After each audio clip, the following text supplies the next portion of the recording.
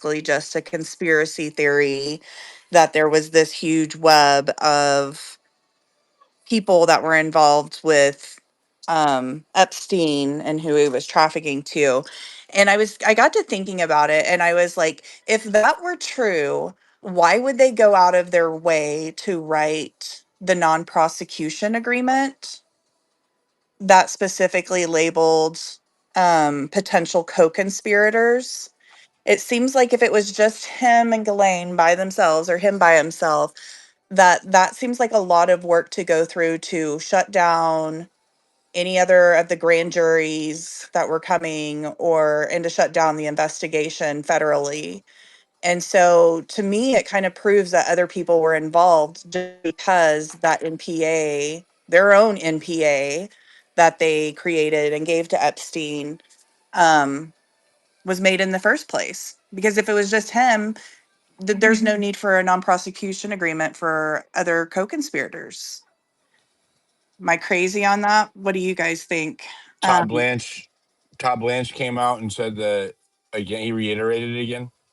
yep, and I posted it on my. I just posted it a little bit ago, but it doesn't make any sense to me. It's like, why is there an MPA then? Well, I mean, Ghislaine Maxwell is in was arrested, and Epstein was arrested for trafficking. You're trafficking to other people. It's in Right. the documents, the And charging documents.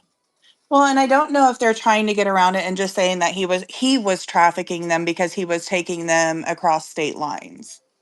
Because I also found an email yesterday that was from I can't think of his name, but it was Alan Dershowitz's research assistant, and now he's been appointed by Trump into a couple positions. But Epstein was specific. He was responding to Epstein and answering Epstein about if it was a violation of law to transport somebody from one state into another state where the legal age of consent was younger.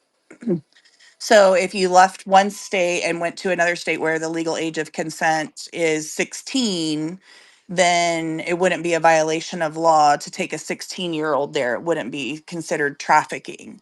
So I think by their definition that they're using for trafficking is just taking these girls across state lines. But I found it's really creepy that if you're doing things above the law, like why do you need to ask your attorney that question? Like you're taking underage girls places. You're an old man and you have no business even messing with those girls. And I just it all just seems so sick. Like if I had seen that email earlier, or was that person, I'd be like, this person is sick. Who even worries about this unless you're actually a pedophile? And those things just continue to happen. And it's mind boggling to me that they think that we are supposed to just accept the fact that it was just him and Ghislaine. And that NPA is part of the reason why Ghislaine is going to the Supreme Court right now. And why she's trying to fight it is because she should be labeled as one of those potential co-conspirators that was given a non-prosecution agreement. Why would we ever write a non-prosecution agreement saying we are not going to prosecute pedophiles or anybody associated with this pedophile if there was nobody else involved in it? It makes absolutely no. They really think that we are so dumb and so stupid, and so many American people are believing it. And it boggles my mind.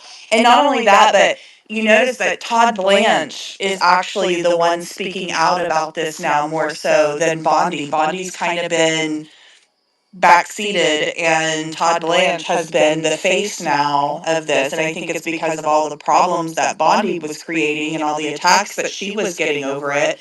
And so now they're putting Todd Blanche out there, and Todd Blanche isn't doing any better of a job. Whenever the reporter asked him in the clip that I shared, he sounded dumbfounded that somebody would even ask him such a brazen question. It was really, they don't know what they're doing. They know that they're lying. They know that they're full of shit. And their Let's reaction. watch the profanity during the day. My bad. YouTube. Yep, you're right. So, like, they know that they're lying and they're trying to convince people and they're just not doing a good enough job. Like, my BS meter is going off all the time. And I hope that people still push this and don't let it just relax and go to the way. I was trying to play the sound from your video, but I can't. Be there? Yeah, I'm here. I was gonna say I could probably play it if I pull it up.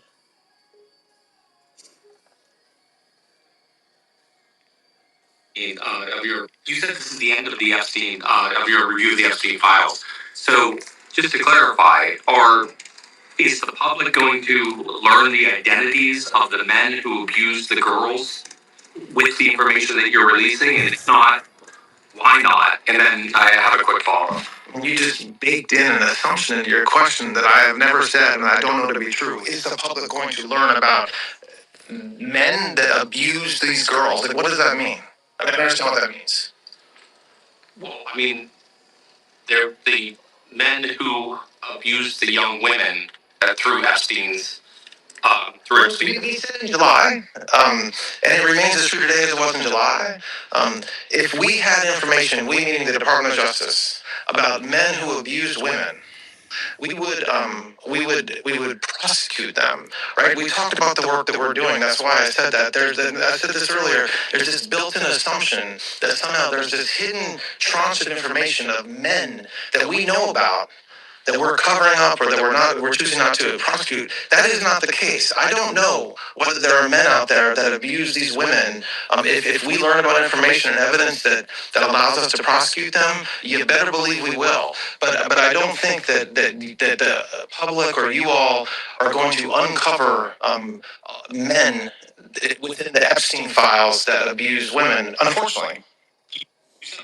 So that to me, he said a couple of things that was interesting. He said that I don't think that we or you, the people, are going to uncover evidence that men abused women in the Epstein files. And so to me, that kind of triggered is like, oh, the ones that you've released, because it's all in the ones that you haven't released. And they're doubling down on that statement from the DOJ and the FBI that nothing is going to happen, that they found no evidence of anybody doing anything. And it's I don't see how it's possible. It doesn't logically make sense to me. Go ahead, 10th. Hey, good morning. So I think one of the reports I've seen from Patrick Burns as of last night stated that there's an additional 3,000 Epstein documents that are way worse than what we've already seen that have not been released. I'm not sure exactly why they haven't been released, but in looking at and going through all the data sets kind of myself, I seem to be missing police, politicians, and people with like bureaucrats. I'm not really seeing any of those people in there. So I believe they are still using these 3,000 documents that are supposedly hidden in a vault, according to Patrick Byrne, um, as leverage for whatever reason. I'm not sure exactly what's behind it, but I've reposted that interview that was on my page from Patrick Byrne that was done through Alex Jones that I thought was quite interesting. And then I saw something from Peter Cirilli, which I've also reposted that was pretty crazy. And it's not it's probably the second time I've heard this, is that they've actually found the deep state base which is in Fort Washington, Maryland. So I've Yeah, reposted that. I'm not gonna get into all the crazy stuff from Alex Jones Sure. and all that. No, thanks, But appreciate that. All right, so But anyways, what I was talking about up on the jumbo, up in the video screen.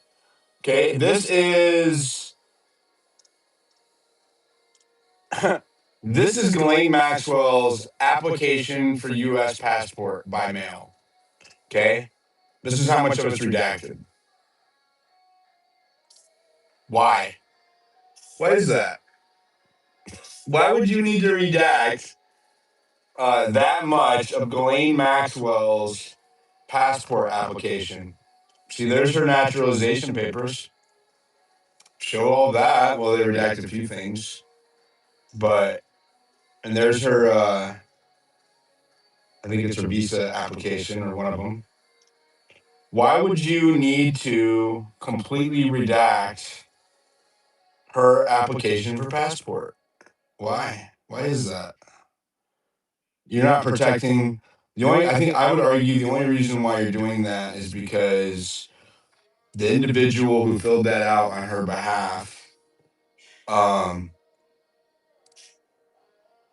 is a part of the organization, is a part of the criminal element, right? Like, why would you need to redact this much of that page? This is all you can see is that it's an application for passport.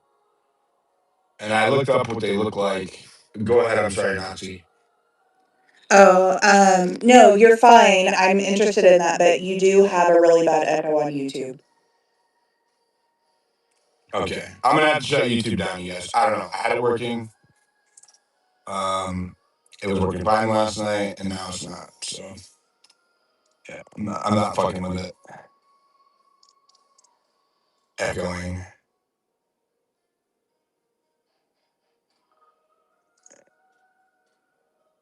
I don't know why it's echoing, unless there's.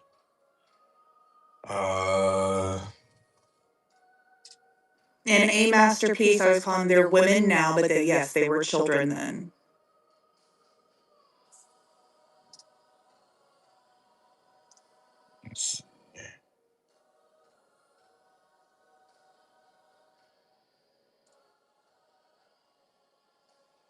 Ask him if the echo's gone.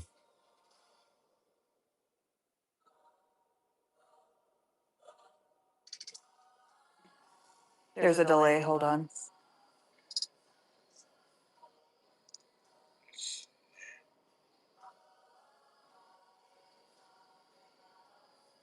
Just let him tell him to let me know if the echo's gone. Some of them said I'd rather. Some of them said I'd rather listen to the echo than the X It's crap. gone. Okay. It's gone. Yep, it's better. It's barely there, so it says I see an echo on yours because you're listening to it in the background. the echo is barely Some say there. no, some say gone. Is it echoing or not? It sounds a lot better now. Echo gone, so got distance, it's whatever, continue. Okay, cool. Yeah, they still want you to leave up the YouTube. They said it's easier than the X space.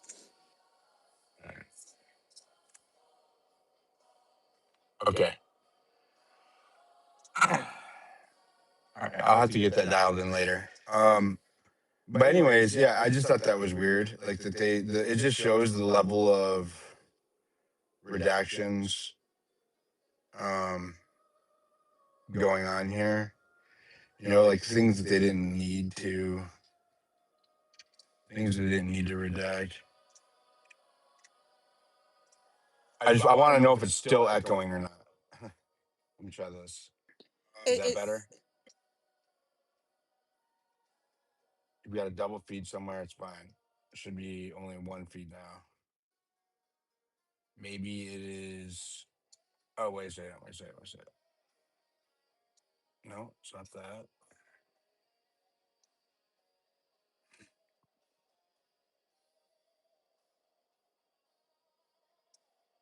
It's not that either. Yeah, I don't know, you guys. Sorry. Let me see. Is it working? You got it. All right. You Cool. got it. You got it. You got it. Okay. All right. So, anyways, sorry. I'm now getting used to YouTube. So bear with me, you guys. and I don't usually do morning spaces, but I want to spend the evening getting the rest of my YouTube setup dialed in, and so I'm gonna focus on researching during the day today. Maybe I'll start doing like afternoon spaces. I used to do those. We'll see. So go ahead, 10th Mountain.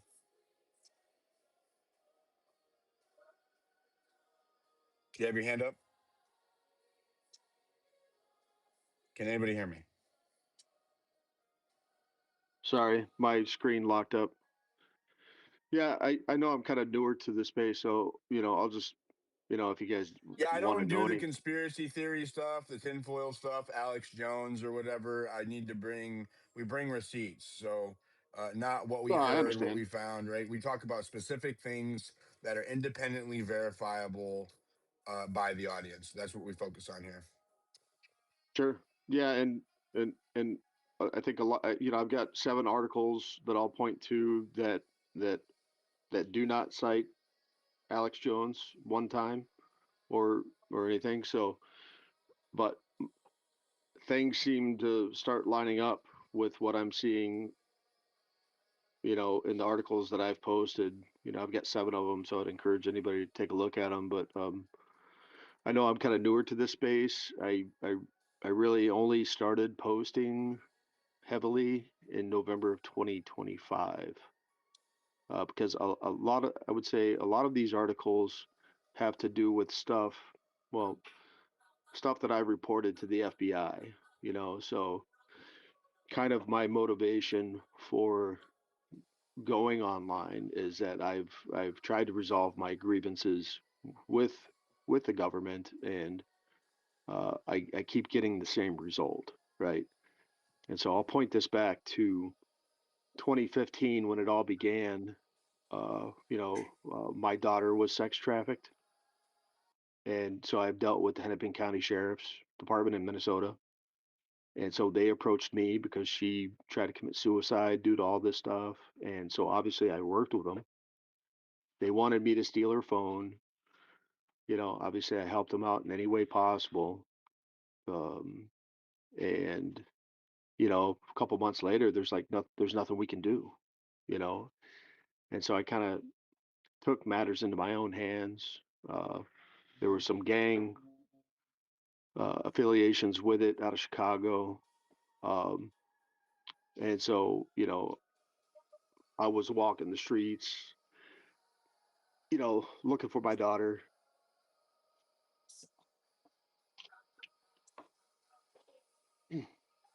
We lose you? No, no, sorry. And so that's kind of how this all began. At Sorry to one hear that. point, yeah, at one point, apparently my first ex-wife, who was involved in this, involved the gang into the house. She was getting methamphetamine from the gang. At one point, I believe she didn't pay her bill, and her front yard was set on fire. And so meanwhile, I've already started a new marriage. I've got a newborn, in the house, and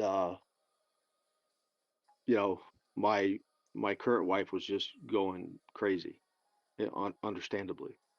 And so I had to pop smoke from Minnesota to Virginia to get her closer to her family, so that she wasn't freaking out.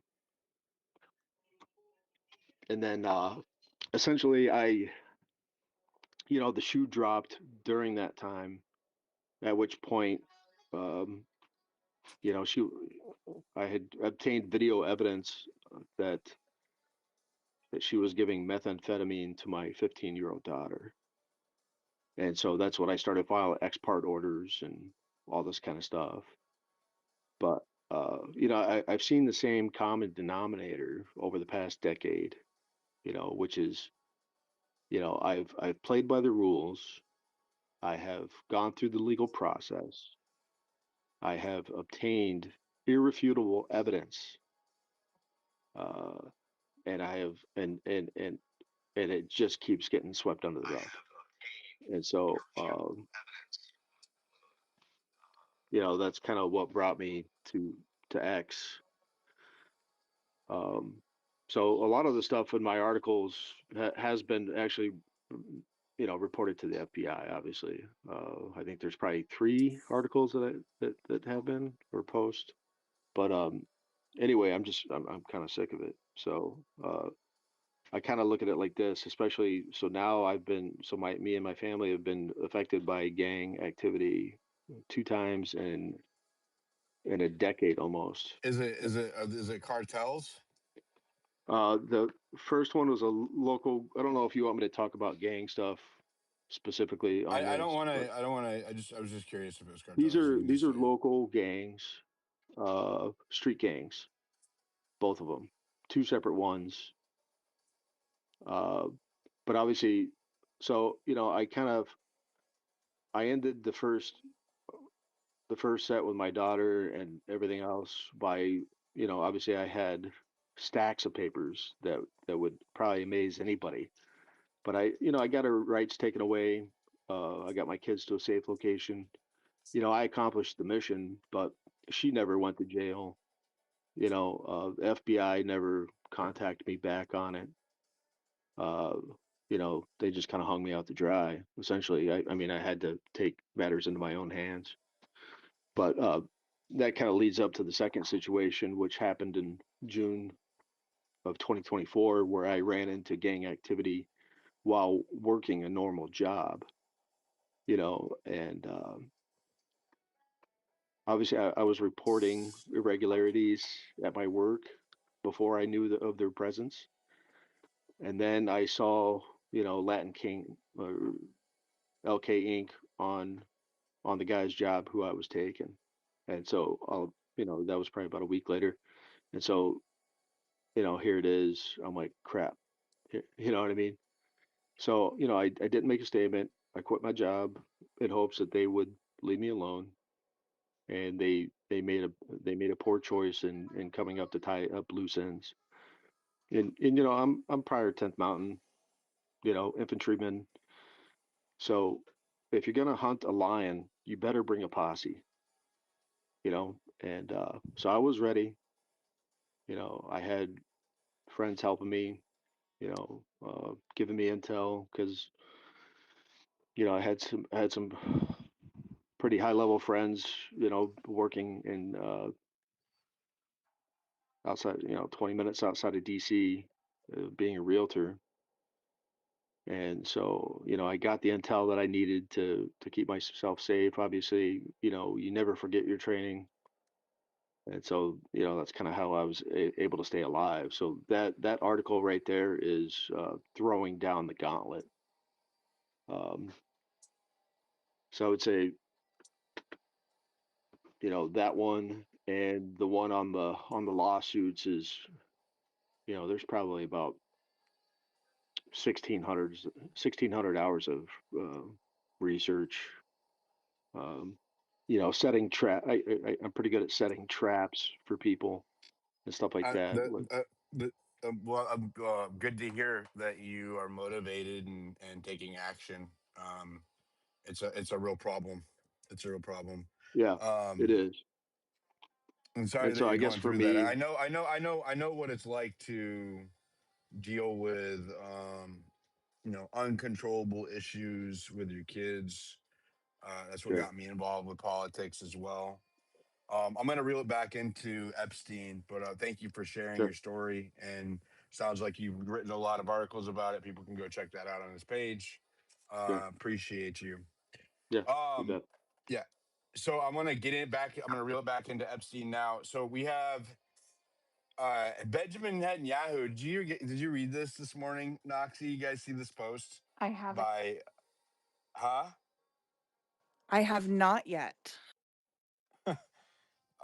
He posted 3 hours ago. I'm a quote now. Well, I'll pull it up. I'll pull it up for you guys to read. Pretty interesting. It came up in my feed. Oops.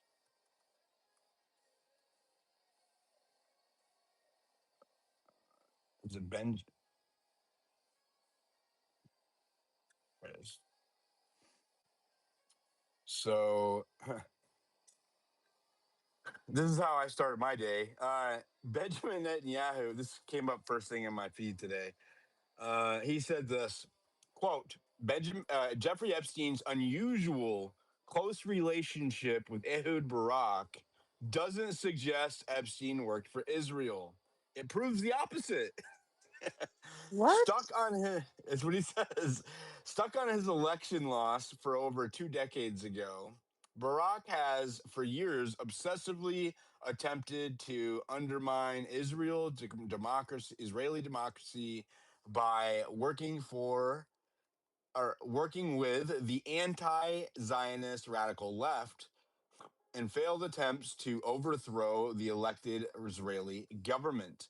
Barack's personal fixation led him to engage in activities publicly and behind the scenes to undermine the government of Israel, including fueling mass protest movements, fomenting unrest, and feeding false media narratives. So he's disavowing Ehud Barak. Uh, Despite the fact that Ehud Barak was an acting prime minister when he was at Epstein Island, not former, active in the early 2000s, I believe. So yeah, that's how Benjamin Netanyahu started his day today. Uh, yeah, are you buying that? I'm not buying that at all. And then also, he was heavily involved with their intelligence agencies even beforehand and after. Who was? Ehud Barak. That's funny. I'm looking at. Diligent, did you notice that Netanyahu and Trump are now basically doing the same strategy when it comes to Epstein? Netanyahu's blaming the left wing on his political government, and Trump is saying it's a Democrat hoax. Has nobody noticed that? It's like somebody's giving them the same advice. Nobody has even noticed that yet. They're Or hiding telling behind the them political parties. or telling them what to say. I think it's sounds like Susie Wiles talking points to me. It's not a Democrat or Republican host. It's a child trafficking blackmail operation, and they're all involved. It's not a Democrat or Republican thing. It's everybody. And Which that the thing benefits is, the people in the power. strategy the strategy they're using is they're trying to make it like they're trying to divide people by trying to like people like Gunter who are like saying, oh, it's just the Democrats, and then you also have Democrats who are saying it's just Trump. So it's like become like a and real justice gets lost when things like that happen and people become tribal. That's basically the it's actually a genius strategy by whoever's starting it. It actually is working because that's exactly what they want. Yeah, I called this. They did this last summer. I said because MAGA was Save the Children, right? Like we, that's why I joined the MAGA party. That's why I joined the Republican Party because Republicans were all about saving the children, right? And I saw Democrats as trying to come after my kid, left wing ideology, and then you get to the point where it's time to own up to that label, and all of a sudden it's a hoax. What? Oh. So, it's either here's the choices that I feel like I'm left with. Either I let Democrats cut off my kids' genitals, or I let Republicans diddle my kids. Like what? That's the choices that we have, right? Is that really the choices we have in America? Is letting Democrat cut off kid genitals and letting Republicans, have sex with them? What the hell? You know what I But mean? Like, did you know that's where that we're at. did you know that in the Epstein files it says Jeffrey Epstein was very much interested in either learning how to or trying to transgender children? And I haven't seen any outrage from the right wing about that, including large channels like Libs of TikTok who have basically made careers out of this. Like, why are you not talking about that? I know you're ignoring Epstein because you're a client or you're very pro-Israel, but why are you not talking about at least the transgender stuff that he was interested in doing? It's in his own emails. He's discussing it. He's trying to plan it or fund it because he was meeting with these weird scientists, whether it was in his New Mexico ranch or in his island. He was very much keen on meeting with, collaborating with, and having conversations about weird stuff with these scientists, including transgender stuff to children. So I don't know what. There's a lot of weird stuff that happened in that the New Mexico ranch. I wouldn't be surprised if they were experimenting on children, and if something bad happened, they were just burying the bodies like somewhere, and it's a really large. Look, my gut tells me all the kids that were disappearing in the 90s and stuff. I'm not saying all of them, but I'm saying like a large portion of them somehow or some way were connected to this Epstein situation. Because this isn't just when people say Epstein child trafficking, it's not just Epstein child trafficking. Make sure you say Jeffrey Epstein international child trafficking. You have to encompass the whole world. It wasn't just happening in this country. They were taking kids God knows, into other countries, to other places. We don't even know the whole story because we haven't, a lot of the stuff is redacted. We don't know the exact people who were involved in what specifics. So always when you say Jeffrey Epstein trafficking network, please put the word international in there because that's exactly what it is. And the worst part, as Diligent made a post either yesterday or the day before, and other people in the email have confirmed that stuff is still going on today. And this was an email that was sent directly to Cash Patel in 2025. That the stuff is still going on today. It's just God knows if it's with Epstein. Like I wouldn't be surprised if he's still alive. There's a lot of theories about that. Obviously, there's a lot of fake AI stuff being spread. I'm not saying those things are true, but I'm saying I wouldn't be surprised if he's still doing what he's doing. It's just they just put on a public facade and saying, look, oh, here's the accountability, here's the files. Keep digging and keep going down rabbit holes while we're still doing what we have to do, but we're just doing it in a more safer way now. So that's my whole take on it. But remember, when you guys say internet, to always include the word international child trafficking network because it connects multiple governments, especially Israel. It connects multiple locations in different But parts not of the just country, Israel, it's but our government mostly, as well. yeah. But our, Russia, of Israel, course, United States. obviously, but Israel's the major. When it comes to blackmail, nobody has mastered that technique more than Israel. And that's not an anti-Semitic statement. That's just based on their own behavior and patterns. Like they blackmail people. If you look at Richard Nixon's leaked conversations, he was very open about that. And shortly after that, he got removed from office too. So there's a lot of stuff that happens with. And you look at people like actors like Henry Kissinger. They're all about blackmailing. They're very like the Rothschilds. They're all about the stuff.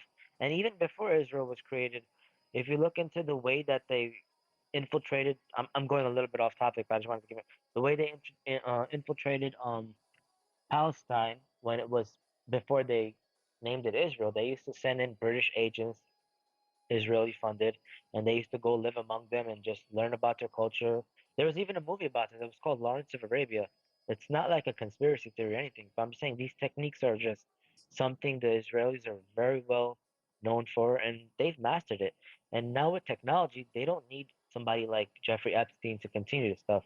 They have stuff like Palantir, they have stuff like AI, and when it comes to those types of technology, who is the not the mastermind. Even Benjamin Netanyahu brags that he's like, yeah, we are like the leader in AI and all of this stuff. I've posted several clips about him openly speaking about it and openly talking about how he wants to be the next um world power.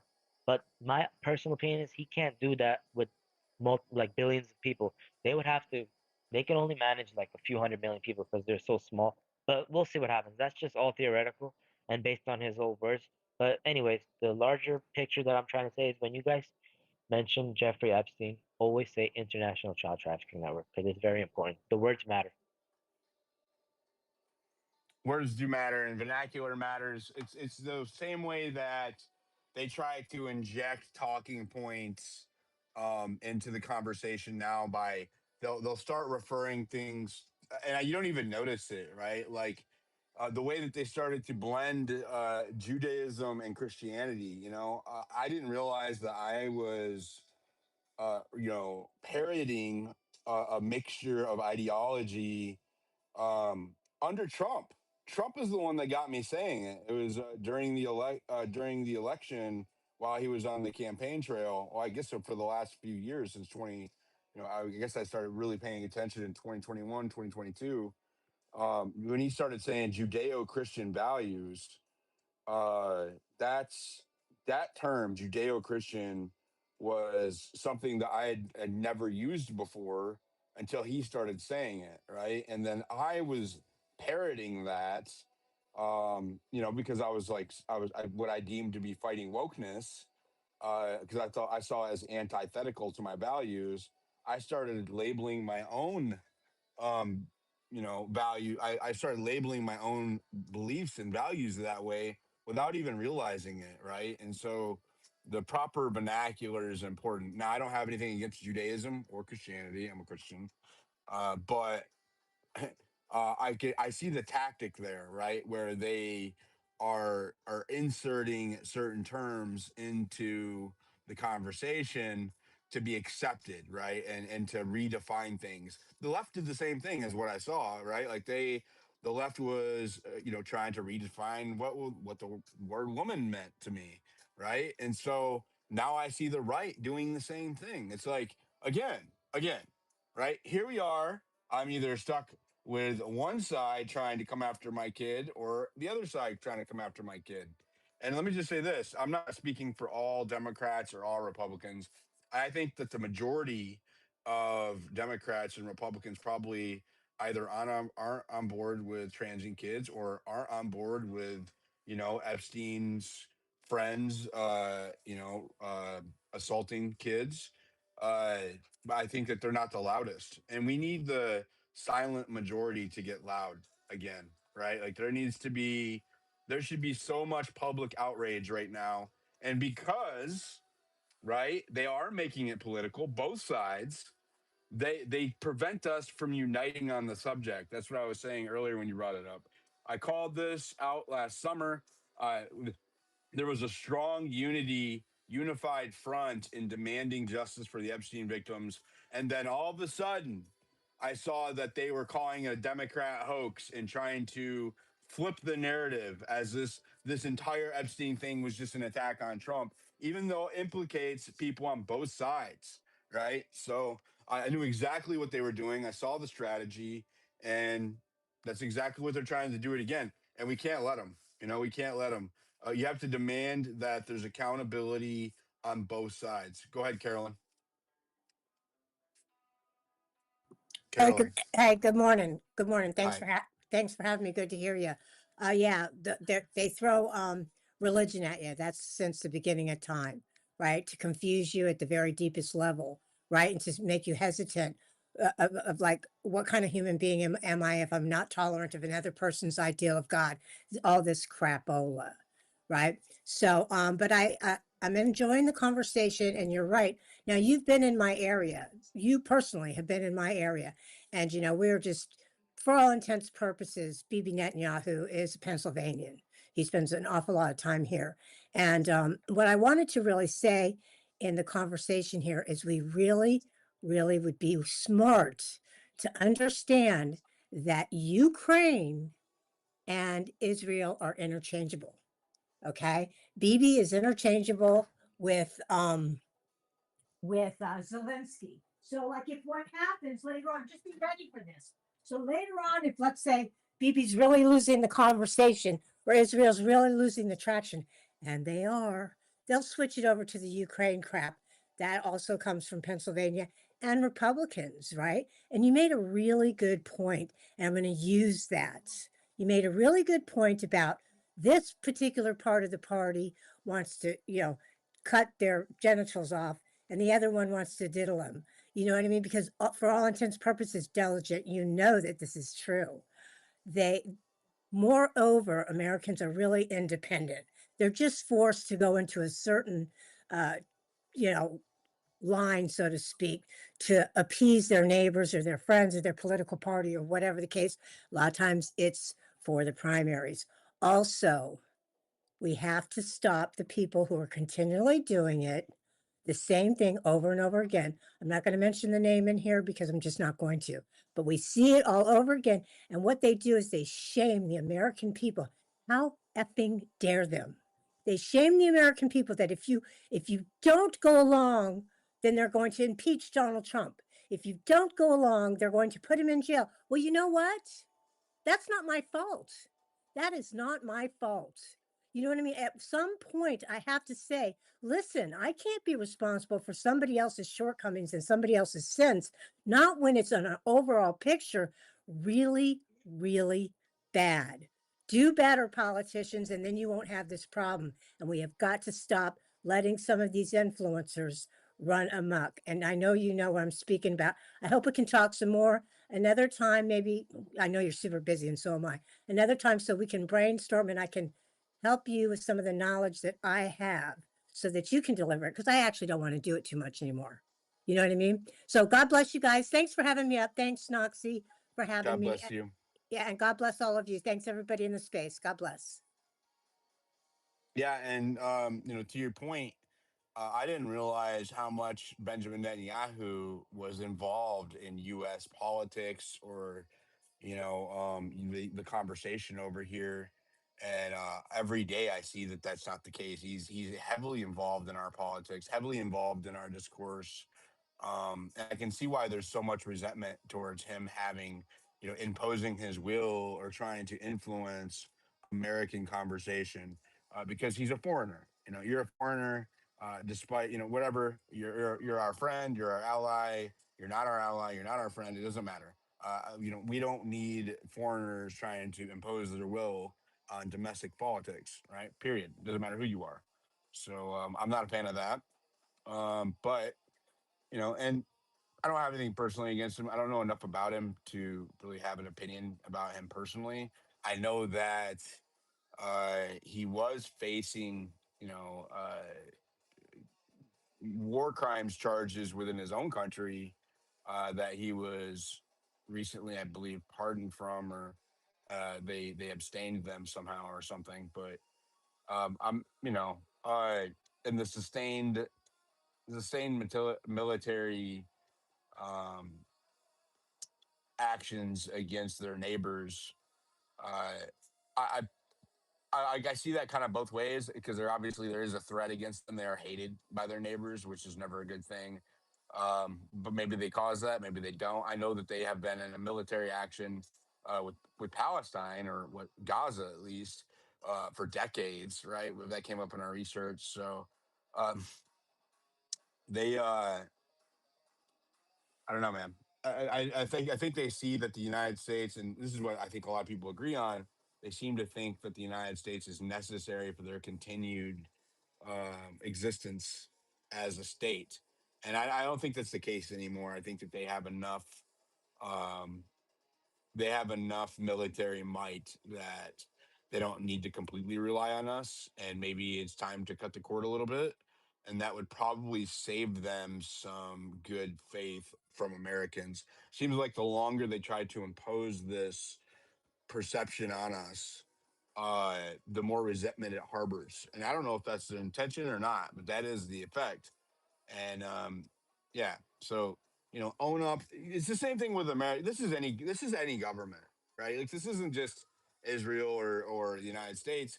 Any government does this where they do things that only benefit a few. It doesn't actually benefit the country itself, and then they play it off as they give you BS justifications for it. Our country does it all the time. So stop lying to the people. If you're gonna do things for self-interest, then just say it. You know what I mean? I think uh if they, like, for example, right?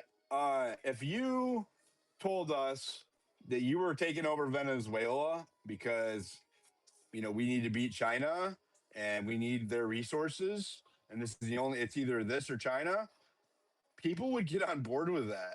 Don't try to lie to us and call them narco terrorists and use your same weapons of mass destruction tactic that you've been using for decades, right? Stop lying to us. Just tell us the truth. You'll find that people are more receptive to the truth, even if it's ugly, than to being manipulated. We don't fall for that crap anymore. So let's go to Andra. Go ahead.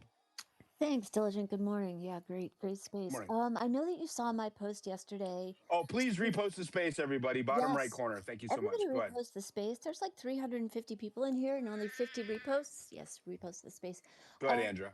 Diligent, I know that you saw my post yesterday that I made to the governor of New Mexico in response to what was shared yesterday. And just for anyone else in the room, someone was saying that she tried to submit a tip to the Santa Fe Police Department about bodies buried at Zorro Ranch, and the Santa Fe Police Department would not even allow her to file a report, would not even entertain it, said everything had to go directly and exclusively through the DOJ. For some reason, I took that very personally, only because I used to live in Santa Fe myself. So I posted basically to the governor of New Mexico yesterday, could you please explain to all of us, how you feel you are legally and ethically bound to not respond to this, because this is, a travesty. The reason I'm asking this, Diligent, is I'm wondering if you or she had any response or follow-up on that since yesterday, because if not, I think I'm going to call the governor's office, and because this is very That post important. went viral. Did it? Oh, I'm so glad. Mm-hmm. I didn't even know, because Yeah, this that is important. post has like 30,000 likes. If states are somehow being hampered from taking any action because the DOJ is telling them they can't, that's a problem. If there's some other reason that the DOJ is, saying states can't be involved in potential murder investigations in their own state, that's a problem. Yeah, I'd just like to get some answers from our governors on this. So, if you haven't heard back, I think I may call the New Mexico governor's office this morning and ask. I haven't What? followed up, to Okay. be honest with you. All right, I will do that, and then I'll report back after I hear anything. Thanks, Diligent. No, and thank you for bringing that back up, because it does need to be. You should record that call. Is there a way that is there like a office that you call where you can actually get someone to take a message? Like, is that? Oh, I've sure. never I called the imagine. governor's office. I know that when you Oh, call yes. your You'll state get a person. representative, You'll get a person, very likely, and their job is just to take your information and pass on that you left a message. I realize that this may take several steps, and I will be courteous, civil, and polite, of course. But I would like some answers on this for sure. we all deserve answers. That's the biggest. Like, to have have an employee say that there's bodies buried out there and to not look into it. I couldn't think of. I like. There's examples of people, um of law enforcement. They will do anything to recover bodies, anytime, anywhere. It doesn't matter. There was bone fragments. There's bone fragments found in construction sites all the time, and they will halt all of the construction, right, and then send in a state forensic team of a crime scene analyst to determine, if there was a homicide at that location. It happens all the time. Look it up. Look it up. So why are they not doing that there? For the sheriff to say, "Hey, there is no." Wow. For the state to say there is no, we can't go look out here because the DOJ is in control of that. You know, well, first, the state has the authority to investigate that place. The place is privately owned now. It's under new owners, right? Like, it is, unless the state owns it. I mean, unless the federal government owns it, which is plausible, right? Even though it's a shell company, the state absolutely could send canine units out there, cadaver dogs, and scour that area. And I think that they're passing the buck on to the DOJ, and the DOJ is just stonewalling, right? Like, this is crazy. This is crazy. In response to Benjamin Netanyahu saying that post this morning, I looked up Ehud, in the Epstein files. 9,571 mentions of Ehud Barak in the Epstein files. 10,000 times. That's how many times Ehud Barak is mentioned in the Epstein files. That first result right there, they're very interesting. To blank, from blank, why would you redact this? Alert reminder, Jeffrey Epstein asked about Ehud. Does Ehud want Kissinger, China guy, at breakfast on the 24th? Did he get an answer? You'll be like, dude, Epstein and Ehud Barak and Kissinger and China, like, there is some serious state level corruption going on here, and we deserve to know who these people are. Like, this could not be redacted. And if it's redacted, it needs to say national security, right? Because we know that this isn't a victim. Okay. We know that this is, um, yeah. So this is either part of an ongoing investigation, or it's a victim, or it's national security. We know that it's not a depiction of death, right? So depiction of death, rape, assault, whatever, those all get redacted. Or national security, or ongoing investigations, or victim identities. Now, you'd be hard pressed to convince me that this communication is between a victim. You know what I mean? Like, this is not a victim. This actually looks like probably one of Epstein's assistants, right? Probably Indike or Khan, because those are his main attorneys for the last 2.5 decades. Um, we deserve to know who this is. Who was Epstein meeting with on the with Kissinger and Ehud Barak, and you know what I mean? Like, what's going on there? That's in 2013. Yeah, these Ehud ones are. Here's another one with Tom Pritzker.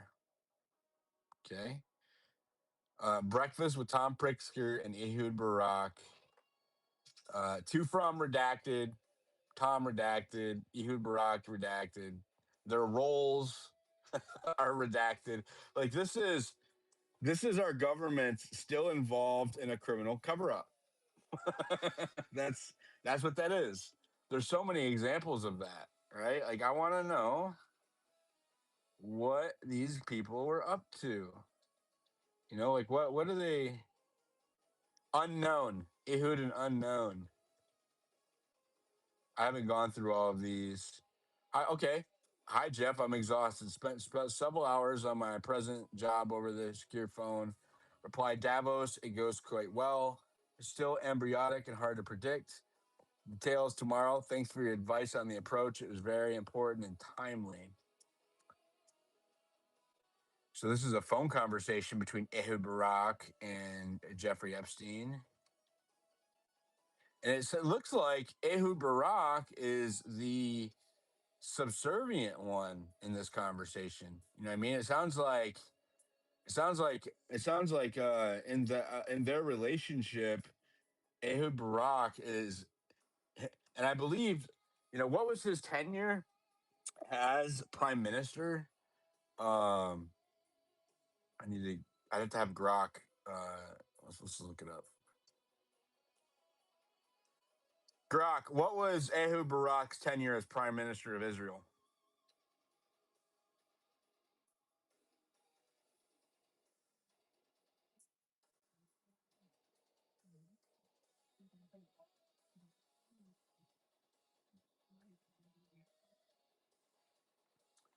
And how long was he involved with Israeli government in general?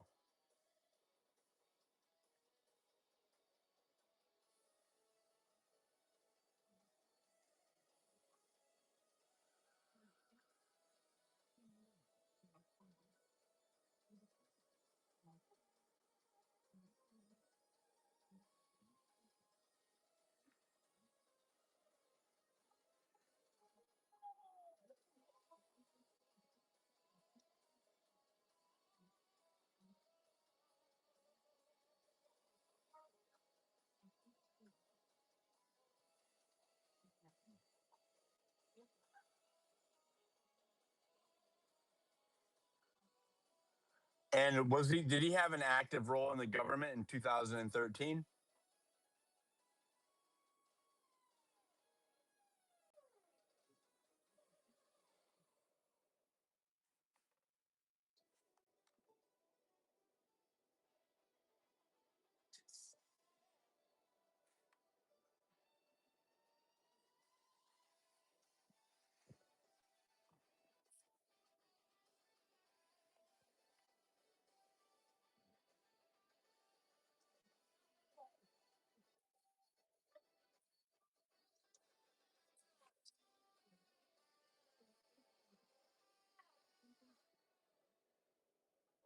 So, Ehud Barak was still active during these conversations. He was an active part of the Israeli government during these conversations that we're reading with Epstein. During, not before, not after, during. Grok, was Ehud Barak an active member of the Israeli government when he visited Epstein in Florida with the Secret Service?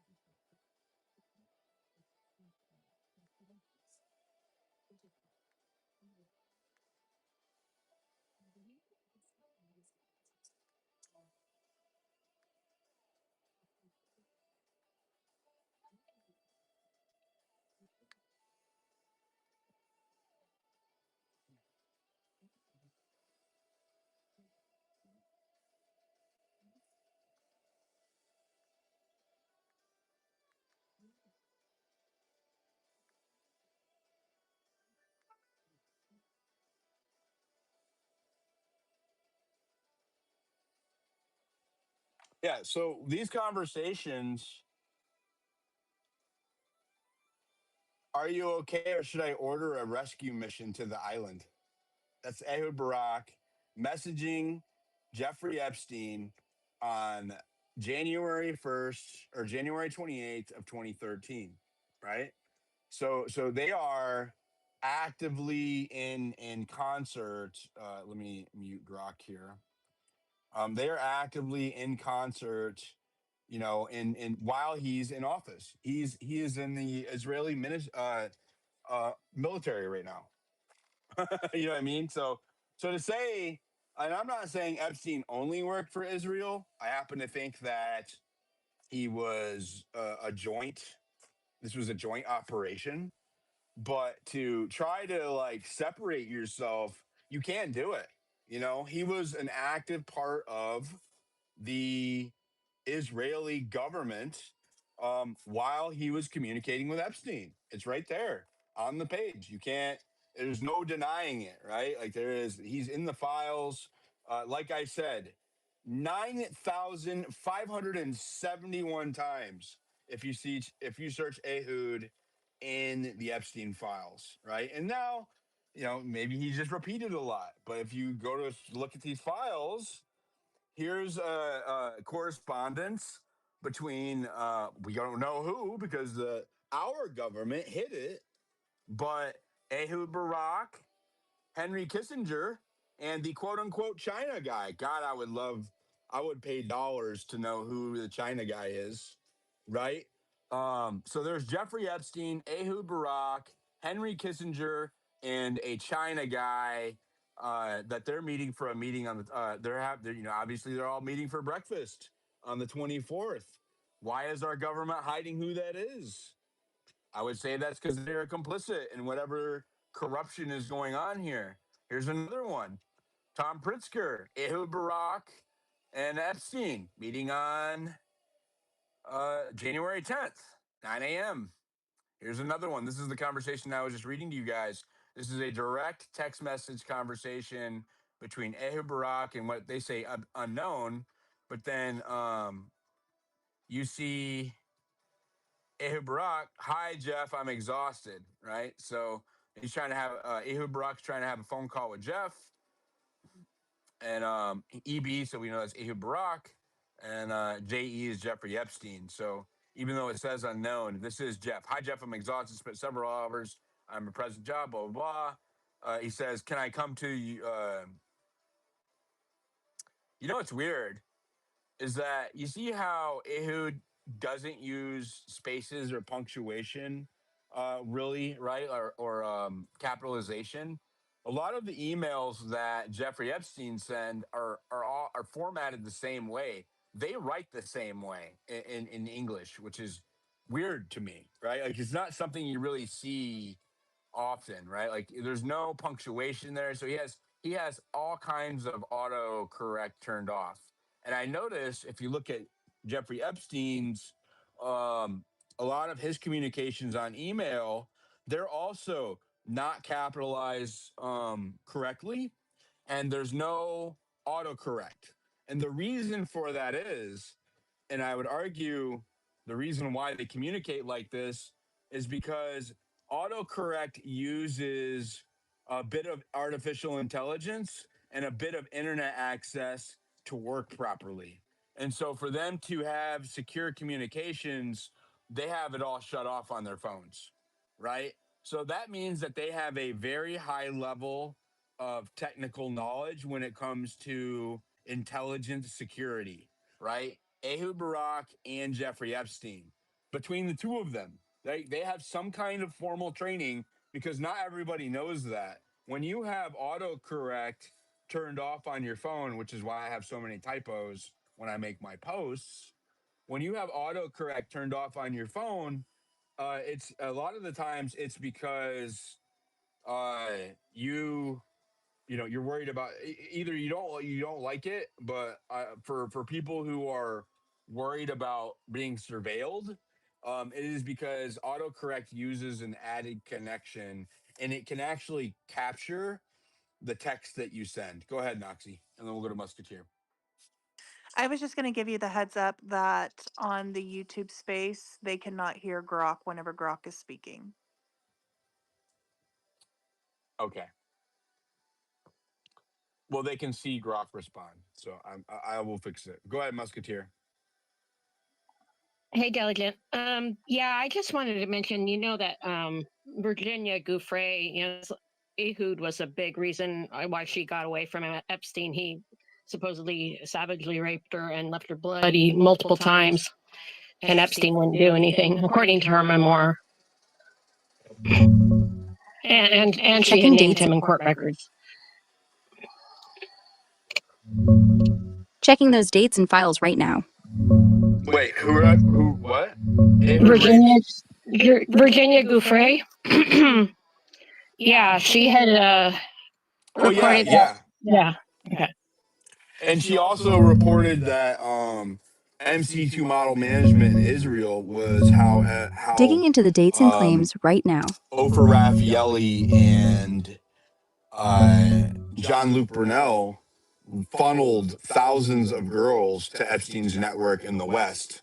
So that was the focal point for all of the girls they were trafficking from Europe and Asia and Eurasia and all of the areas over there. Mm-hmm.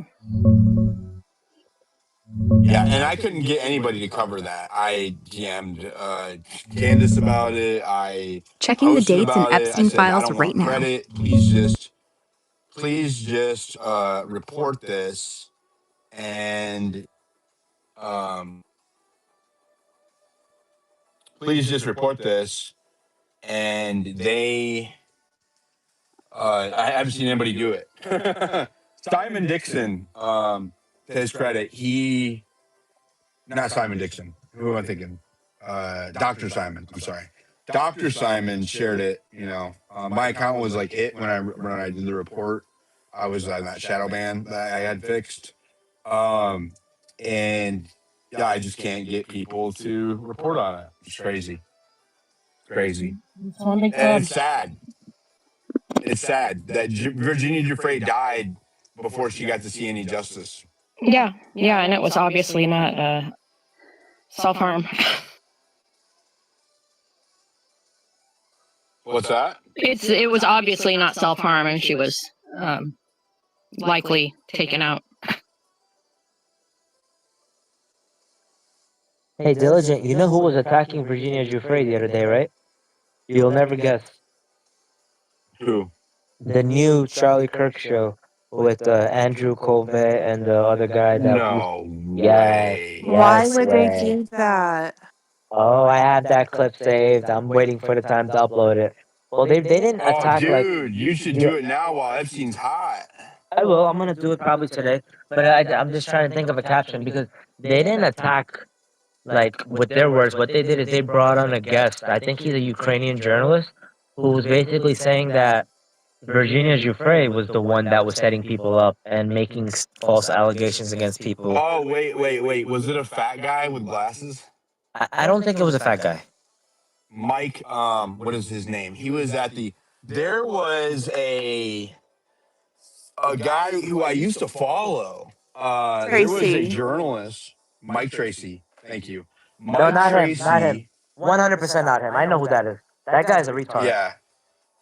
I used to follow him back in the day, and then I went to. I noticed that he started coming into my spaces last summer and attacking the victims. I was like, what?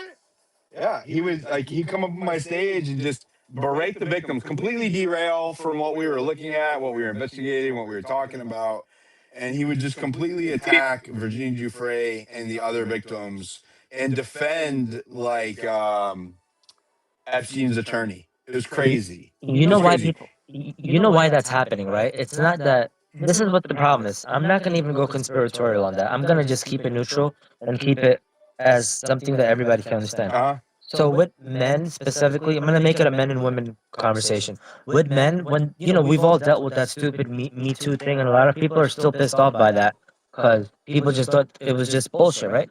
So now I'm not saying every single Epstein victim is a liar. I would never say that. My whole channel is dedicated to finding the truth about Epstein.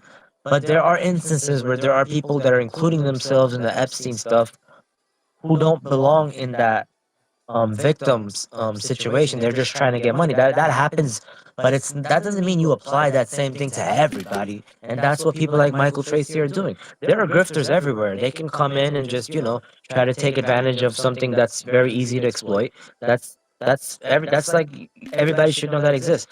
But then there's another thing to just say that it's everybody, like that is just insane. So that's where we are. It's like people always get extreme and just like take an entire side instead of looking at it and be like, yeah, I can say this person may not be credible, but that doesn't mean every single victim is not credible. You understand what I'm saying? Like, I don't understand why we have to do that. Like, it just doesn't make sense to me. Well, I think it's the oldest trick in the book is when you don't like what somebody is saying and you can't control them, you try to smear them to get people to stop listening. Like that's what they do when they can't. There's two forms of censorship. You either limit what somebody can say, or you limit what other people hear.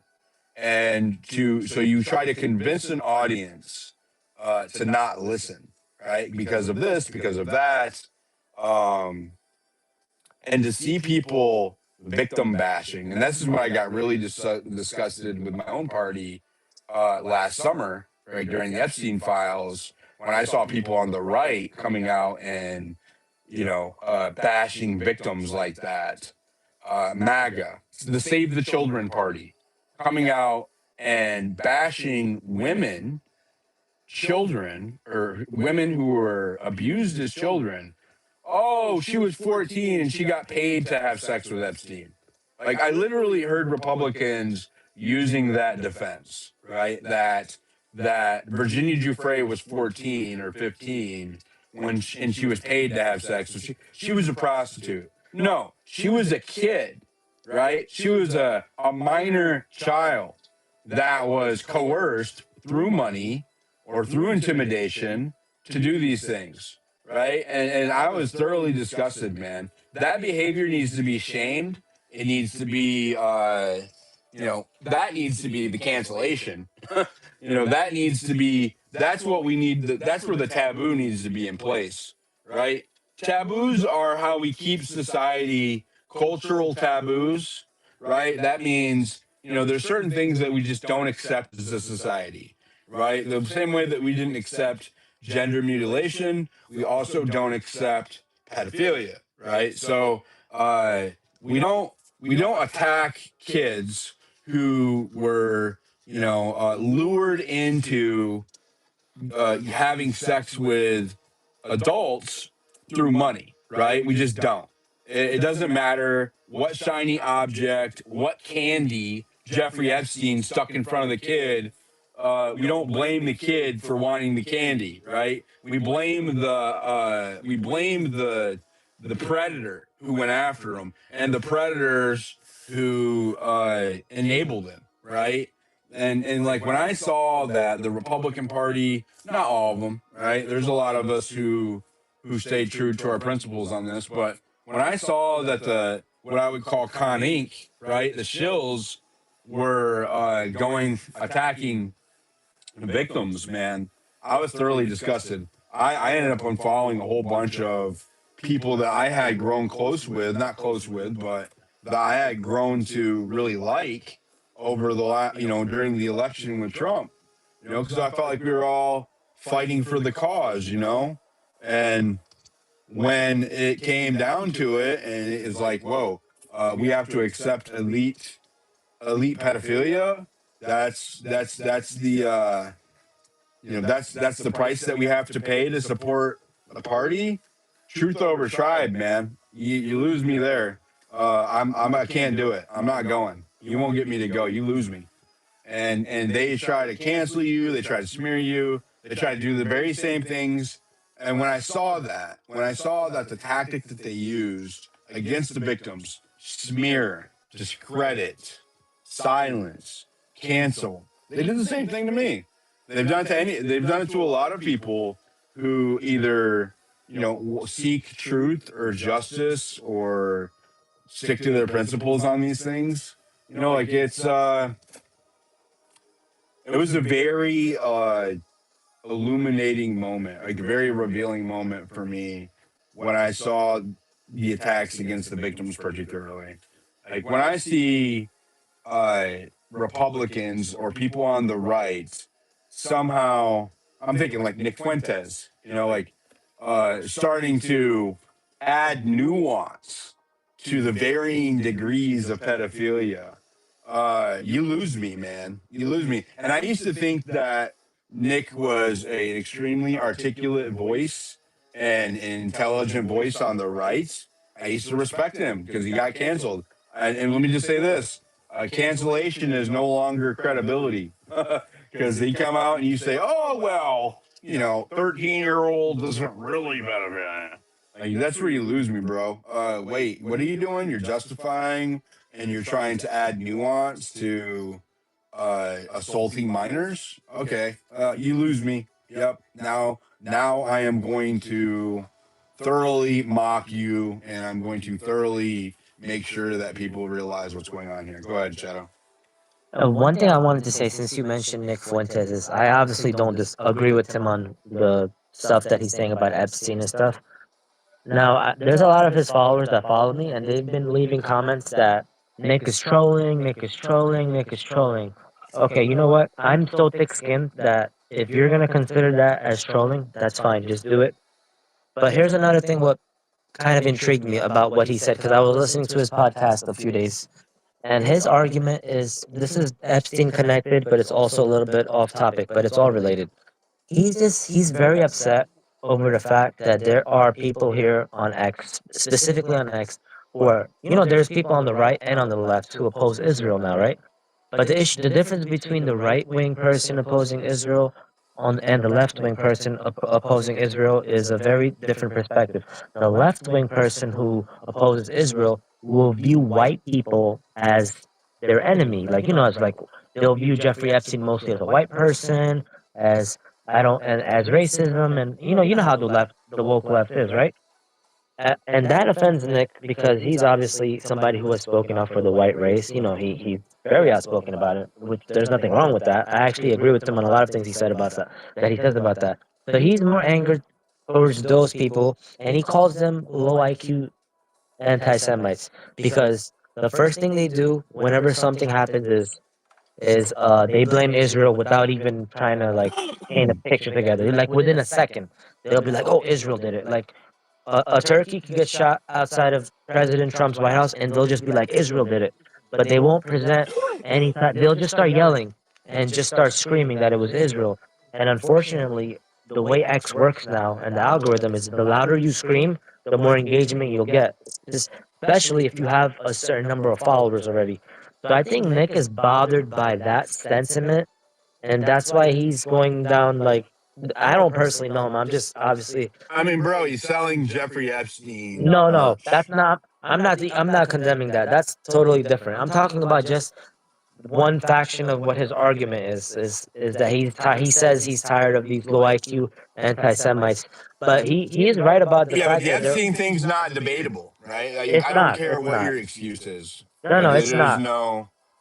It's not. But we can all agree that there is low IQ people out there that just whenever something happens they just scream first Israel No, I without. agree, Yeah, and that's just it it, discredits your argument. exactly. Like I'm not even saying Israel did or didn't do it, but if you're going to say it, just be concrete. Present your facts. Say here's a red flag and here's what I think. Don't just say oh it was the Zionists and all caps just to get engagement because that's what X picks up on, and that's what trends. And he's kind of right about that. That stuff like that trends nowadays because X has tweaked the algorithm into opinionated journalism, where you can write breaking news. This happened, and then on the bottom you can just type in all caps Israel did it, and then it'll trend because people will engage with that. They'll like it. So that part I kind of understand, but obviously with the whole Epstein sweatshirt and 14-year-olds being legal, no, that's completely different. Bro. But this is the problem. You sit here saying respectfully, Diligence said taboo. Pay attention to what you are saying you somewhat agree with, but then you disagree with the same things he's presenting in the same sentences. Anti What do you mean? Semitism, I'm going to explain. Anti Semitism, and then the approval of taking advantage of children. I don't give a fuck if the people are Okay, well, let's saying, say I'm streaming on YouTube, so I don't want to get censored. So let's watch the F bombs. okay, sorry about that. My Mm-hmm. apologies. I don't we have to be mindful of people who are advocating and then we somewhat agree with them. I rather totally not agree with them just because of the fact that they're in agreement with trying to cover up for pedophiles. And that's where we have to understand. That's where we shouldn't be trying to meet them in the middle at, because that's where it becomes taboo. Are we not in agreement with that? Would you agree?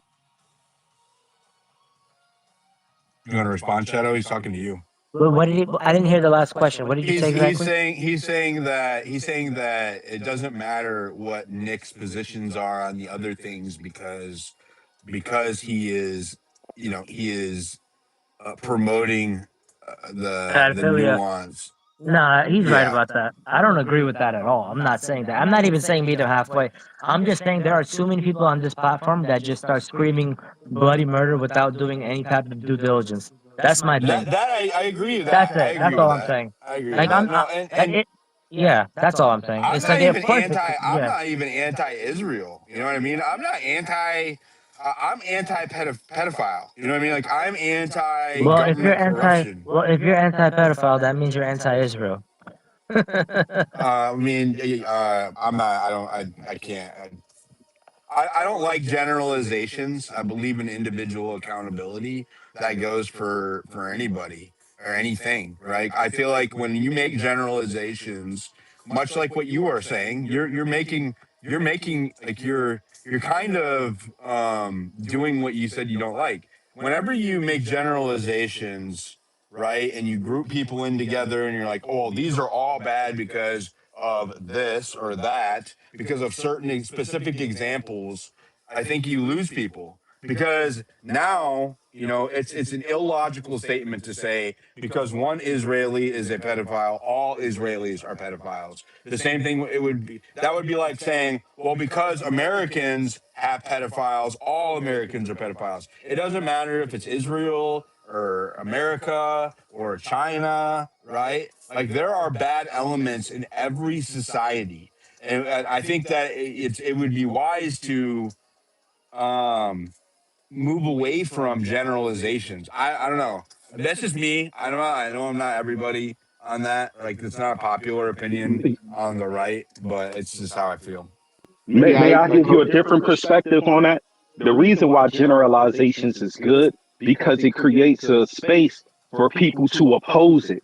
If you are a part of that quote unquote society or system, because for instance, give you a scenario, we will say all cops are bad until we start to see cops call each other out. For you get where I'm going? So this is holding individuals accountable in a subliminal way. So that, because for instance, Israel was protesting to take advantage of their prisoners. So is that is a society and a culture that approves of taking advantage of prisoners. So when you say Israel, I'm against Israel and their culture, are you really? You get where I'm going? Trying to say with this, like I'm not trying to get too I mean, political, but I'm not saying I'm against Israel. That's what I said. I'm not against Israel per se. I don't have. I'm against any government that tries to impose its will in the United States. Right. It doesn't mean that I'm against Israelis. I don't have a problem with Israelis. Just in general. You know what I mean? That's what I was saying. yeah, I believe we just have to And characterize it as there's a difference between government and people, right? Like the U.S. government has done horrible shit in the name of our country. Horrible, awful. Epstein is an example of that. It doesn't mean that all Americans are bad because the government does things that are atrocious. Israel's no different, or any other government. Usually the populations are good. And what I hear is, we get into like this argument where people are like, well, they're different there, or whatever. You know, who was trying to say something? Sorry.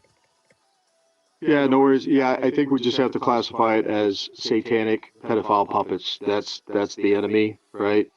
And to go back, on why the administration kind of started trying to rein it back, and that's just I think it's because that they weren't really read into how horrific and damaging this really was.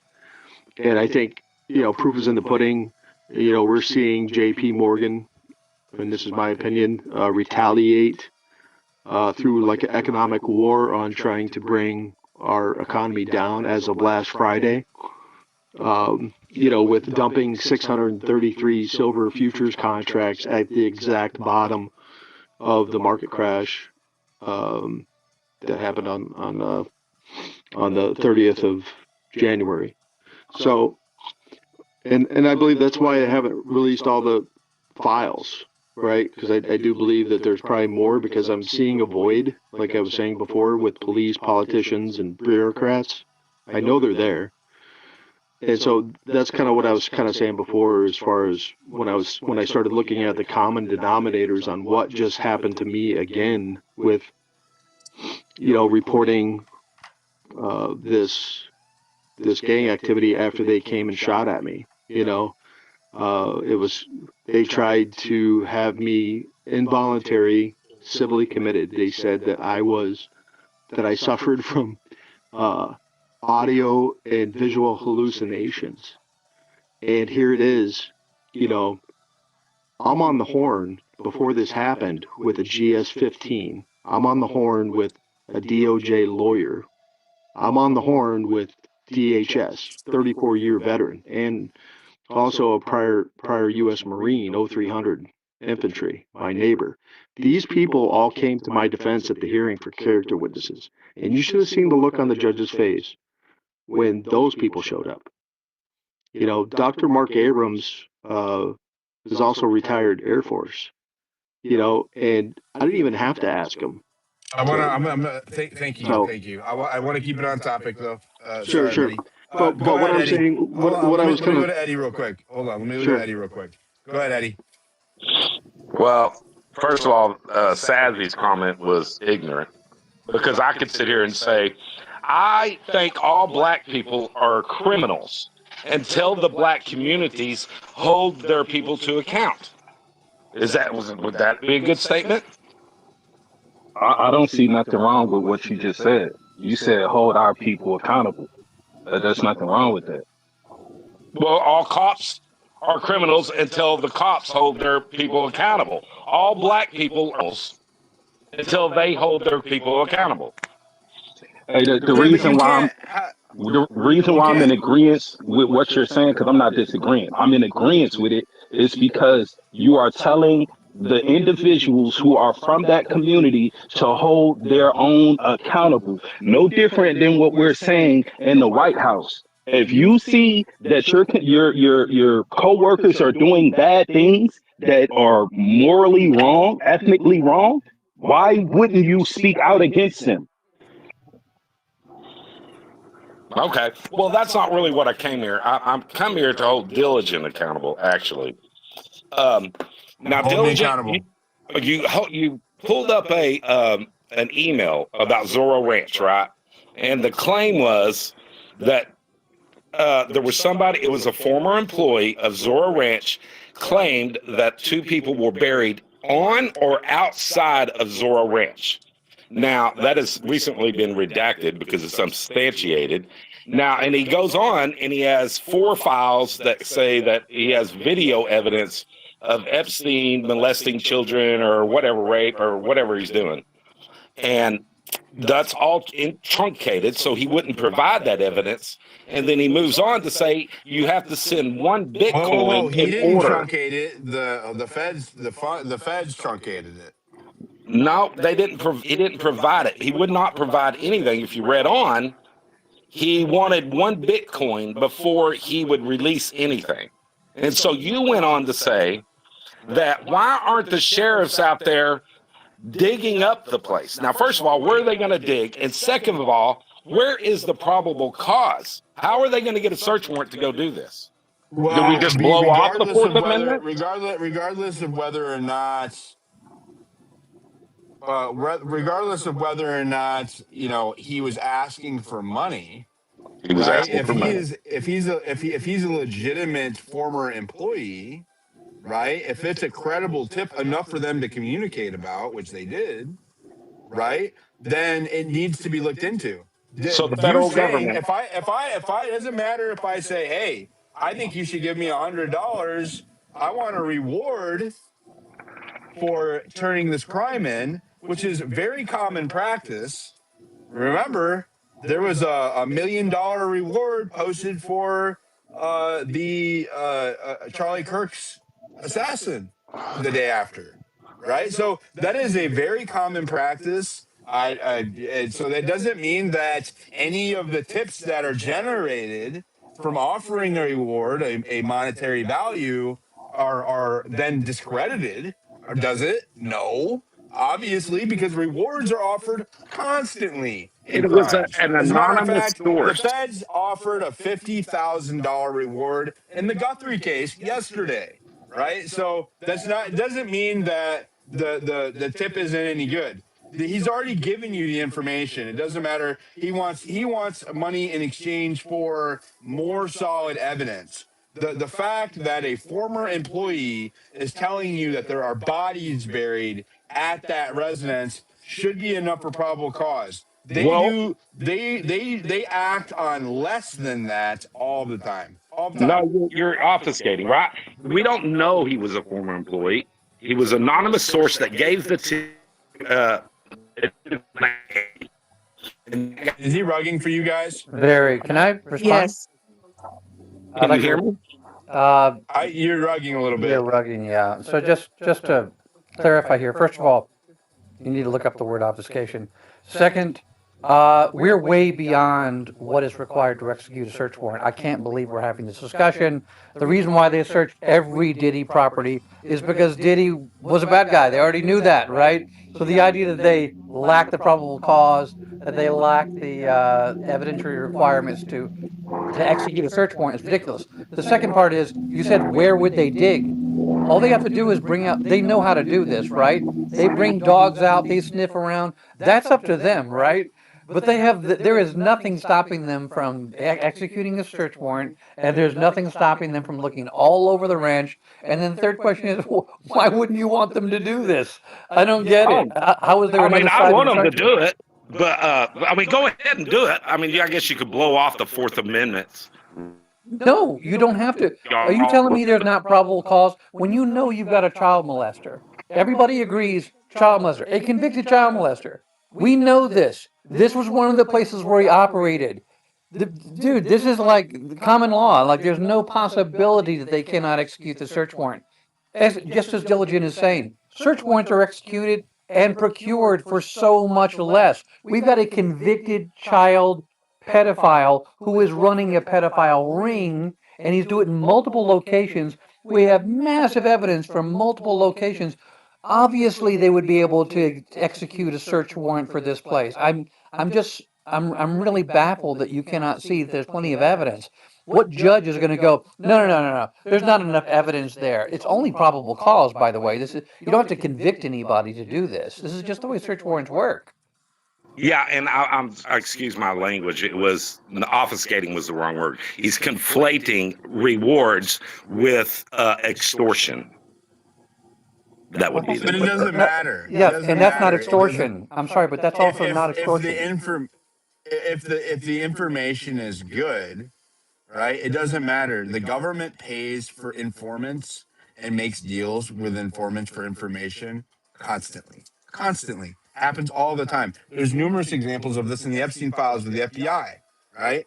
The FBI paid what is his name? The butler. Okay? They had a bag of cash to pay the butler for the contact book. They ended up charging him for it and using it as a sting. But there are numerous examples of the FBI and the federal government paying people for information. Again, that isn't, he's making a demand, right? But it doesn't matter. You can take what you need and leave the rest. If the former employee is really a former employee, right?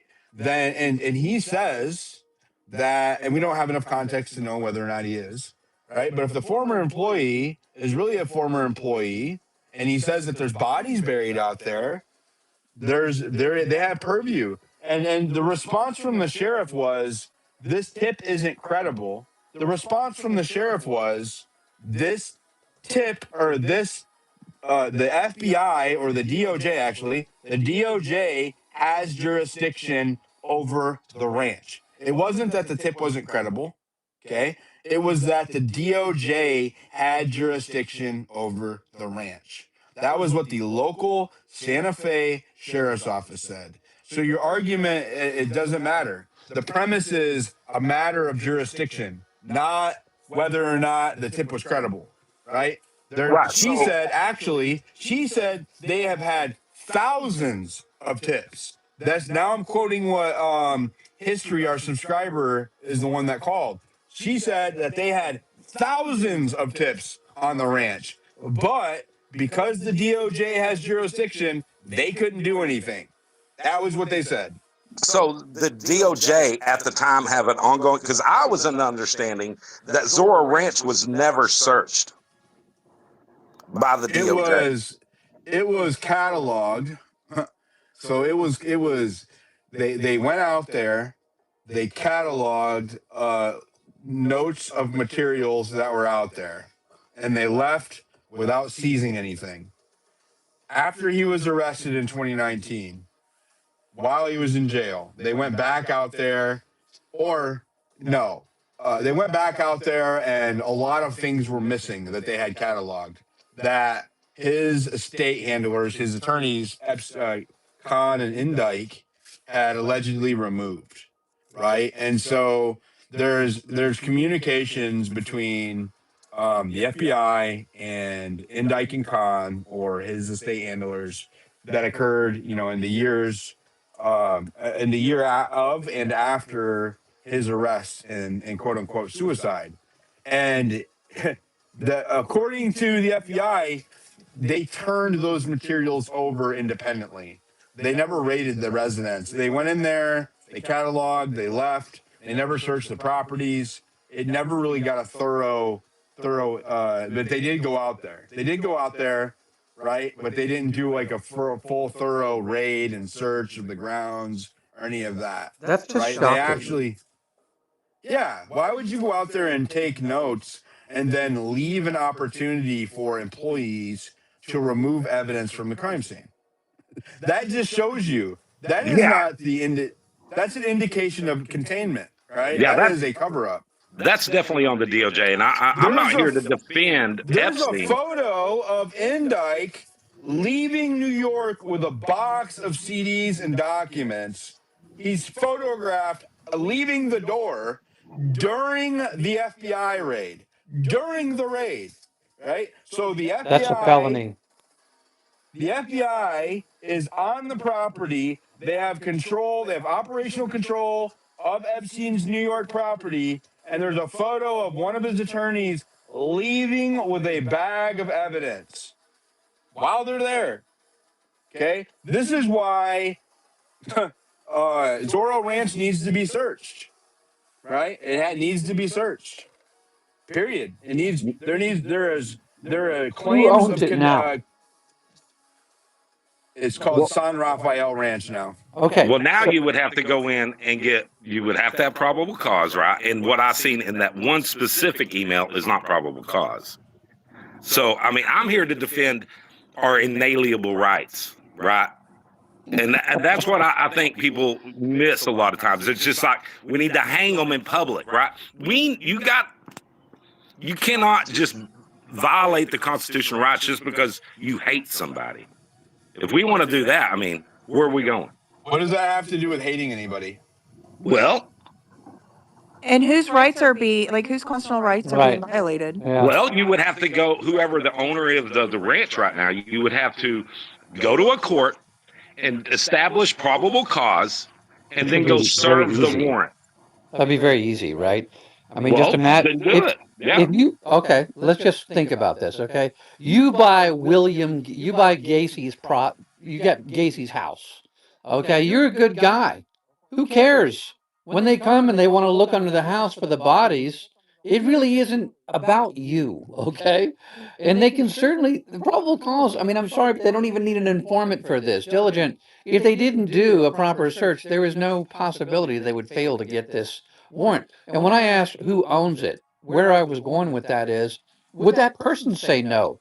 I think, look, apparently it's going to be up to the citizen journalists like yourself to find out who represents, who speaks for that organization. And if we want to go look for bodies on the property, you should be all in. I'd be very curious if whoever owns it pushes back on that.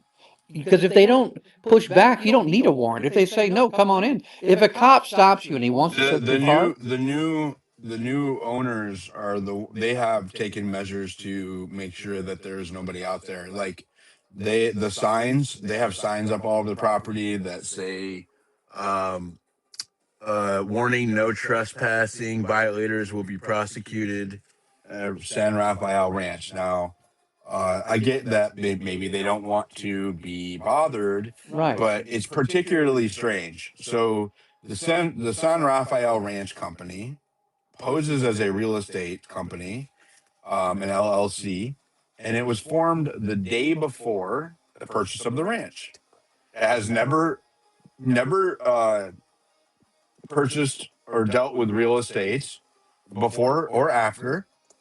So it was a shell company that was the previous, okay, Zorro Ranch LLC was the previous owner of the company, and it was formed the day before the purchase of the ranch.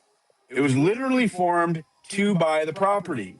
The new ranch owners, they operated in the exact same way. The ranch was only listed for one day, so obviously, Epstein's estate handlers, Khan and Indike, already had a buyer lined up, which should, that's a red flag in and of itself because it's opaque, right? They handled Epstein's operations for the last 2.5 decades in much the same way. And so the new owner operates in the same way as Epstein did as far as opacity goes. That's a huge red flag.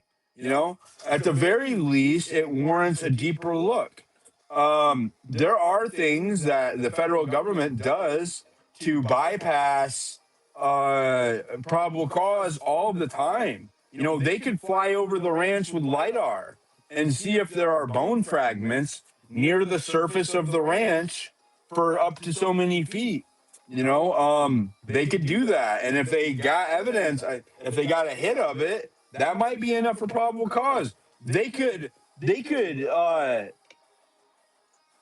travel the boundary of the property with cadaver dogs and if they get a hit, they do this in cars all the time. Okay, if you get pulled over and you say and the officer says you cannot search my vehicle, and he says, "Can I search your vehicle?" and you say no, the officer says, "Hey, okay, fine, that's fine. I'm going to have a canine unit come to the scene. We're going to have them sniff. And if the dog hits, that gives us probable cause. We're going to have to search the vehicle. Are you sure you don't want us to? We don't have to go through all of that." And if you say no, and the dog comes and what they do is they walk around your vehicle. And if the dog smells anything and signals, now they have probable cause to break into your vehicle or get into your vehicle and search the contents of your vehicle. They could do the same thing with a cadaver dog. They could walk the boundary of Zorro Ranch, right, and see if they get a hit. Dogs are like, what's it, 1 part per 10 million, right? Their sense of smell is it's insane. That they could walk the boundaries or walk the available areas and search. They could ask for permission, right? How do you know the new owners? If the new owners are on the up and up, why would you have a problem with, especially if you're not complicit? Like if you're not implicated in the crime, could you imagine, right? Like let's just say that you're a ranch owner, you're a cattle farm owner. You come out there and you're like, hey, you're a law enforcement agent. You're like, you come out there, somebody knocks on your door, a cop comes to your door and he's like, hey, we're getting reports that there might be a body buried on your property from the previous owner. Do you care if we take a look? We want to make sure that all of these victims are found. Can you imagine saying no? Why would you say no, Exactly. Eddie? I think I Would though mean, you that say you no? also have to look. If you were a ranch owner, Eddie, and somebody asked you, a cop asked you if they could search your property because the previous owner was said to have had bodies buried out there. If there's kids on your property or alleged children on your property, would you say no, Eddie? you know, I don't trust government a lot, so I would probably want to speak to my lawyer first because what else are they going to do, right? I don't. So that's not a quick answer. I would think that there would be probable cause already because it was Epstein's. We have victim statements that they were at that Of ranch. course. It's already attached to ongoing investigations of Jeffrey Epstein. So there should be that is probable cause right there, just that he was trafficking girls there, the flight records there, that was his residence. That is your probable cause. You don't have to have probable cause that somebody was murdered in order to search it, or else they would have never been able to search it from the beginning. They would have never been able to search his New York residence or his Palm Beach residence or any of the other ones. They have probable cause already. That's why they were able to do it at the other places. They just didn't do it at Zorro Ranch. That was my point. This is a willful ignorance on the part of the Justice Department that has nothing to do with any of these other people. If they want to go in and look, they can. This is see no evil, hear no evil, say no evil, and that's why we need another Justice Department. Well, yeah, I wouldn't dispute, that it's incompetence of the DOJ, but after the No, fact no, not now, incompetence. when did they do the ranch? It was in 2019, right? Before death? So it was 2018. Okay. So we're here 6 years late, 5 years later. I mean, 6 years later, 7 years Right. later. If But they dead didn't men find tell anything, There's but no dead men tell statute of no lies. limitations on murder, Eddie. Right. You right? But know? like I say, if the owners of the ranch do not want the investigators, FBI out there searching around, then you got to get a warrant to go in and do it. And they can get a But we don't. warrant But we based on don't. We prior don't. We statute. don't know that they don't want them to because they haven't asked, right? If Todd Blanche came out on TV and he said, "Hey, we asked the new owners of Zorro Ranch, we asked the San Rafael Ranch Company if they would allow us to search the premises with cadaver dogs," and they said that we would need a warrant. That would be one thing because then they at least tell you that they're trying, right? At least they're making an attempt to investigate it. Has it happened? They're saying Well, there's Yeah, nothing to see here. just to put And this in. Charles Henry is the registered agent for the trust that currently owns Oh, the interesting. ranch. He's an attorney in Santa Fe. Yes, Charles Henry. And just to put Yeah, this in perspective, we just had a government that rounded people up for thought crimes around January 6th. They arrested people based what was on their laptop, even though they weren't even there on January 6th. The same government that had the muscularity to go after all of these working class people just for what they were thinking somehow can't do this. I'm sorry, but it's just no one's buying that. yeah, then we should. I mean, since they violated the Fourth Amendment rights of those individuals on January 6th, we should continue forth with that endeavor and just disregard the Fourth Amendment. Is that the They're No. still argument? doing that No. today with with everything else that's Hold going on, on. It hold never on. stopped. I want to answer the Fourth Amendment question though. Again, we have way more evidence, as Noxie just said. We have way more evidence to meet the requirement to get the search warrant. There is no. Don't you understand? If you're running a pedophile ring and this is one of your locations, right? Then it's obvious that there's plenty of evidence for the government to. Doesn't mean that they shouldn't. They're not required to, by the way. They should have to go execute that get that search warrant. But there's plenty of evidence. This isn't like making shit up. This isn't like kabuki theater. Nobody could argue with that. No judge could argue with that, by the way. They'd be like, yeah, okay, it was one of his places and he was molesting and assaulting children, maybe killing them. So, yeah, do go in and look. Well, I don't have any. Where's the evidence that he was assaulting children at Zorro Ranch? No, but that's not how it works. Yeah, When well, no. There is sworn victim testimony that he was assaulting and doing more at Zorro Ranch. It's not just that anonymous tip. Juliette Bryant is a confirmed Epstein victim. She testified, and deposed that there was assaults and other stuff going out there, as did Virginia Giuffre and other victims on the record. So that is not. There is at least testimony from verified victims that there was trafficking and assaults going on at Zorro Ranch. Can I say Okay, then. something? Hello? Go ahead, Susie. Yeah, so a guy named Laudico, And please, Laudico. everybody, bottom right corner. I'm sorry, Susie. Bottom right corner. Please repost the space. I see we have 500 people in here and 90 reposts. Go down to the comment section and help repost the space. Thank you. Continue, Susie. I'm sorry. I did repost it. So Laudico, Laudico, owns that property, and it was sold for an undisclosed amount. Let me explain how that works because I have some information here. If he wanted to, he could dig that property up, or he could request that law enforcement comes onto his property and does a grid search where human remains might be. Now, that is a very well thought out thing that I think could happen. But if he does that, if he says, "Come on my property," or he requests law enforcement to come on his property, and they do find human remains, there's two things that are going to happen. One, his property value is going to go down the toilet, so he's really got no incentive there. Number two, if there are human remains found on the property, the entire debacle is going to come collapsing down, and reality is going to hit this government and administration as the most catastrophic disaster in our entire country that we've ever seen. So, with that said, the Department of Justice is going to try to put the kibosh on this.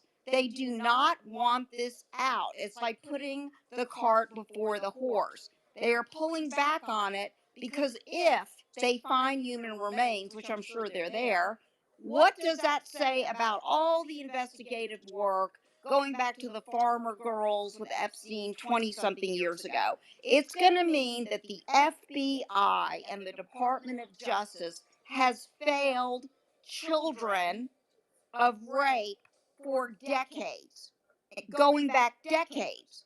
So you understand what that means. That's why they don't want to do it. That's the reality of it. Who is this Ladico person that you mentioned? It's Ladico. I posted it down in the purple pill.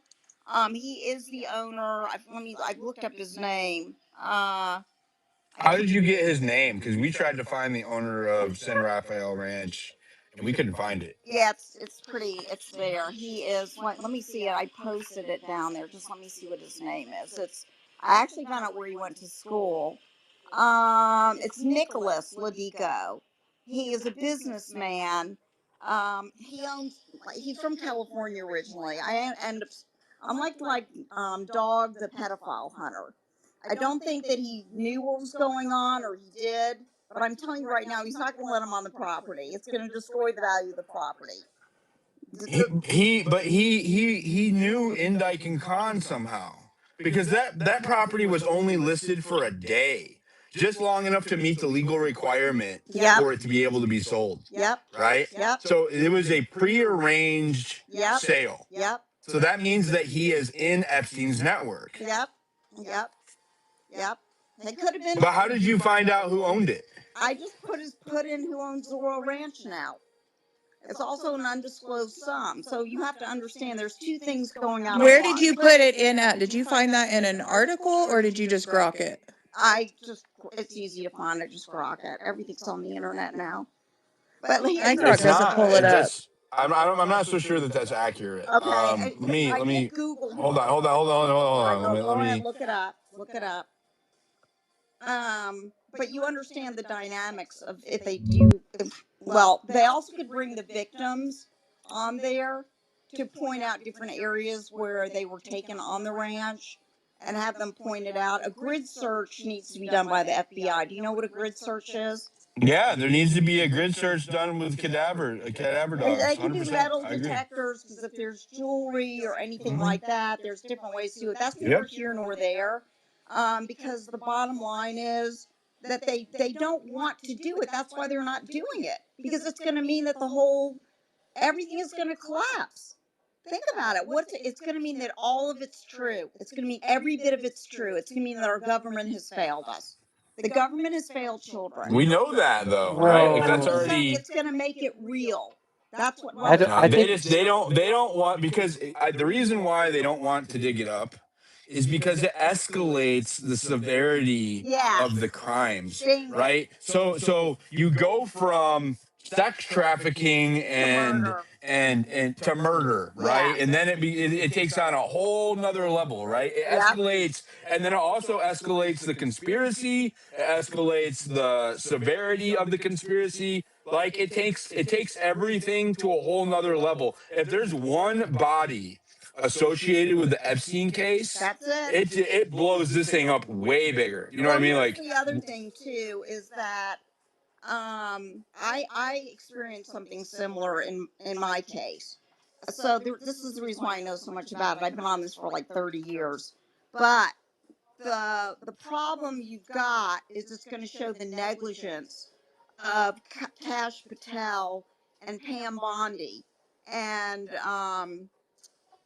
the other thing is that when I had something here in Atlanta that I dealt with my father, When you are capable of raping a child and torturing them, and I told them this, pedophiles murder. There are no different. Pedophilia and murder typically go hand in hand because, and let me explain, if a child goes and tells law enforcement that they've been raped by somebody, the perpetrator will murder them. So this is the way it goes. This is the way it shakes down, and this is the reason why it's very dangerous. And a lot of survivors stay quiet, as you know. A lot of are in hiding. But what I'm saying is, the crime itself is just as severe as murder, and pedophiles will murder their victims. It doesn't matter. So this is why I'm so infuriated that it's not a conspiracy, it's reality. And these girls that are on this list are furious because they're being exposed for further death threats, and their perpetrators are left running free to rape and murder other children. They never stop. So this is not a conspiracy. This is reality, and Trump does not. Trump signed the Transparency Act. Did you think he was going to let that go? He wasn't going to let it go. He said these are his friends. So we need to stay back on the fact that it's not a religious thing.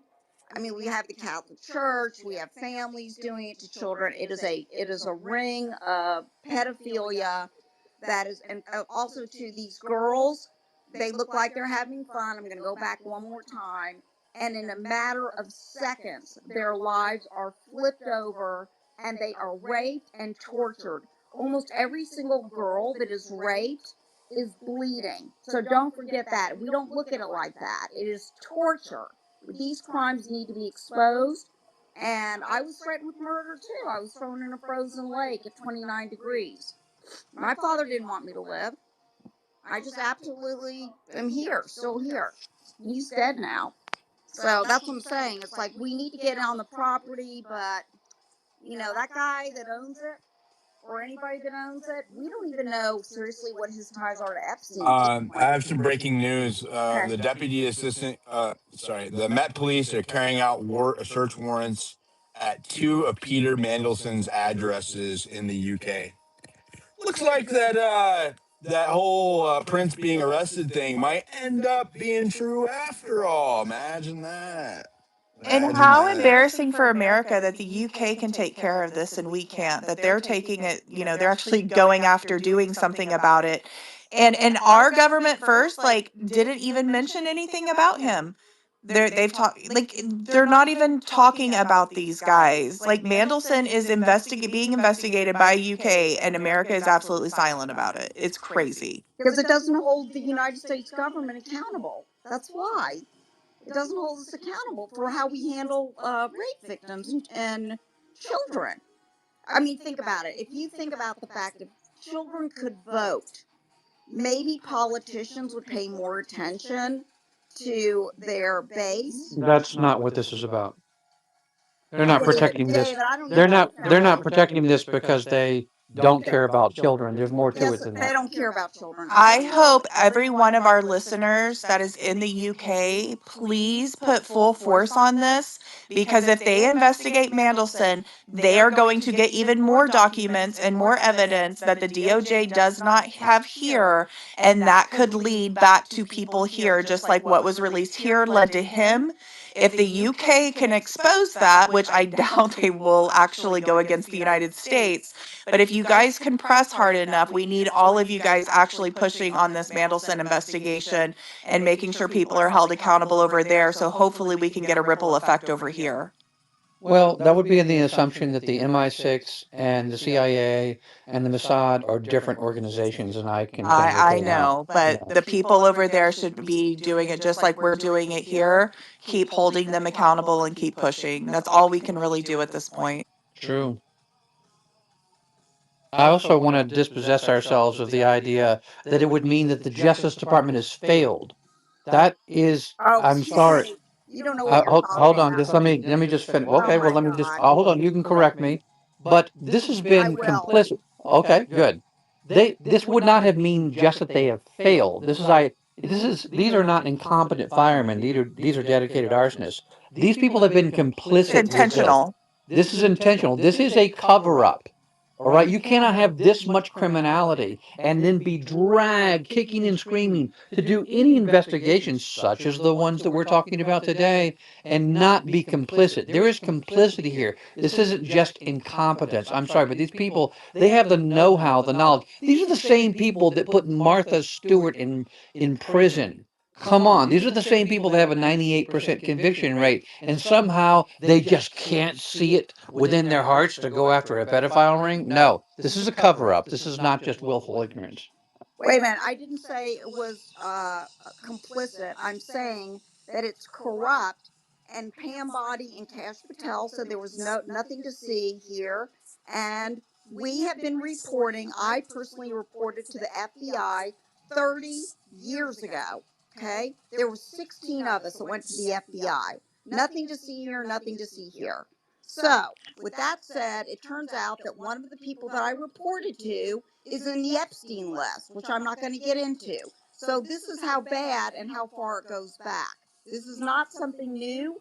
People that have been reporting and reporting to the FBI for decades and nothing gets done. This is what we do. Any person that's been raped and moves forward, they say, well, the statute of limitations is over, blah, blah, blah, blah, blah. We don't believe you.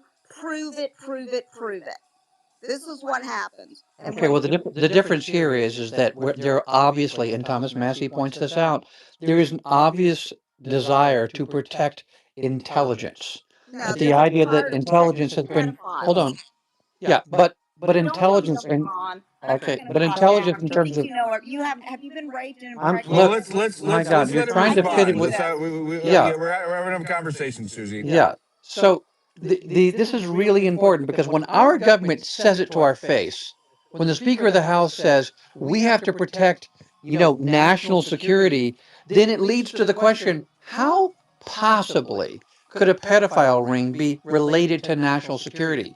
And once we hear that, we realize, oh my gosh, that is one frightening, horrifying thought. So this isn't just we don't care. This is we will go after these people and suppress this on behalf of something much bigger. And if we don't notice this, if we don't see this, it's always going to go down. The end of the rabbit hole is that.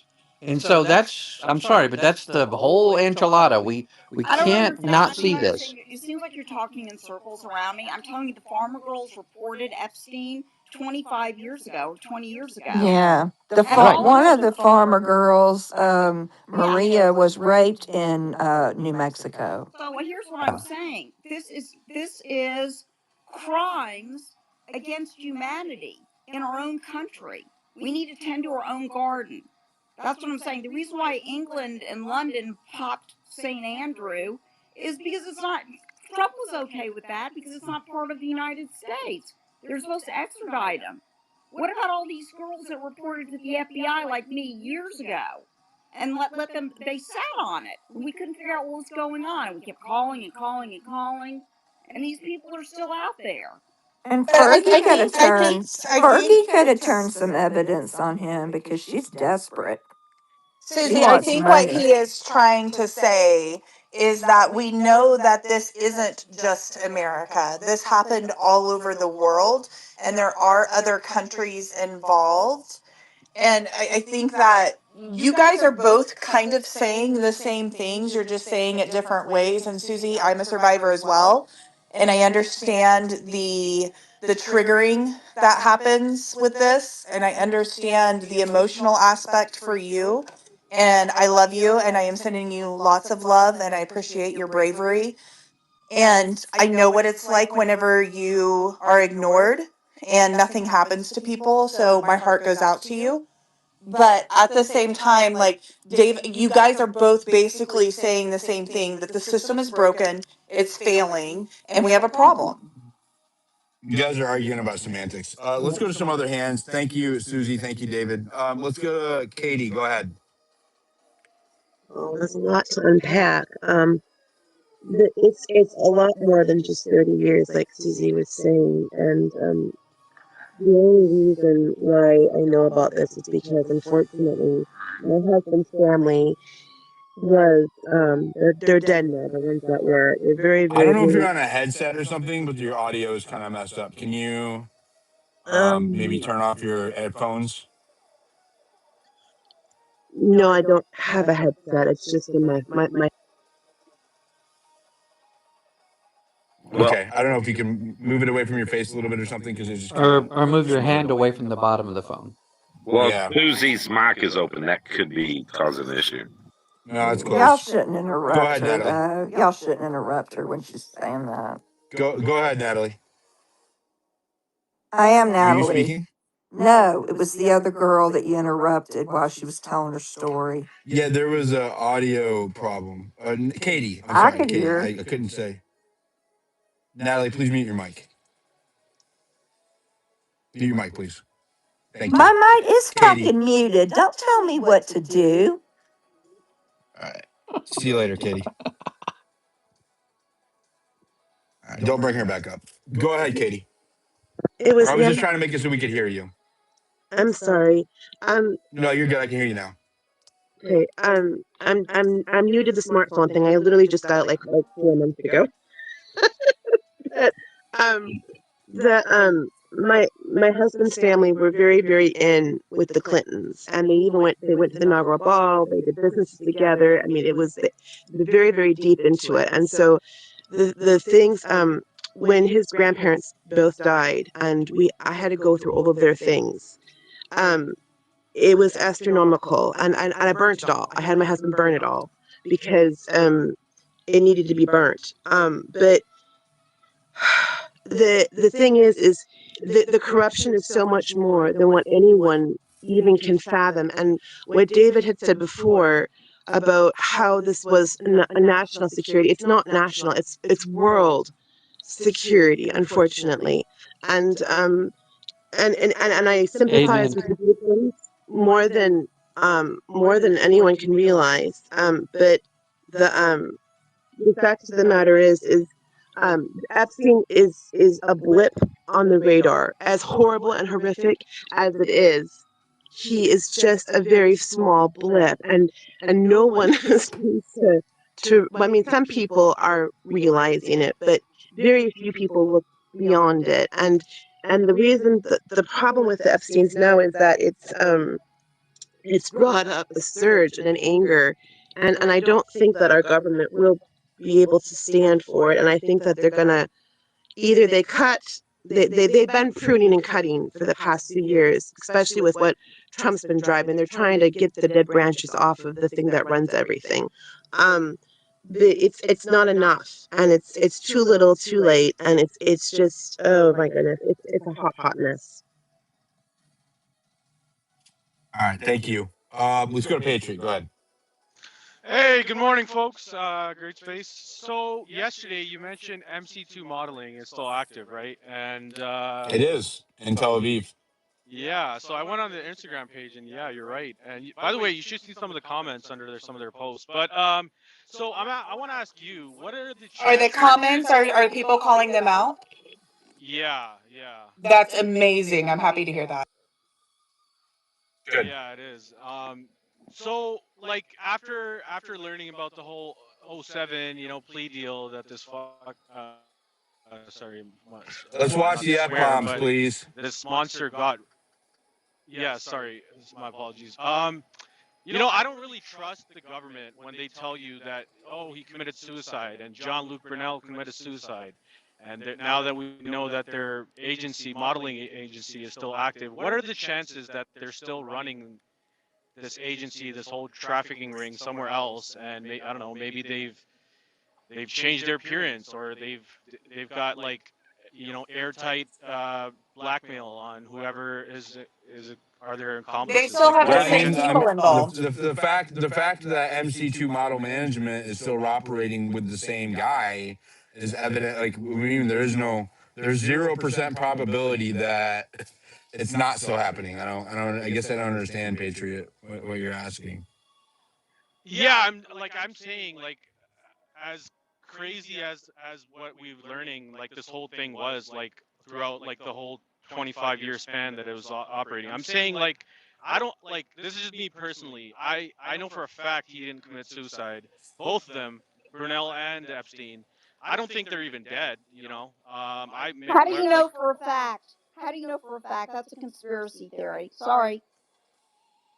Yeah, I mean, I'm not. Yeah, like okay, okay. Sorry, we don't do that in these spaces, bro. Evidence to support claims. That's what we do here. We don't do unsubstantiated theories. Okay, it is. I'm of the opinion that they didn't commit suicide and they're probably not dead.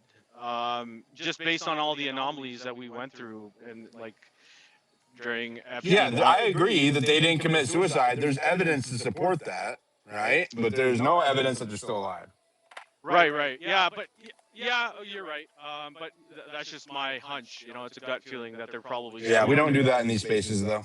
And the second All right, question thanks, was, Patriot. Thank you, brother. Thank wait, you. wait, You wait, got one something more, one else? more. Yeah, Zorro Ranch. When you drove by, like, how big is this place? Can you see any? About Because I know It's it's 7,000 10,000 acres. acres. It's 10,000 it's acres. 8,000 acres with a surrounding 1,500 of state land that's leased by the owners. So it's about 10,000 acres. Yeah, I remember you saying it's the biggest residential property in New Mexico, right? But It is. from the entrance, like where the public has access, can you see any buildings, any There is no there. Yes, you can. You can see from the well. There's multiple entrances, but from the main entrance, like where the mailbox is, there's a gate at the road. So you only have about with a camera and with a corral or whatever that thing is over the top that says what the title of the ranch. Um, there is you can see like there's a small town that is in between the main residence and the main gate. That is back so far that you cannot see it really clearly. It is the guest quarters and all of that, the guest and the employee quarters. It has been developed to look like a Western town, right? So that like an old Western town, right? It has like a various functions. It has a satellite tower. It has its own medical response thing. Has its own little fire well, all kinds of stuff. It's about the size of a one stoplight town, right? That is probably a quarter mile or maybe a half mile away from the entrance, and then another half mile away from the residential property. You can't see the house from the main gate. Now, if you travel north up onto the hill on the road that Zorro Ranch Road, or Zorro, no, it's a different road. If you travel north on the road up to the top of the hill at Zorro Ranch, and then you can see the house, which is it's about the same distance away from the road. It's about a half mile, maybe more. You can see it off in the distance, but you can't get a good look at either of them. I had to use my telescopic phone lens to get a photo of them, and I posted those to my timeline when I went. So if you just search Zorro Ranch on my profile, you can see the video drive around that I did. I just stuck a video camera on the side of my car and then drove the length of what you can drive to show people how big it was and what you can see, which isn't a lot. You can't see a lot from the road. You have to get out of your car and then look with like a telescopic lens to kind of see what's going on there. I took videos and photos of that, and you guys can look at those. Go ahead, Patriot. Yeah, sorry. Yeah, that's amazing. Like, I can't imagine a property that big. But so like just to the previous point, right? I kind of see it from both sides. Whereas, but the point that you made, it kind of negates that as well because if you're the new owner, but it was only like he was obviously known to his Epstein's estate people or whatever, right? Conan and Dyke. Then that leads me to believe that they like it's not like oh, I see this big giant property, I want to buy it. Like they definitely knew what was going on. But if I didn't know that, How do I you would know they believe know? How do you know they knew that? I'm just trying to keep the facts straight. How do you know they knew that? Well, it was somebody mentioned that it was only listed for 24 hours, the property, and then it was But sold, that right? doesn't So mean I said anything. that. That doesn't mean yeah, anything. diligence of it. I mean, okay, you're right. But the other point that the other lady said, which is very true too, like it could plummet like the value of the property and That all was that me. stuff, right? Yeah, that was you. So but so now I guess the real Land doesn't question. really change its value, by the way. It does if there's Right, dead right. bodies on it. Trust me. So the real But they question is, obviously they're not worried about the concern about the property value. They're not looking to make a profit on it. yeah, like what? Like All right, I'm I not. want to move on. I want to move on. I want to move on. I want to move on. I'm sorry. I'm sorry. Yeah. Thank you. So Thank you. just Thank you so much. Thank you so one much. closing Let- comment. So DeLuca's here. who? Who? DeLuca. So I okay, can't just see. Who? just DeLuca is here. Who's that?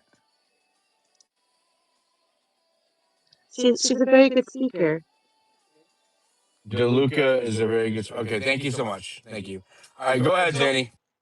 what? Hey, Diligence. mic check. Everything okay? Can you hear me well? Yes, ma'am. I just want to offer a couple things. I had a really nice chat in a space with Juliet the other night on Saturday night, and I had some questions for her. I just want to pass on a couple of things that we talked about. So the first question I had for her was, do you think that this constant labeling of pedo is kind of a whitewashing of sorts? And she said, yes, absolutely. Think of us more like a harem, right? We're just kind of what he needs around him in order to do his real business, right? So these teenage girls that were constantly touching him, constantly massaging him, constantly sexually servicing him was because he was such a black hole. This is my own edit right here, a black hole of energy needed to sort of keep him going. And that was like their primary purpose. And so then I asked her, what do you feel like was his real function, in essence, for the deep state or the CIA or the Rothschilds or whoever he worked for? And she said, well, because I went to both Zorro Ranch and the island, Who I did you can. talk to? Juliet Bryant on Okay. Saturday night on a space for about 45 minutes. Okay. Who is Okay. Juliet? Juliet She's Bryant a is a victim. survivor of the Epstein Yeah, she's a situation. survivor. Thank you. Yeah. Okay. Go ahead, I'm Jenny. not an Epstein survivor, by the way. I'm a survivor of That's similar fine. type activities, but we, have she and I have been communicating for a long time. So we just started talking in a space, and so these were my questions. And so once you sort of establish that it's more like a traveling harem, and you can see that, right, in the way that people talk to him, like, hey, bring your girls, right? Like that whatever guy. Yeah, Branson even called it a harem. He said, as long as you bring your harem. Okay, well, there you go. Okay, so that we're not far off base there. But so that's kind of like what he needs. That's just sort of the context of his life, right? But the real purpose, what he was an asset for, was what I asked her. And she said, well, I have to tell you that at Zorro Ranch and at the island both, that what I primarily saw, which was like the core of the situation, was this scientific experimentation, right? Nobody wants to get into that. It's like almost too much for people to comprehend. But she says it outright: human cloning, egg harvesting, baby farming. She said, we're a farm and people don't want to accept it. And that's, in my There's no opinion now, this is substantiating not. evidence for it. What's that? There's no corroborating evidence for that part. There's corroborating Right, but there's evidence of the also sex not trafficking. corroborating evidence for their other testimony. So you can't pick and choose. You have to What do you either. mean there's not? There's plenty of corroborating evidence for their other testimony. That's why they were Well, there's approved as been many victims. survivors that have talked about the men in white coats and feeling like they had eggs harvested and being drugged and brought into medical circumstances. That's not And just there's her. evidence, and there's photo evidence of them getting massages from these men, correct? Getting There's massages photo from the evidence men. of the victims either getting or giving massages to the men that are accused, correct? Right, and she said that was just kind of And par so for the course. That was there's what flight they're log sort of. evidence of these victims traveling with the men who are accused, correct? Right, traveling harem. That's what we just So said. that's corroborating evidence to the allegations that are made against the men. That's corroborating evidence. There is corroborating evidence to substantiate the sexual allegations made against the men. That's corroborating evidence. If you want to say that he had a baby cloning facility out at Zorro Ranch, then I need corroborating evidence that that occurred, right? It's the same thing. Yeah, Like we absolutely. Of we course. hold the same And I standard think we across the board. already It's have not that. photos Hold of on, Epstein Island. it's not that I don't want to Are you talk gonna? about it, but You don't hold want to on. I hear what just this survivor had to say? I am I had Juliet in my space. She talked about it in my space, Yes, she right? did. And I said this, and I said the same thing that to her that I'm saying to you now, which is that when you come with a far fetched claim, which it's a wild claim, right? Regardless of whether or not it's true, it's a wild claim. When you come with those wild claims, hope you should have some kind of substantiating evidence, because the claim that's that wild is easier to dismiss your entire story when you bring something that's far-fetched and you don't have evidence to support it. You have evidence to support that you were trafficked. You have evidence to support that you were with this high-profile individual, right? There's evidence to suggest that there was sexual assault that occurred or coercion that occurred. There's lots of evidence for that. But when you go too far afield and you're like, oh, well, they were lizard men cloning babies out there,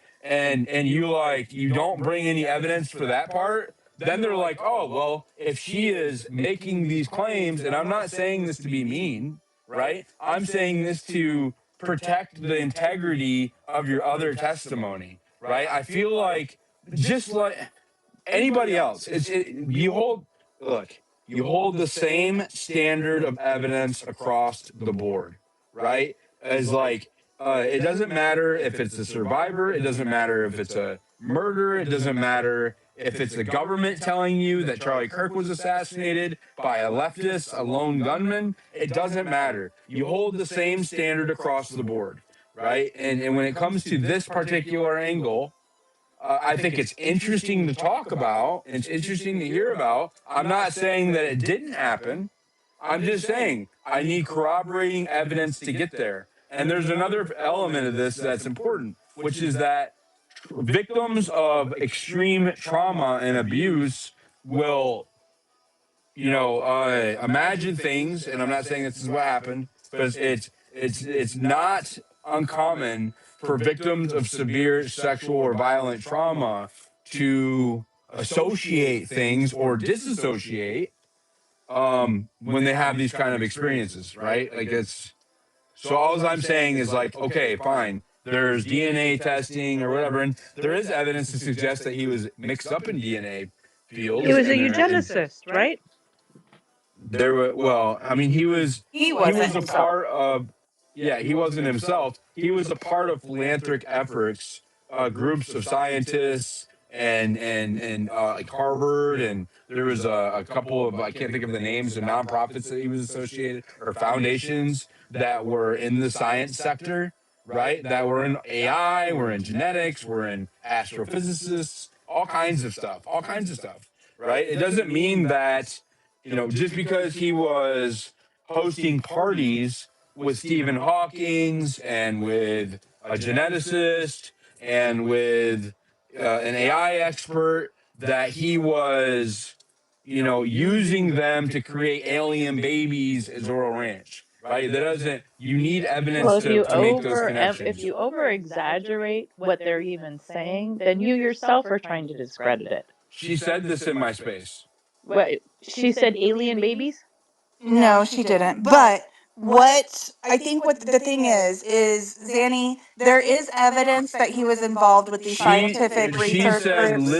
She said lizard people babies. She did too. It wasn't aliens. It was lizard people. It doesn't matter. I thought And that I'm she not just thought that making. she turned him she saw him like shapeshift into a lizard. Ah, That's lizard so people. Bill Like, Crystal, basically. what? And it doesn't. And I'm not saying this because I mean, I support Juliet Bryant. I'm not saying this to disparage her.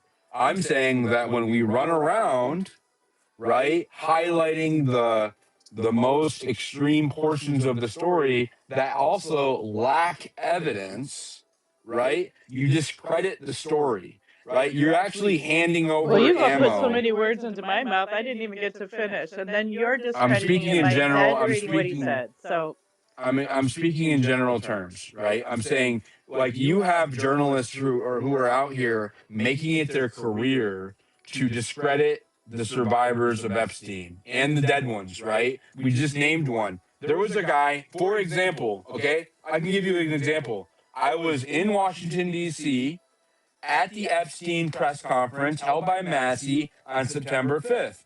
The victims were there. There was a bunch of survivors there. There was the attorneys for the survivors there. Thomas Massey was there. Rokana was there. And there was also journalists standing next to me yelling out what he thought were the far-fetched or unsubstantiated or I fraudulent remember that. stories by the victims. So much, right, that he was ejected from the press conference because he was yelling over the victims when they were, or the survivors when they were trying to speak. He was yelling over the attorneys for the survivors, right? So, like, the reason why you see me, like, jump on this is the same thing that I did last summer, is because people will come into my spaces, and I'm not saying this is you, right? But people will come into my spaces and they will come up here with the most extreme part of the survivor story or anything that doesn't like have evidence to substantiate, and then they use that to discredit the entire our entire believe me, I'm a effort, right? survivor. I get it. Yeah, and Okay, so I see all the time. what they Well, basically do is they create a straw. I'm just explaining to you my but logic, I Exani. think That's that all. there is evidence. We have Juliet's testimony about waking up at Zorro Ranch on a table with I doctors believe over that her. part. We have, Hmm. I just found that story from that other victim. I don't know who it was, what survivor it was, or if she's even survived it, of her blatantly writing in code saying that she felt like a human incubator and they were taking her babies. And I think she mentioned at least two babies in that test in her journal that they found and they released. And then we also have pictures of other pregnant women that were down there, or girls. They're redacted, so I don't know if they were women or girls. So we do have, and I also posted a video that I found where there is a paternity test box on Jeffrey Epstein's desk as he's watching two young girls or women dance around in front of him, and you can see the paternity test box. And then there are other reports too of emails where they are writing him and congratulating him that he just had a baby boy. So I do think that there is credible statements that are worth looking into on if he was doing something. In the one victim statement that I mentioned that said she was a I'm human. gonna invite Juliet to the space right now. Continue. Awesome. Sorry. Yeah, I think that and there Thank was, you. hold on, let me finish, please. That she go was ahead. saying that he was trying to make a perfect human being and that he chose her because of the color of her eyes and the color of her hair and that they were using her as an experiment. So I think that I don't think that those, after this last release, I don't find those claims as far fetched. Right. And so the She can tell important you herself also, the but she did talk right. about the fact that she The had recently rewatched the Island movie. And she said, I'm really not exaggerating. That's what the downstairs parts of Epstein Island look like. They That's were the important labs. distinction. The important distinction is it is evidence if it's testimony of direct experience. That is evidence. And but hearsay is not evidence. Conjecture is not evidence. Well, and And what I said is it needs but testimony because of humans, right? And our ability to recollect and our ability to um re, to state make statements about what we've observed, right? Our ability to our powers of observation, our perception, how those things are affected by emotions and other factors, right? Often you use corroborating evidence to substantiate testimonies of people. It that's doesn't matter true, if it's but the the victim. testimony itself in a court of law is considered to be evidence. And just as you say, It of course, is. the defense can respond by saying, well, is that really, does the person remember right and everything else? But these are all evidence of a kind I just agree with what you're saying, Diligent, which is anything else is an attempt by people around us to straw man the whole thing, to say, oh, the lizard people, and so this is all far-fetched, and so they want to throw the baby out with the bathwater. And so, no, we definitely have to stick to the evidence. I think that testimony of direct experience is worth considering. It needs to be considered. But everything else where people just sort of conjecture and impute negative motives on every interaction that Epstein had, I don't think that's helpful. Can I say something about the evidence? If you get one chink in your armor when you're testifying to the FBI, they will throw it out. And a lot of the survivors were medicated with ecstasy, LSD, Molly, MDMA, all of it. I talked to somebody who was there, not Juliet. So when you are given hallucinogenics, some of the abuse can be distorted, just like you were saying, Diligent. Some of that can be distorted when you are in a situation like that.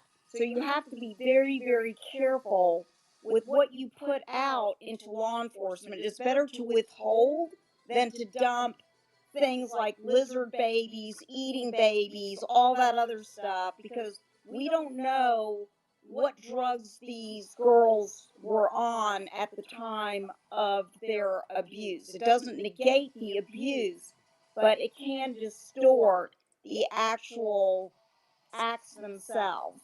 Yeah, Does that make imagine if OJ's, if the I don't pros- know about if the OJ. prosecuting attorney didn't even bring up the glove, then they wouldn't have had that embarrassing moment where it didn't fit. So yes, absolutely, you're right.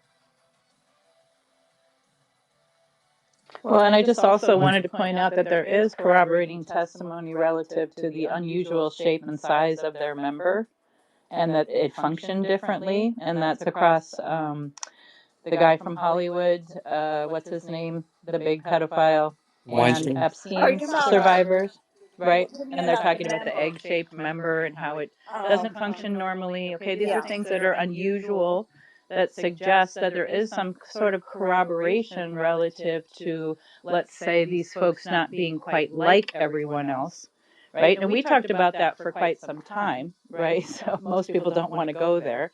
And one of the reasons Because why I there's was no interested, corroborating evidence. yeah, Exactly. that there was multiple survivors, right, across That's not different. corroborating That's not evidence, though, right? corroborating. Sorry, the FBI doesn't look at that. I'm not. Well, I'm not. I'm not trying to be like. It's no matter how many times you repeat something, no matter how many times a thing is repeated by a million people, doesn't make that thing true. Okay, But Diligent. physical records or any kind of other evidence that can corroborate the statements is what I'm talking about, right? And we should always maintain that standard. And I'm not saying that people shouldn't be believed. Okay, that's not what I'm saying. Okay, I'm not saying don't believe people or dismiss people offhand, but there is a lot of reasons for people to say things. And if you want to maintain the integrity of an investigation, you maintain a standard of evidence when it comes to that, right? Like, for example, I went out on a limb and posted yesterday that Prince Andrew was arrested, even though it hasn't been reported, because a reporter came into our space and said so. And there was another reporter, a photographer from UK, who was messaging me, corroborating what he was saying that they were waiting for it to go public, and that it would go public in the next 24 hours. Still hasn't happened yet. Just because, and there was Andrew had been.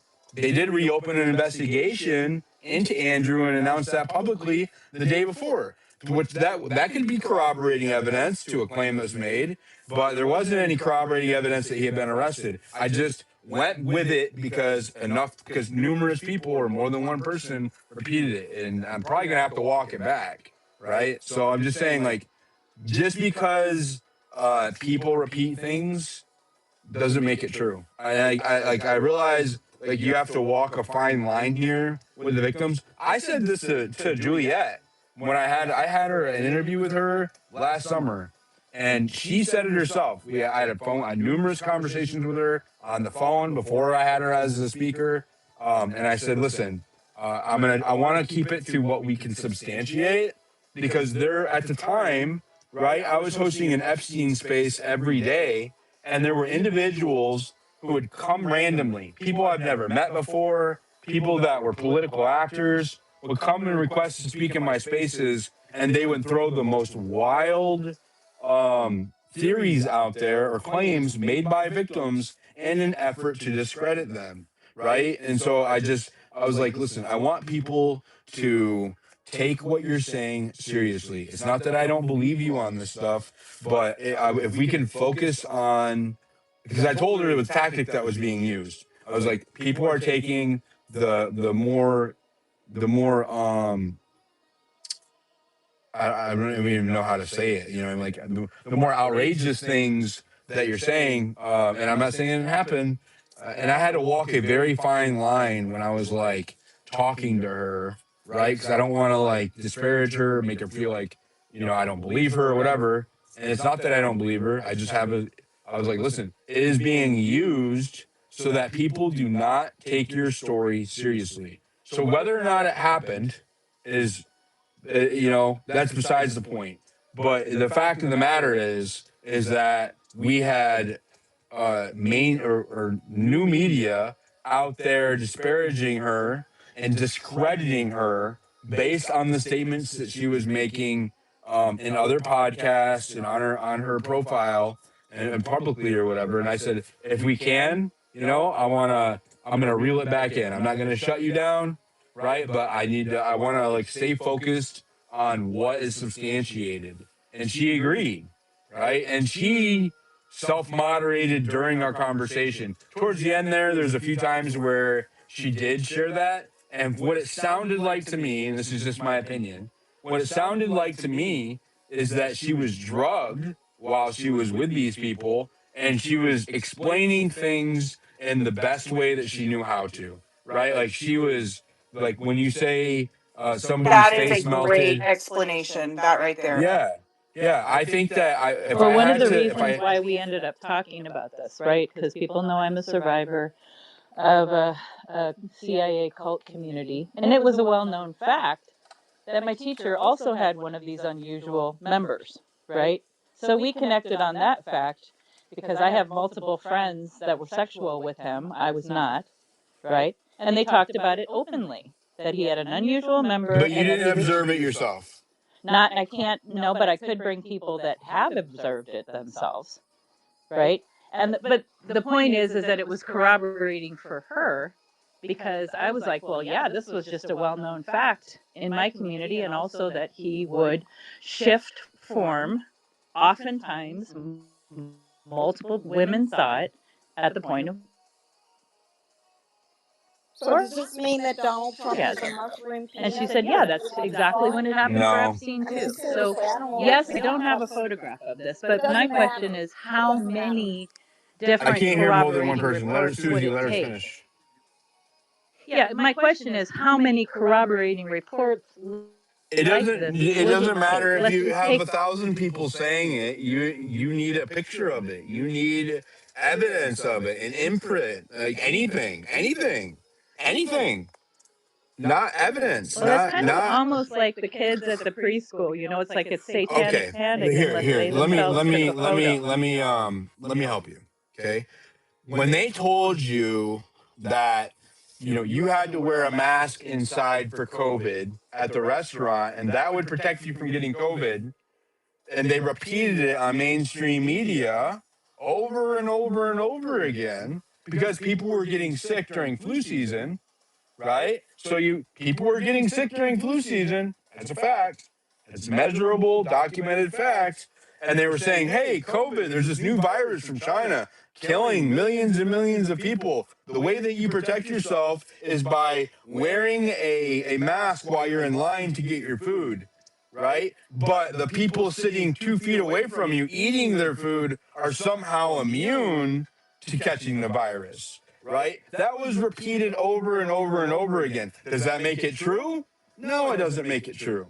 The evidence says otherwise, right? So you need evidence, supporting or corroborating evidence. It doesn't matter what the claim is. It doesn't matter what the claim is. It doesn't matter in what context it is. It doesn't matter who's saying it. Okay. It doesn't matter how many times they say it. It doesn't matter how many people say the same thing, right? You need evidence to back it up. I'm not saying that it's not true. I just need evidence to believe that it is true. That's not the Absolutely. same. The veracity of a given point in science or in a court of law is not dependent upon the number of people who subscribe to it, but upon the evidence. Right. We have It evidence And doesn't if that matter if somebody it's like one or a Juliet, thousand people. if we couldn't prove that she was ever there, if we couldn't prove that she was on the planes, She's on the flight if there were log. no photographs of her present, you see, there's like a continuum there rather than black and white. So the more things that are corroborated relative to her story, the more credible she becomes in general, right? And then you have to give a little bit more weight to the things that you feel are more fantastic. I would think. I don't. I don't. I'm sorry. There was too No, much I don't. I drama don't. I this don't morning. operate like I that don't either. agree. No. Sorry. And I think Yeah, like okay, and that's an this is appeal to authority. It's a logical fallacy. I no, don't do I it. know I see where she's coming from because if I look at my own experiences with being sexually assaulted, I had no pictures, I had no evidence. All I had was my word. And so most women, whenever they are being assaulted, are not taking the time to take a picture or to get imprints or to write down details. We are actively being assaulted. And so, at a certain point, with a survivor, their word is all they have. And if that can be proven where they were at, like other circumstantial evidence supporting that they were there at that time, the other person was there at that time, these things were going on, then you have to put a story together. But proving sexual assault isn't, I mean, there's no fingerprints. If it's not, if they don't leave semen on you or DNA, there's no DNA evidence. So it's a lot harder, and sometimes you do just have to listen to their word. Well, I kind of agree with you in this way. With Bill Cosby, it was the preponderance of people that were telling the same Exactly. story. All of them were telling the exact same story, and Bill Cosby's story started changing, but none of their stories did. So maybe is that sort of what you're getting at?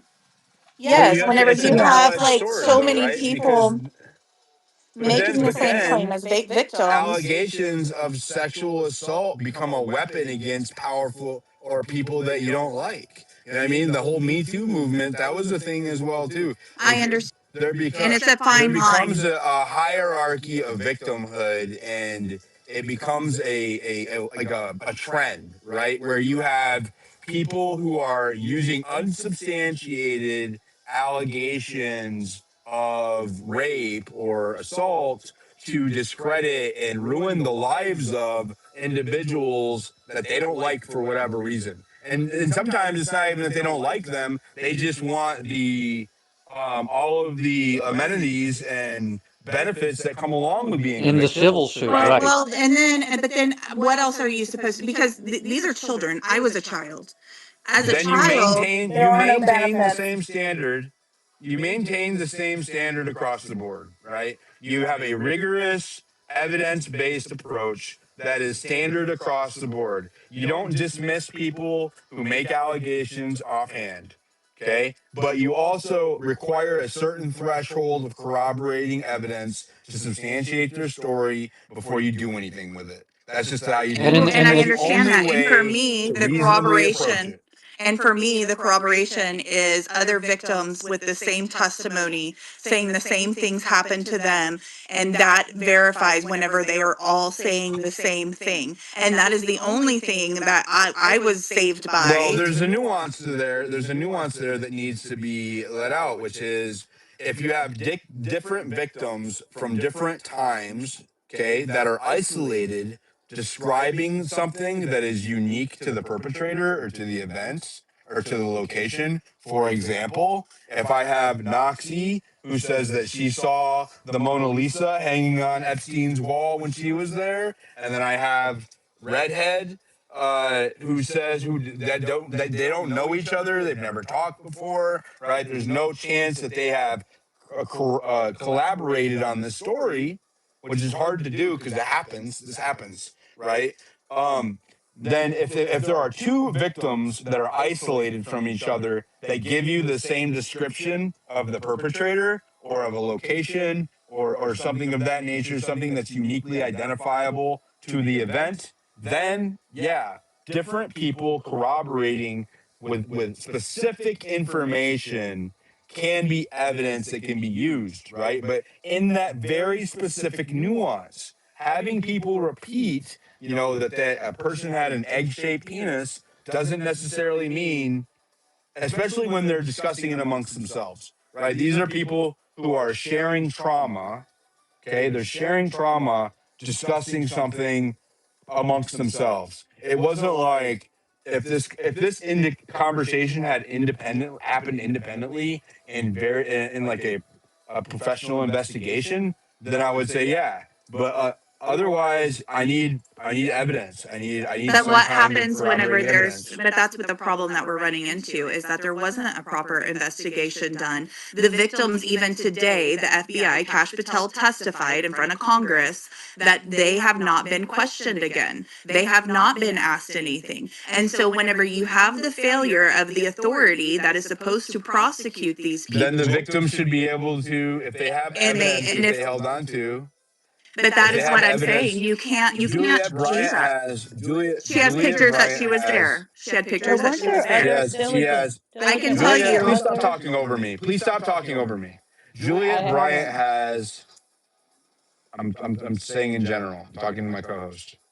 Juliet Bryant has a book, a scrapbook of evidence that she's collected and kept over the years, right? To substantiate some of her claims, a lot of her claims, right? And so you have to treat it as if the law enforcement apparatus is no longer functioning properly, then that is why we have citizen journalists. That's why we have citizens. That's why I have journalism. But we have to hold ourselves to the same investigative standards that they do, right? Because we wield a lot of power and responsibility with that. The things that we say or do can affect the lives of other people. This is why there's defamation laws and all of this, right? Because you can use a person's testimony to completely ruin their lives. They could lose their job. They could lose their house after they lose their job. They can lose their kids. They can wind up in divorce. There's a lot of things that can happen to people when you make uncorroborated claims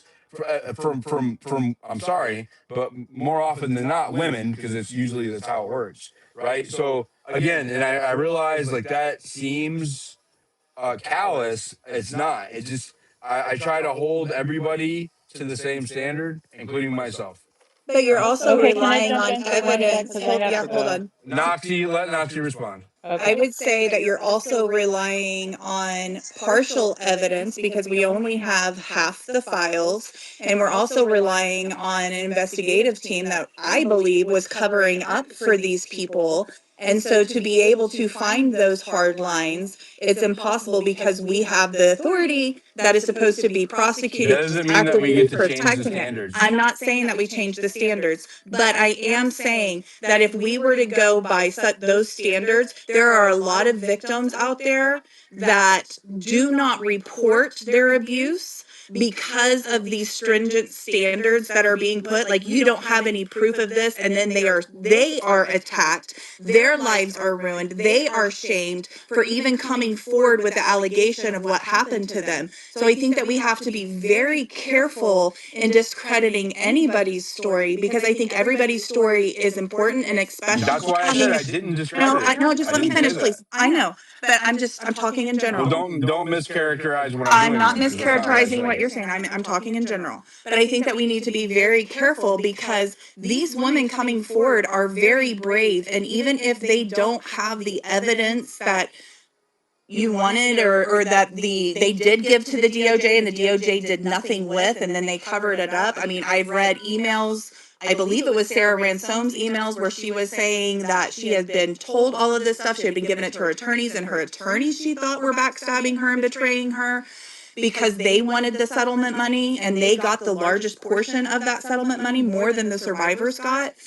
And I can tell you from my personal experience, I was 8 years old. I wasn't in the mindset to collect evidence of what was happening to me. All I had was my story.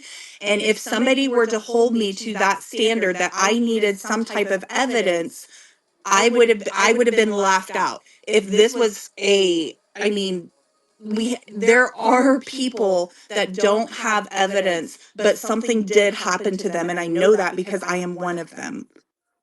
Yeah, for sure. Look, Could I I understand. follow up I on understand. I what understand. Let me have a conversation with my co-host. Thank you. Yeah. So I'm not trying to dismiss. Like again, I've said this throughout this entire thing. I am not saying that we should dismiss these people, right? That we should say we don't believe them. I've never said that. The entire time, what I had said is that we have the same standard across the board, corroborating evidence to substantiate what they said. It's unfortunate, right, that that's our society or that's how things are because you can't just take people at their words all of the time, right? And it doesn't mean that you say, I don't believe you. That's not what I'm saying, right? I'm not saying that. I'm saying take what people say, use what you can that's corroborated that you can prove, things that you can prove. Because there's a lot of reasons why that should be the case, which again, weaponized allegations are a major problem, right? And it's a fine line. Like where do you walk that line between weaponized allegations or survivor stories, right? Or survivor stories that are corroborated in some regards but unsubstantiated in other regards, right? And I think that it's just easier if you just maintain a rigid stance on what you can prove and what you can't to present to the public, right? I'm not saying that, or yeah, to present to the public, because even when you're doing a criminal case or a civil case against somebody, you are taking allegations and you are presenting them to we, the people in the United States. It doesn't matter if you're a journalist, it doesn't matter if you are a victim of a crime, it doesn't matter if you are a victim in a lawsuit, a civil suit,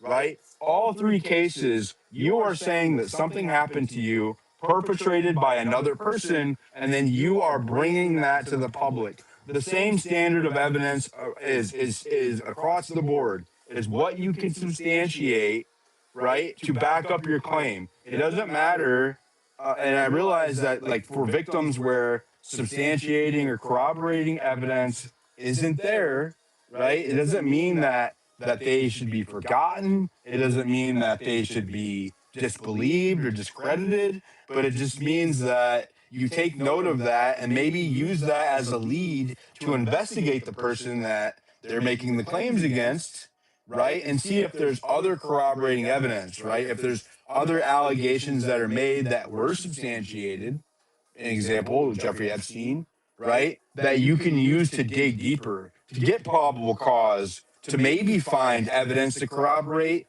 the other victim's story, right? But like we have to balance people's rights with seeking justice, right? And that's a fine line. That's why there's scales. Whenever she's holding liberty is holding her scales up, she's blindfolded because it is not impartial to women. It's not impartial to men, right? Powerful men. It's not supposed to protect them. It's not supposed to lend credence to anybody other more than another person, right? There's a battle of rights that happens within the United States, and as empathetic as we are towards survivors, I before I bring stuff to my audience or to we the people, I like to have evidence to back up what I'm saying, and I think that's responsible.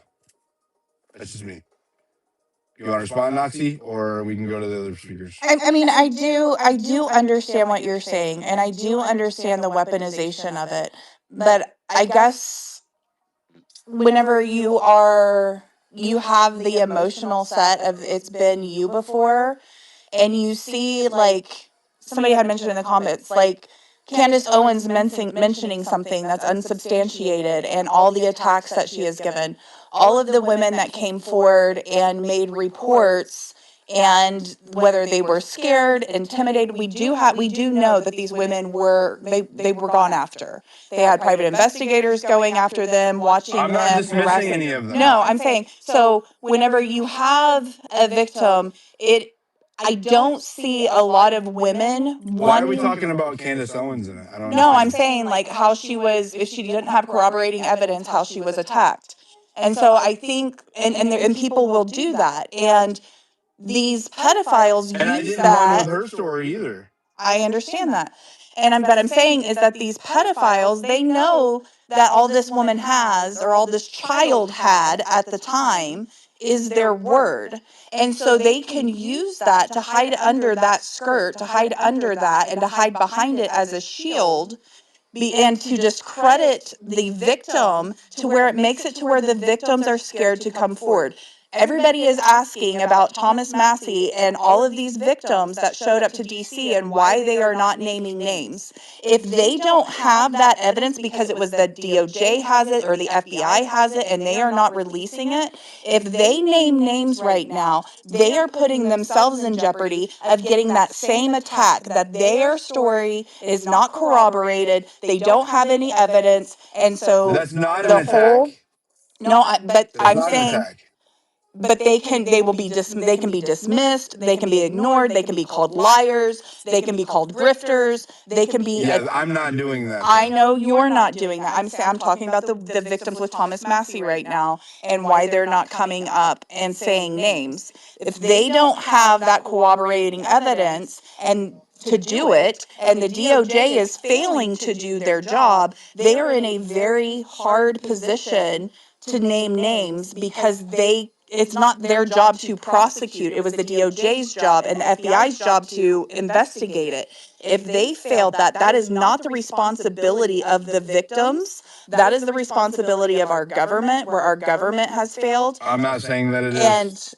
But if they, but what I'm saying, oh, you keep interrupting. But if they don't have that, which a lot of us don't, and you read my article about how many women this is happening to. A child is sexually assaulted in this country every 9 minutes. Most of those children, majority of those children have no evidence, hard evidence. All they have is their word and their testimony.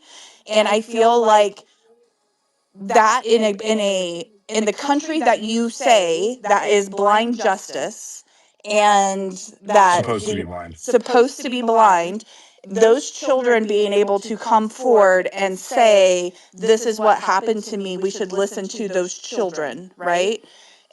But whenever we say, if you don't have any evidence, you're basically saying, you're telling the survivors that if they don't have any hard proof, then they should just deal with what happened to them and not come forward and not say That's about not it. what I'm saying at I'm all. not saying that you are saying it, but I'm saying like that's how it feels to survivors, is that we should stay silent because we don't have any evidence. And if we do speak up, people are Nobody going is. to That's berate not what's us. being said. People are going to berate us for doing it. And I think they are incredibly brave for standing up and for fighting for this and trying to get our DOJ and our FBI to actually do what their job is to do, which is to protect the American citizens and especially to protect our children. There is, I agree with you on every aspect that we have investigated in this thing. We have looked So for what do you credible disagree with me on? evidence. Because you keep saying things as if my position is that the women shouldn't come forward if they don't have evidence. That was never my position. You're mischaracterizing my position. So what Okay, exactly are maybe you we're just disagreeing with? maybe I feel that a woman's testimony is evidence of what happened to her. And if at that point it becomes on the person who is being accused to defend themselves for it and not for the victim to have to stay So silent because every she doesn't time a have woman those. makes every time a woman makes a claim that a guy did something wrong to her, that's evidence of a crime. I'm saying that that is her personal testimony. And I think that if a woman makes that claim, and I understand with the Me Too movement, but I think that if a woman makes that claim, it should be investigated by the authorities properly. What I am saying is happening now is these women Nobody's have made arguing these, that. but what Nobody's women, arguing that. but what is happening now is women are making the claim and they're not being investigated. And so they are being discredited. We have had, there have been And tons, so, not in and this what I space, was, and the whole not in this reason why we're space. having this, and the whole reason why we're having this discussion is because I was telling Zanny that I don't want to discredit witnesses by making outrageous claims or promoting outrageous claims that are unsubstantiated by evidence for the very reason that you're outlining now, right? And what I'm I don't want these survivors to be dismissed offhand, right? I want these survivors to be heard. I want them to tell their stories, right? But when we get into things that are very far fetched, like lizard people, right? I think that it's important that we add the caveat that this could be somebody's understanding of a traumatic experience, and this is the only way that they have to relate it to people, right? And so, like, and again, claims in and of themselves are not substantiating evidence, right? So a woman, right, that makes an allegation against a man, until that's substantiated somehow, it is a claim, right? It is an uncorroborated claim. It doesn't matter if it was a woman making the claim, doesn't matter if it was a kid making the claim, doesn't matter if it was a 90-year-old person making the claim, it does not matter, right? The claims are claims that need to be substantiated by evidence. Why? Because there is a lot of reasons that people make claims against other people that are nefarious. Period. Right? Period. So it doesn't mean that because of that fact, that reality, that we dismiss testimony or claims, right? We take everybody's claims into account. We say, hey, what about this adds up? Is there any corroborating evidence to this? Let's say there's not. Okay, well, we're going to approach Donald Trump and say, hey, were you here at this time? Right? There's a claim that a victim said that you were here at this time committing this act. Can you tell us where you were on the night of blank blank? And he says, I was at my hotel. I was not there. Do you have any evidence to support that? Yes, I do, or no, I don't. If he doesn't, then it definitely needs to be you know, looked into more. I am not saying that victims, like, I feel like we got on this like virtue signaling kick where, like you felt like maybe I was saying victims don't need to be listened to. That's not the case at no, all. I mean, obviously, I hosted Juliette Bryant on my space. It's because I wanted to get her story out there more on spaces. Right? and you've been But great at like, that. And I don't think that that is what you're saying. I think you're mishearing me. I think what started this was Zanny bringing up the fact that there had been genetic testing and that they were doing things to these women. And in my opinion, I think that there is corroborating evidence for that from Juliet's testimony, from the paternity test being on Epstein's desk, from the other girls' testimonies. And I think that whenever you have a group of people that are saying the same story that these things happen, that corroborates each other and that should be validated. It's not validation of test tube babies.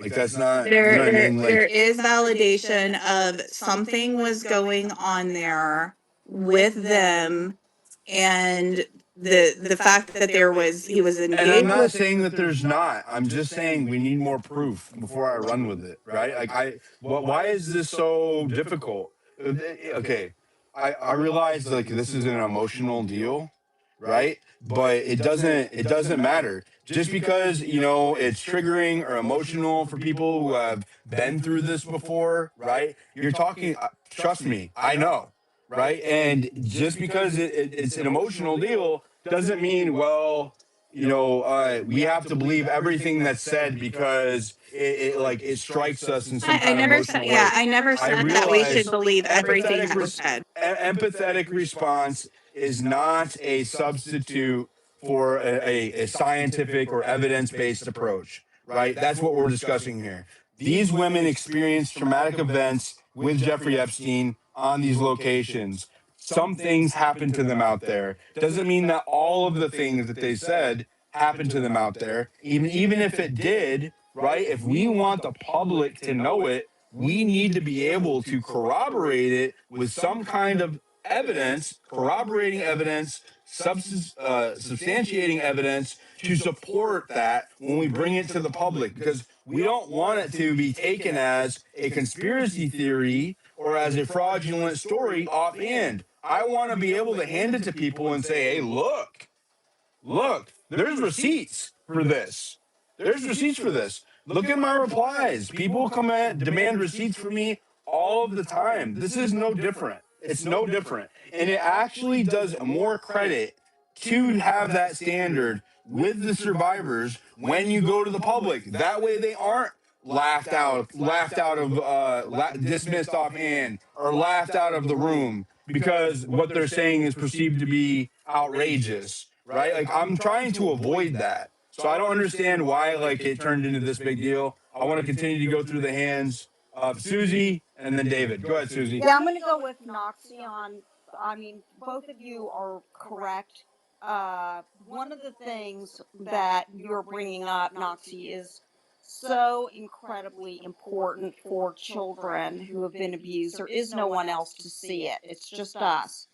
Now, going back to what you said, Diligent, I live in Georgia, and I think it was like the year 2000, there was a grand jury probe done by Richard Dean, who was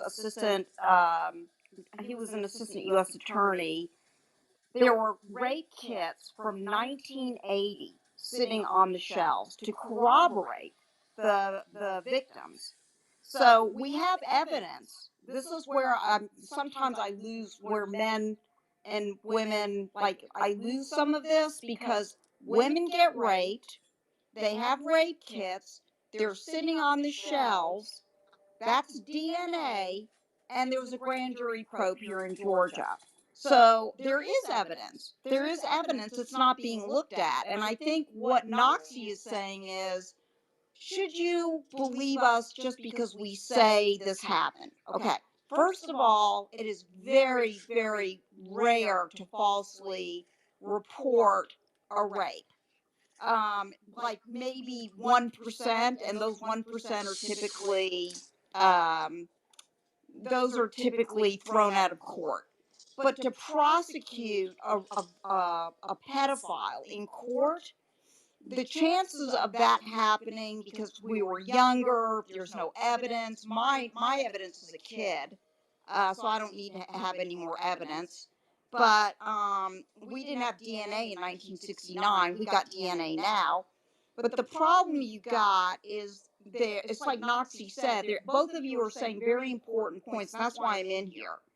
We have women standing in front of the White House who are saying these things happened to them.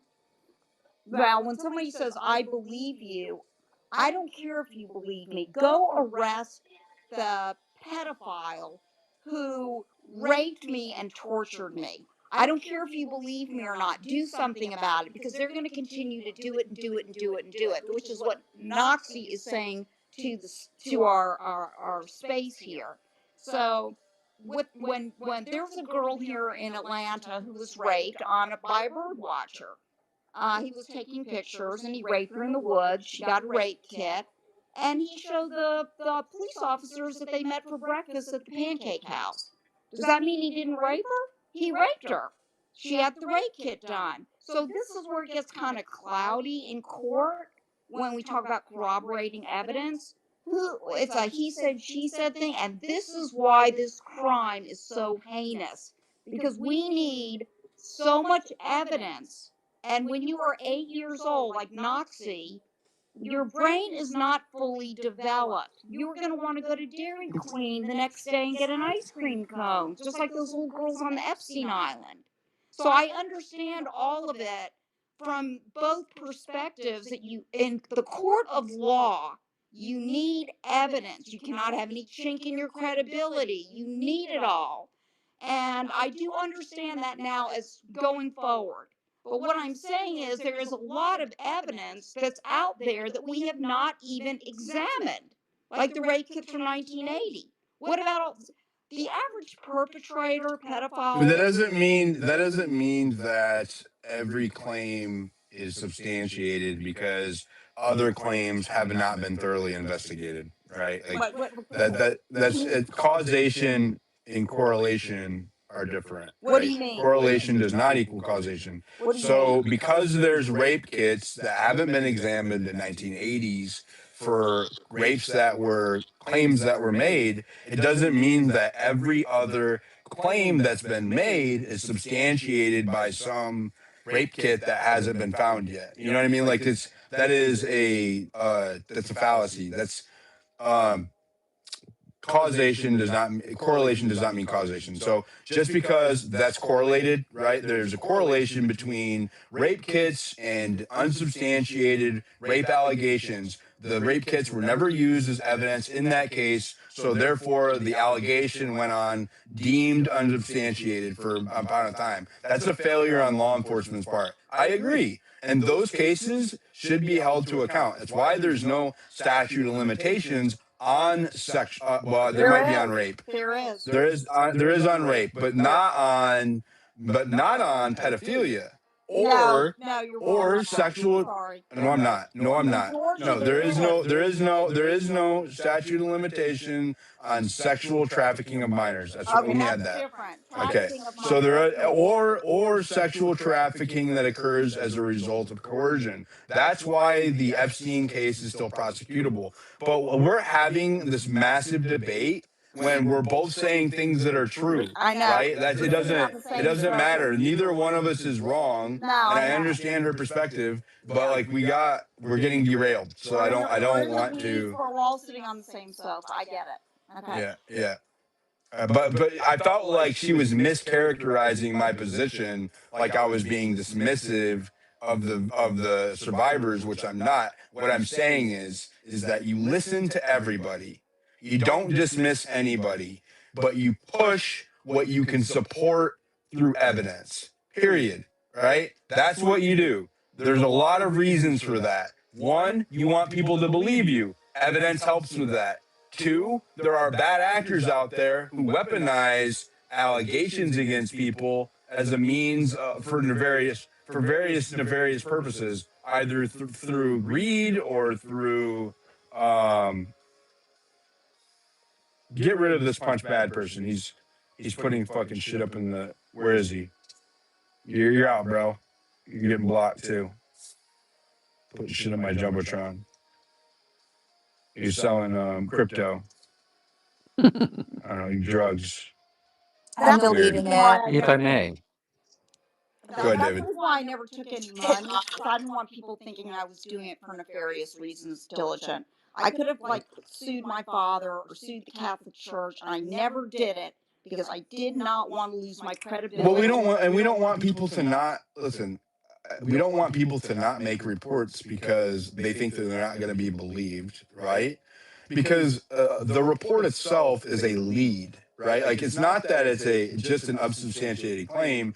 It's a lead for further investigation. So if you have a kid or if you have a victim or a woman who comes up to you and says this man is doing something wrong, then you use that as a lead for further investigation. What you don't do is use it as evidence of a crime, right? Because if it's evidence of a crime in and of itself, every time somebody makes that claim, whether it's true or not, the evidence of a crime has consequences for the person that the claim is made against. This is why the approach is good, right? Like I feel like uh so listen to them, right? Don't dismiss them.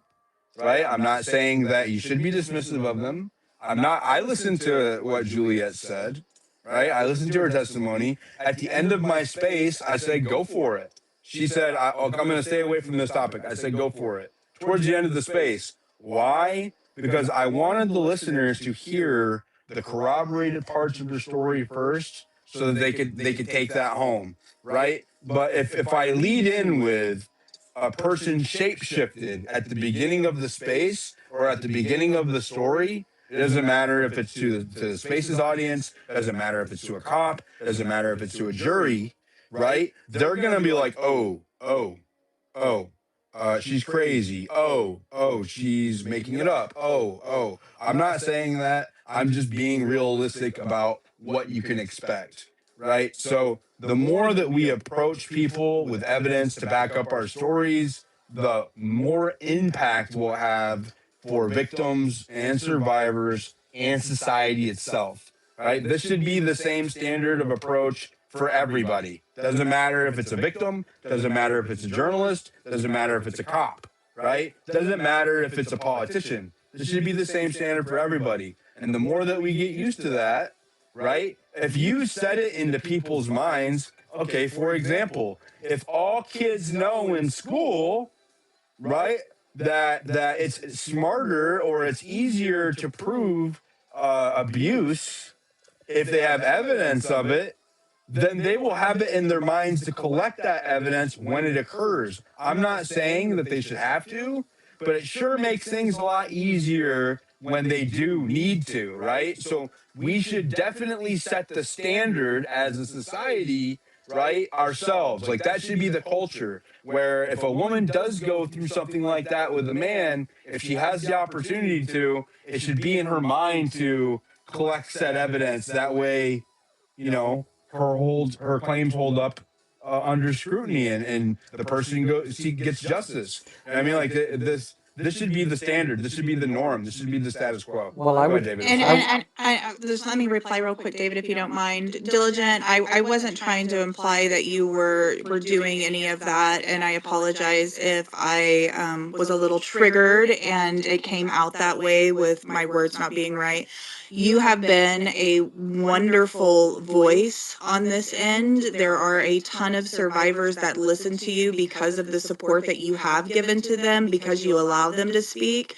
It was in no way meant directly to you. It was about the public in general of how it is treated, and you have been amazing at making sure that survivors are heard here regardless of the evidence. If somebody comes up here, you don't force it upon them, you listen to them, and I highly appreciate you for that. And I do think that we have a failure all the way around. For me, my proof of my experience was my own testimony and being taken into a room by a detective, being handed a doll, and being questioned for hours over and over again, and having to repeat myself and not make mistakes at 8 years old, and corroborating myself and basically them testing me with my own word of what happened to me. And so because I didn't have like the physical evidence aspect of it. And I think that we are saying the same things. I do agree with you that there are people out there for nefarious reasons and for self-benefiting reasons and monetary reasons that will make false accusations. And I think that that is makes it even more significant to me that we have a proper DOJ or FBI or police department or judicial system that is actually going to hold these people accountable, do the investigations properly, and convict these people whenever it happens. Because like Susie said, normally whenever this happens, these people, they do not stop until somebody stops them. What do politicians hate more than anything else? What'd you say? accountability. What Noxie? What do politicians hate more than anything else? The truth. They hate bad optics, right? Right. They care about how they appear more than anything else.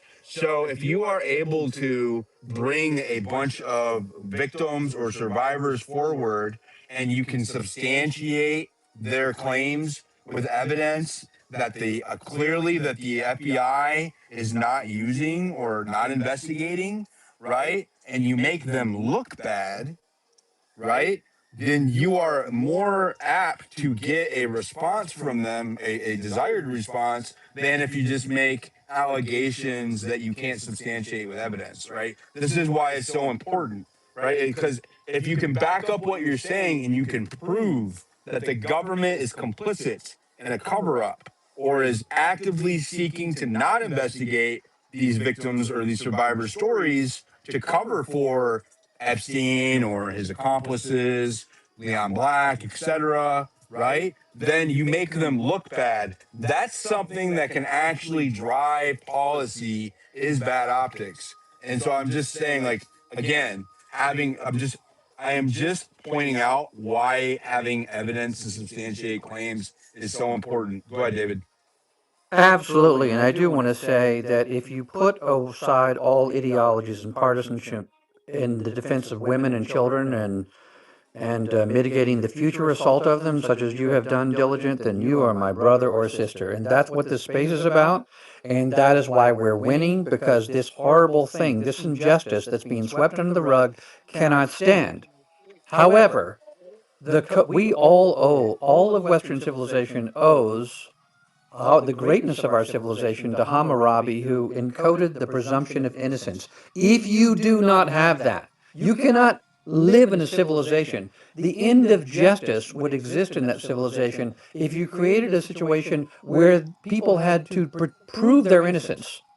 So it was Hammurabi who wrote the presumption of innocence, codified it into law. And remember, every civilization that has abrogated the responsibility of that has been a horrible nightmare. Lavrente Beria, Joseph Stalin's chief henchman, said, show me the man and I'll find you the crime. Once they can do that, once they can convict by accusation, then you're done for. In this situation, when a grand jury convenes, they do not convene to determine whether the person making the accusation is wrong or false or a liar. They convene to determine whether there's evidence to back up the claim. This is the way that it has to be.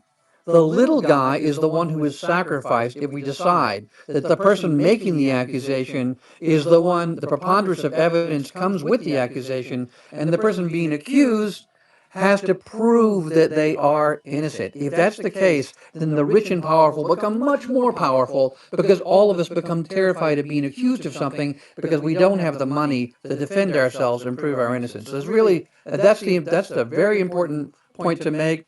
When these accusers come out and their stories line up, people that are moral, that aren't pedophiles, they want to find the evidence to connect the dots. Diligent gave the example of, do you remember something in the house? Well, the people had gone in the house and filmed everything. That's evidence. And the fact that you can say, yeah, I was there, I saw this, I saw this, I saw this. Well, this is what a moral justice system does. So we're really talking about whether the justice system is moral, not whether it needs to be changed. We're talking about whether it's legitimate, not whether it's the principles of justice should be changed. No, those have always been right. We don't need to change those. We just need people that actually uphold the law, and that's not happening. What we're seeing is we're seeing people who are actually defending the worst, most evil, most demonic people in the world, and it doesn't mean we have to put justice itself on trial. What we need to do is we need to get other people, like Diligent said, the optics are really, really bad here, and that's why they're running scared. That's why they're trying to put the kibosh on this whole discussion. So let's don't conflate our justice system and the principles of our great country with the evil people that are running it. Are we losing sound? It looks like, No, sorry. it's good. But Diligent, I want to say something. I'm going to drop down. I want to thank you for your spaces and dealing with all the PTSDers like myself, because I do have PTSD from my abuse. Because I know it's not easy, but I do come here and listen to what you're saying because I think you try to stick to the facts and not do the philosophical stuff. And that's why I come here, because facts are what we need right now. And I 100% believe every single person that says they're abused, but I also believe that the people that rape them need to go to prison. So those two things are the same for me. period. But thank you very much. Thank you. Bottom right corner, everybody, please repost the space. We're gonna keep going here. Let's go to Terry and then Jenny. Thanks, Diligent. What a great space. Thank you for doing this and what an insightful discussion. And, I appreciate you doing all you can and are to hold the center on this. As far as I'm concerned, they need to release all the files, all of it, all the 302 investigative interviews, all the pictures, the videos, the film. There's something like 7 other countries that are going into investigation. And, with absent all the data, it's hard for us all to make a quantitative, really well informed decision. But they're hiding. We all know that they're hiding stuff and they're protecting people. And we as Americans really need to stand up and say, no, we're not going to stop until you release all of it. And if people's lives get hurt, prominent, highly established people, well, oh well, they shouldn't have been there in the first place. And it's not just girls, from what I understand. Women, there were young boys involved. And so this is not a male or female thing. This has to do, I watched some highlights of the film Spotlight. I encourage you all to go and read that. It was all about the expose of the hundreds, if not thousands, of children that were abused from the Catholic Church. And, none of those priests, I think only one of them went to prison. But the point is this, is that we need more evidence. You talk about we need the evidence. Well, we're not seeing all the evidence. What are they hiding? I mean, this just smacks like a cover up. And why are they delaying and obfuscating? They're hiding something. We all know it. And we need to keep the drumbeat to release all of it. And I understand it's pretty, from people that have seen some of these files, it's really harsh and ugly and dark, but we've got to face the truth. Look at the screen real quick. I'm sorry, I don't mean to interrupt you, but it just came up. So I'm searching CIA in the Epstein files, and this came up as a subject line. And I imagine what's happening is that some of the redacted information, some of the redacted information is coming up in the metadata of the searches on the server itself. Mm-hmm. So the subject line for this, I'm sorry, Terry, if you could mute your microphone. The subject line for this says, to Jeffrey, sent on this date at this time, CIA envoy, Demon, iPhone, EFTA, blah, blah, blah, blah, blah. When you go to the image, he's meeting these 2 men. The subject line right here, right? One of these 2, either from or to, is a CIA envoy. That's what that means. That the description, right, of who these people are in the email is listed here. Look at the bottom left-hand corner of the thing. It says envoy to iPhone or whatever, like it did right after the word CIA. It looks like that might be a signature on the bottom left. It says envoy to man iPhone, but it doesn't say CIA. CIA is in the, like, it's next to the sent from. So envoy is just a different. It's the after. It's the after part. It's saying that Jeffrey is CIA. He's the envoy. I would love to know who he's in the picture with. So I looked up and somebody else. Do you guys? I can't hear all of you. Sorry, I was just going to say, my point is to bring it all out. If the CIA is involved, if the Treasury's involved, if the Wall Street boys are involved, whoever is involved, we need all of the information to come out. What were you saying, Noxie? A. Day Rothschild at the bottom of her email says that same thing, that envoy daemon iPhone. I don't know if that's a French thing, but I know that at the end of the Rothschilds' emails, that is how they are signed. Yeah, but that doesn't mean that that doesn't mean that you would need one of these CIA. You would need it to say this here, right? Like you would need it to say on the DOJ website to corroborate it. So again, that's correlation, not causation. So if we find a Rothschild name that also says CIA envoy, then yeah. So, but until we get there, I don't want to like, you know what I mean? I'm sticking to the facts. The fact of the matter is that this this is saying that he is a CIA envoy on this picture. Period. And it's on the DOJ's website. Jenny, go What ahead. is that file number? It is uh it is EFTA. It's right there. Can you see it?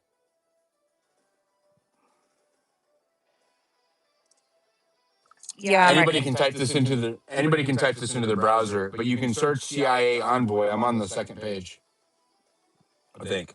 Yep. So search CIA in the Epstein files, and then it is the fourth one down. And so what it's doing is this is a part that's redacted on the page, but not redacted in the metadata of the Epstein server on the FBI, on the DOJ website. That's what that is. Which also would suggest that you could search key terms and find other metadata that isn't showing visible on the page, but is showing on the DOJ website in this little description. Can I ask one quick question, then I'll go down? Have you looked how many times Donald Trump is listed in these files so far? Yeah, it's like thousands of times. Okay. Thank you. Go ahead, Jenny. Shout out to the both of you and how you handled that just now. I think that was professional and awesome. Noxie, your passion came through, and I was a little bit inspired of you. You guys have done so much up here, and I'm just going to be really fast on this idea.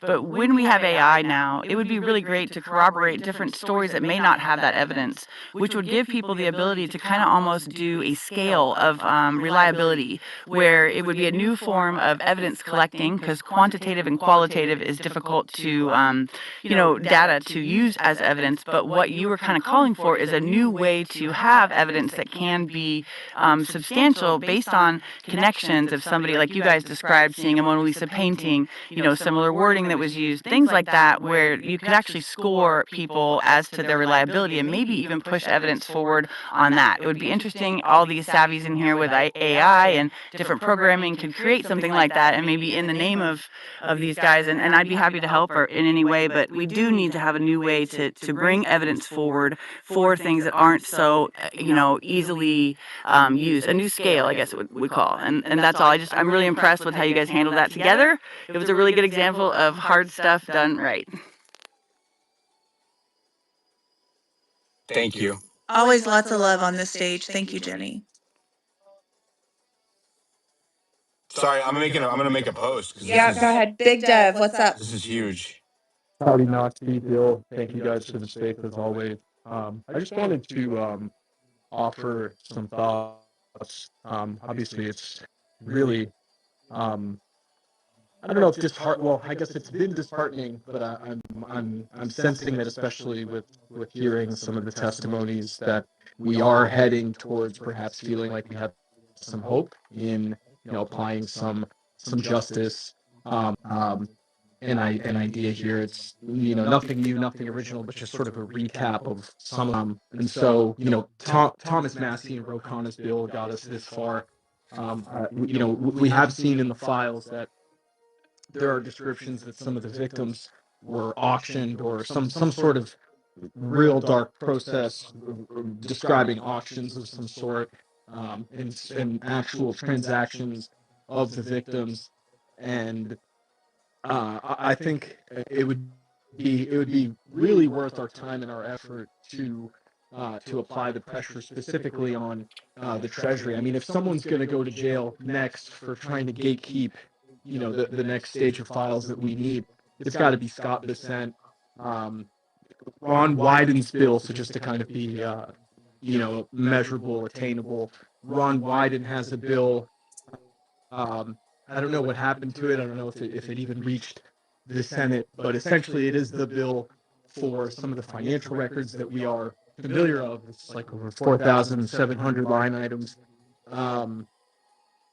over $1 billion in transactions. And I think that'll really allow us to get a clearer picture of who is dealing with Epstein, who is transacting with Epstein, and they'll have to, they'll have to testify. They'll have to explain these transactions. And I think the nature of financial crimes, will indicate that if there's a RICO that's going to work its way all the way up and start to get people to spill and and start to kind of bring and implicate one another into their wrongdoings, it would be through some of this financial pressure. And so, Dill, I know you've got a great line of communication and some mutual trust and respect with Massey. I think, whether it has to get co-authored, thrown with a little bit more teeth thrown into it, with, punitive time, um, like this latest tranche was supposed to have, right? Like people were supposed to go to jail for not, um, for not delivering on certain things on time, and they definitely pushed it. They definitely, you know, pushed our patience and went past sort of deadlines that were defined. And obviously, we need a DOJ that's willing to prosecute, but it's gotten us this far, and I'm really hopeful that Massey can throw his weight and there can be bipartisan support behind the financial transactions. That's all. Yeah, I agree. Biden's bill demanding that the Treasury divulge its financial records regarding Epstein's operations should definitely be supported. I mean, we've called for that in And spaces. just the last follow-up point. I don't know if it had enough Something's teeth. going on One with your thing I really, sound. oh, sorry about that. Is it better? No. Check. Yeah, I don't know if it had enough teeth because one thing I really liked was that Massey mentioned that there were the punitive clauses regarding, if certain things weren't released on time, that even Pam Bondi could have dealt or could have faced prosecution at some level. However, it was just described. So maybe it's got to get rewritten. Maybe it's got to have a little more teeth into it. And I'd really love to hear Massey's ideas on that. That's all. And thank you guys so much for the space. Thanks. Go ahead, Luna. Do me a favor, you guys. I don't know why the numbers just dropped down like 200. If you're not having sound issues, please, maybe the arguments. I don't know what that was, but please repost the space, bottom right corner. It's not easy to put these on. I just, I just made a pretty. I think this is a pretty big discovery with him being listed as CIA or one of these three individuals, and the fact that we can look up information that appears to be redacted in the emails shows up on the DOJ website. That's a pretty big find.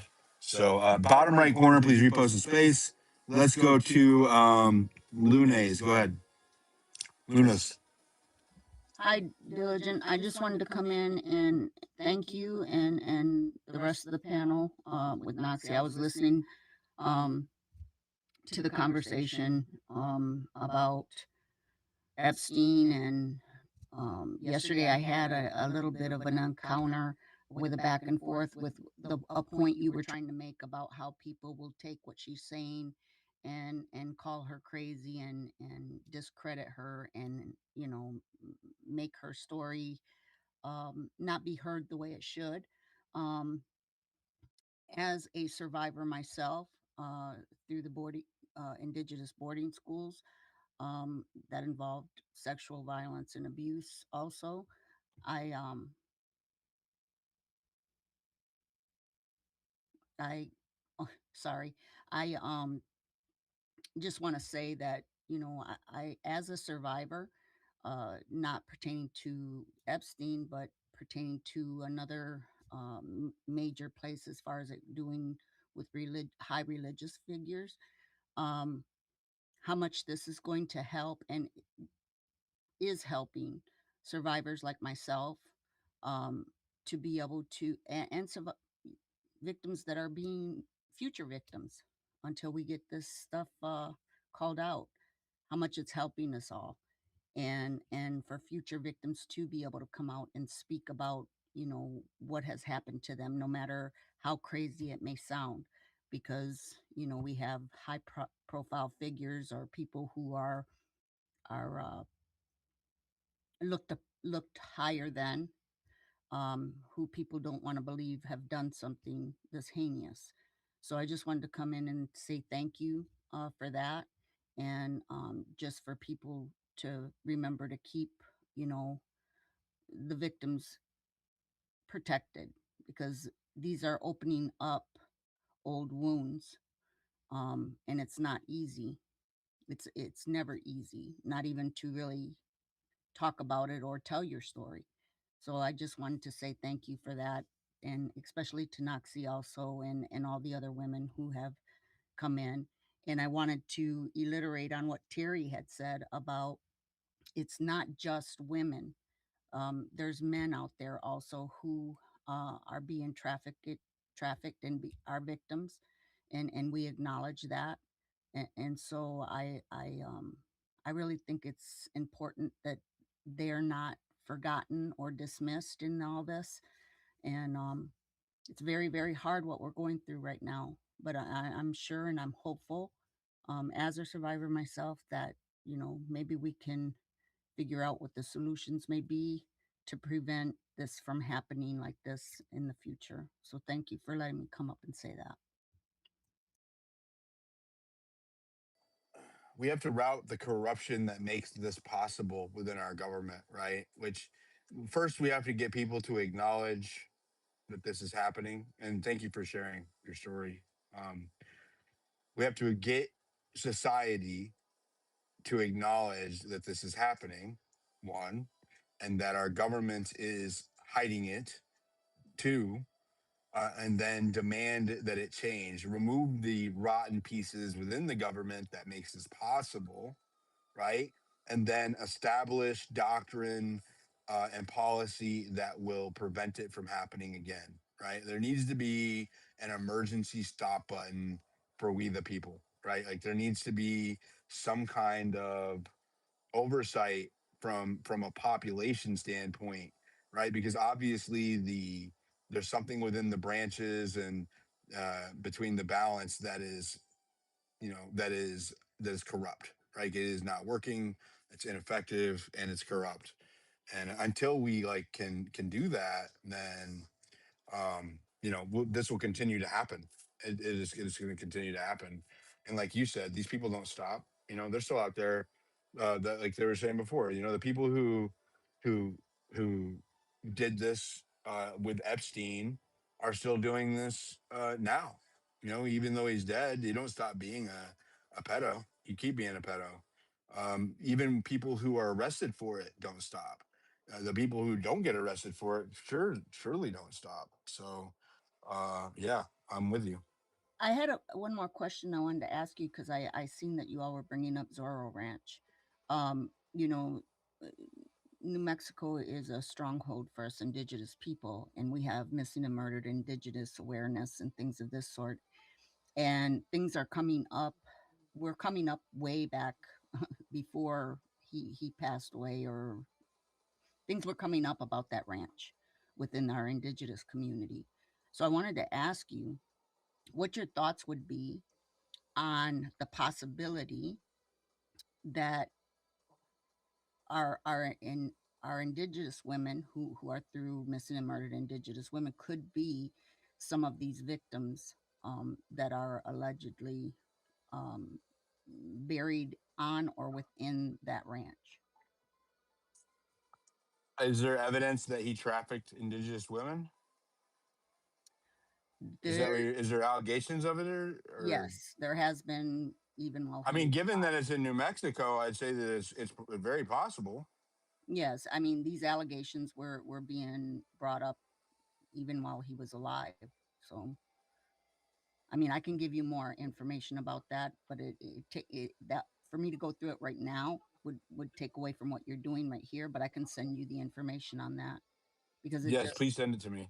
it's something that I would like to take. I am a tribal member, and so it is something that is I'm passionate about, within our missing and murdered indigenous women.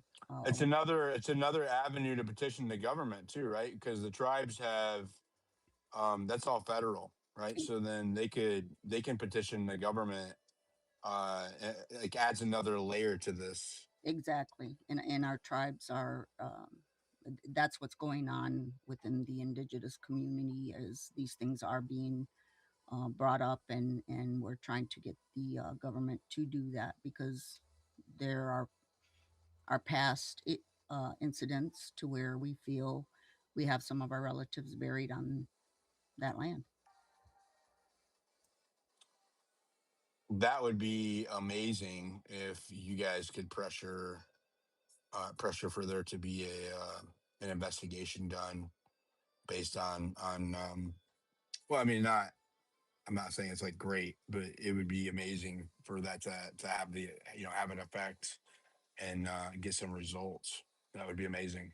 Native 100%. women Yeah, have been please. trying for this for decades. I mean, there have been so many stories and horrific stories about Native American women and children, and this happening in the tribes or to the tribes, to natives, for a long time, that they've been trying to raise awareness for. So thank you, Luna, for coming and expressing that aspect of it too, because it's not talked about nearly as much as it should be. Exactly. Thank you. You know, everything happen. I don't think anything happens by accident. So, taking that opportunity to do what I can to bring it up. So, thank you for that. And um, Diligent, if I'll send you that information. Thank you.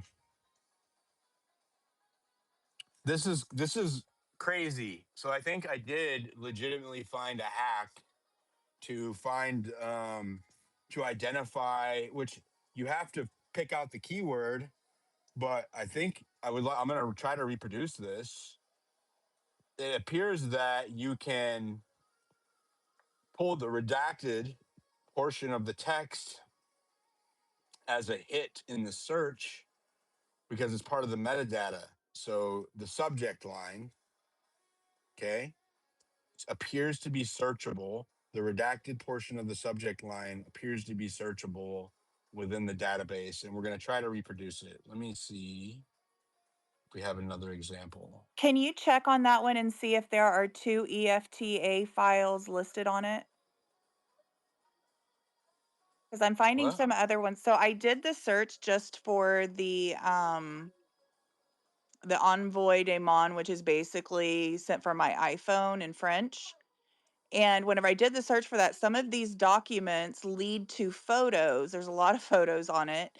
And they have two file names in the bottom right hand corner of it. So I'm thinking that there's the document and is one of the files, and then the second file is listing an image that was included in that file, but the image has been redacted from the file. So they uploaded them separately or under two different file names. I don't understand what you said. I'll send it to you. I don't understand. Let me try to post this real quick. Does anybody else have their hand up? I don't see any hands right now. Summer, did you have We don't something even to have say? anybody on stage. I need speakers, subscribers. If you want to come speak, it'd be great.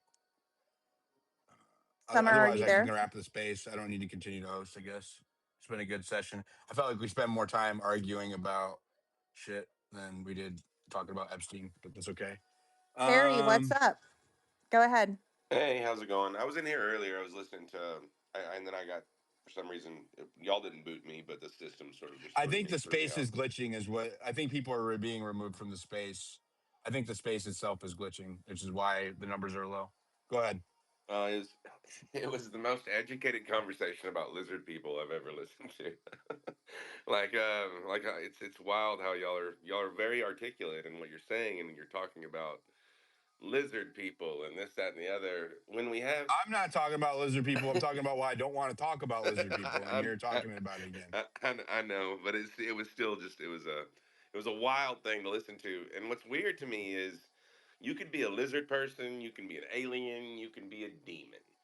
We have Maxwell in jail. Epstein was in jail. Supposedly he killed himself. But the facts are there's a shit ton of emails. There's people already in jail for child trafficking, and none of the clients are in jail. Like we have enough evidence at this point to go, princes and presidents are involved, and nothing's occurring because princes and presidents are involved. The owners of all these tech companies, COVID 19 showed us how they could shut us down. There's a reason why Epstein was hanging out at MIT like it was going out of style because most of those guys couldn't get laid if you threw a hooker involved. Like, I mean, literally, they had to. It's just so bad. Our society is that bad. And the only thing that I can, at this point, that I can think that's going to solve it is our Constitution. And what really sucks is watching how we're having to watch all these rainbow warriors now get mad at ICE because ICE is finally doing something they should do: throw illegals out of our country. Like good things are given, but it's taken away because good people can't actually utilize our Constitution whenever they're playing this psyop against us. It's the same thing that happened with J6. There's a Are you reason going to talk J6. about Epstein? Say that again. I want to talk about Epstein. Are you Well, going to talk about Epstein, I Epstein? think it's all involved. I think the whole thing was one huge psyop. Actually, I know the whole thing was one huge Are you psyop. saying that Epstein's a psyop? Oh, no, I think it's Are you saying that real. this didn't happen? I think it's a real thing that happened that they're using as a psyop against us. Yeah, I think the whole Okay. thing is real. Trafficking is real, but then they throw lizard people in. They throw this in. I think there's just psyops over psyops over psyops to keep us docile, to keep us from actually doing a J6 type rallying together and stopping No bad J6 people from type. doing bad No things. J6 type. Thank you. Thank you. Appreciate that. Well, you Appreciate that. Okay. All right. James, you got a hot mic. What's up?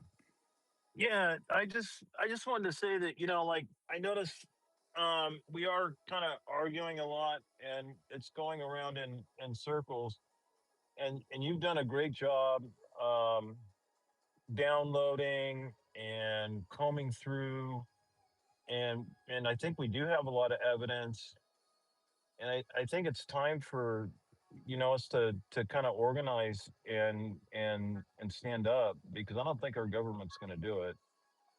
um I guess these spaces are a good place to do it. Um, and maybe we need more information. I don't know if you download. Did you download all the files? I'm downloading files. Right on. Are you almost through all the files, or? No, not even close. Yeah. So spaces is a good spot to do it, but I think at this point we have enough evidence to like start pushing on our government to start prosecuting and investigating. um, and we ought to break out in these spaces and start doing that. What do you And mean? well, I mean, like, you were talking about Zorro Ranch, right? Hmm. So we talked about it. We talked about all the evidence. We talked about how there's probable cause, but what's going to come of that? I mean, it's just a conversation. So are there people in the area that can start petitioning the local government to start acting on What do you evidence? mean by acting? Like legal action, evidence, grand juries, that kind of thing. I mean, that would take a functioning government to be able to put the grand jury together. You would need state level or federal level actors that work for the government to bring charges. Right. So we need to start getting together and start pushing that. I agree, but not in a So violent way. no. I'm completely nonviolent. I don't believe in violence. Um, I do believe our government is not functioning, and the system needs to be uh, torn down. But it's Recalibrated. yeah, Yep, definitely recalibrated. does. Um, so I mean, I don't know what that looks like So my functionally, but listeners are asking. Sorry, yeah, I don't mean to. Go ahead. Yeah. So my listeners are asking for me to talk about what I just found with this. I think Go. I'm gonna Go, shift go, gears go. for a minute. Yeah, you get some background noise going. So do you, Max. I'm gonna mute you guys. Um, so I found that when you make a search on the DOJ website, it will show the metadata of the subject line if your search term. So it's redacted. So let me show you. I put CIA in the search box in the Epstein library. In the results on the second page, fourth result down, it pulls up the subject line where the keyword is hidden, right? So this is a word in the subject line of the email. When you open the email, that word is redacted. Okay. So one of these senders, either from or to, okay, has CIA as a designation underneath this black part. That's what we found. So this says CIA either here or here, and it's showing up in the metadata of the search box in the Epstein library on the DOJ website, right? Let me show you that this is real. So let me go back. Okay. Go back to the original page. Here we go. Reload it. Okay. Search full Epstein. Actually, let me go to the oops, sorry. Epstein library. This is actually not the part that I want to go to.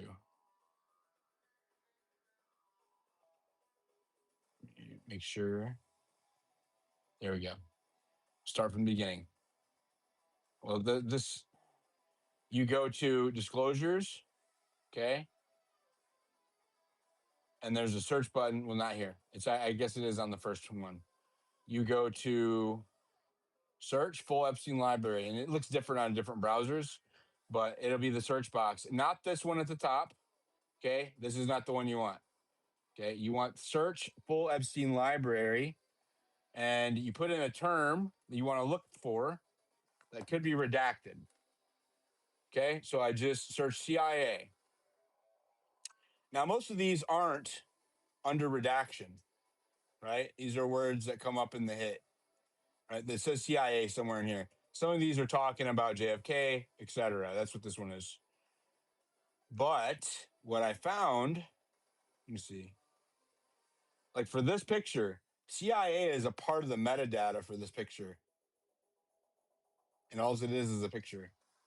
So that means that in the metadata of the DOJ website, some of the lingering labels and information is still there, right? This is not present on this data anywhere. This woman is CIA. That's what it's saying, or is taken by the CIA, or this image belongs to the CIA. But the label, right, is showing. That's where I noticed it the first time.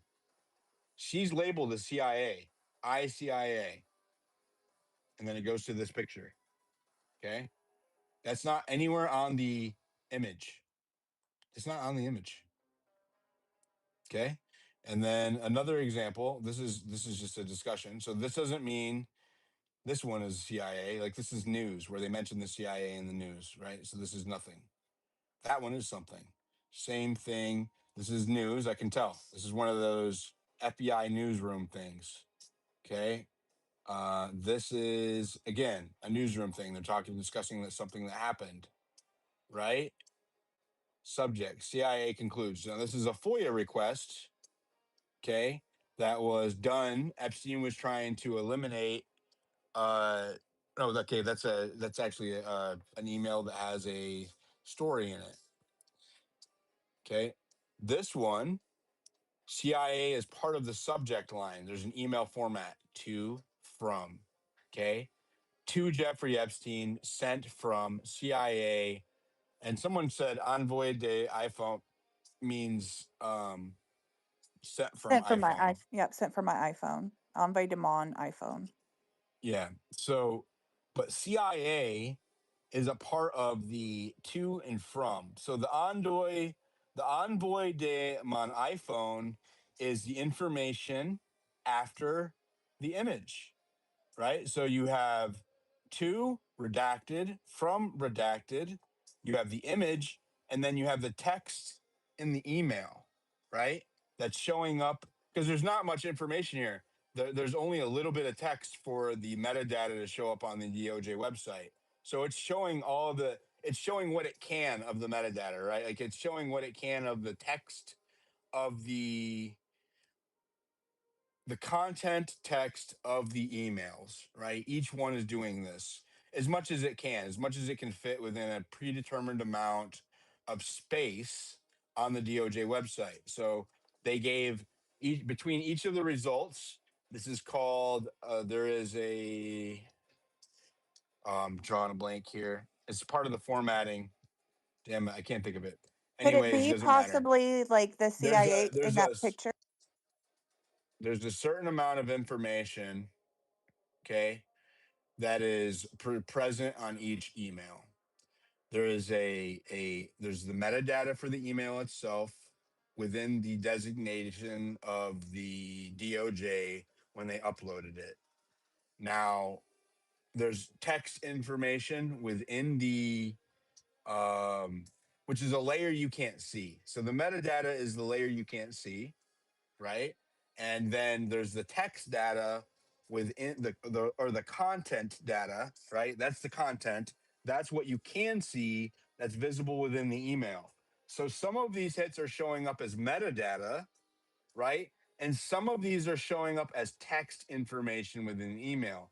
This one, okay, as I'm assuming, right, is either CIA is a designated, well, I mean, since this is an email, that's what this is.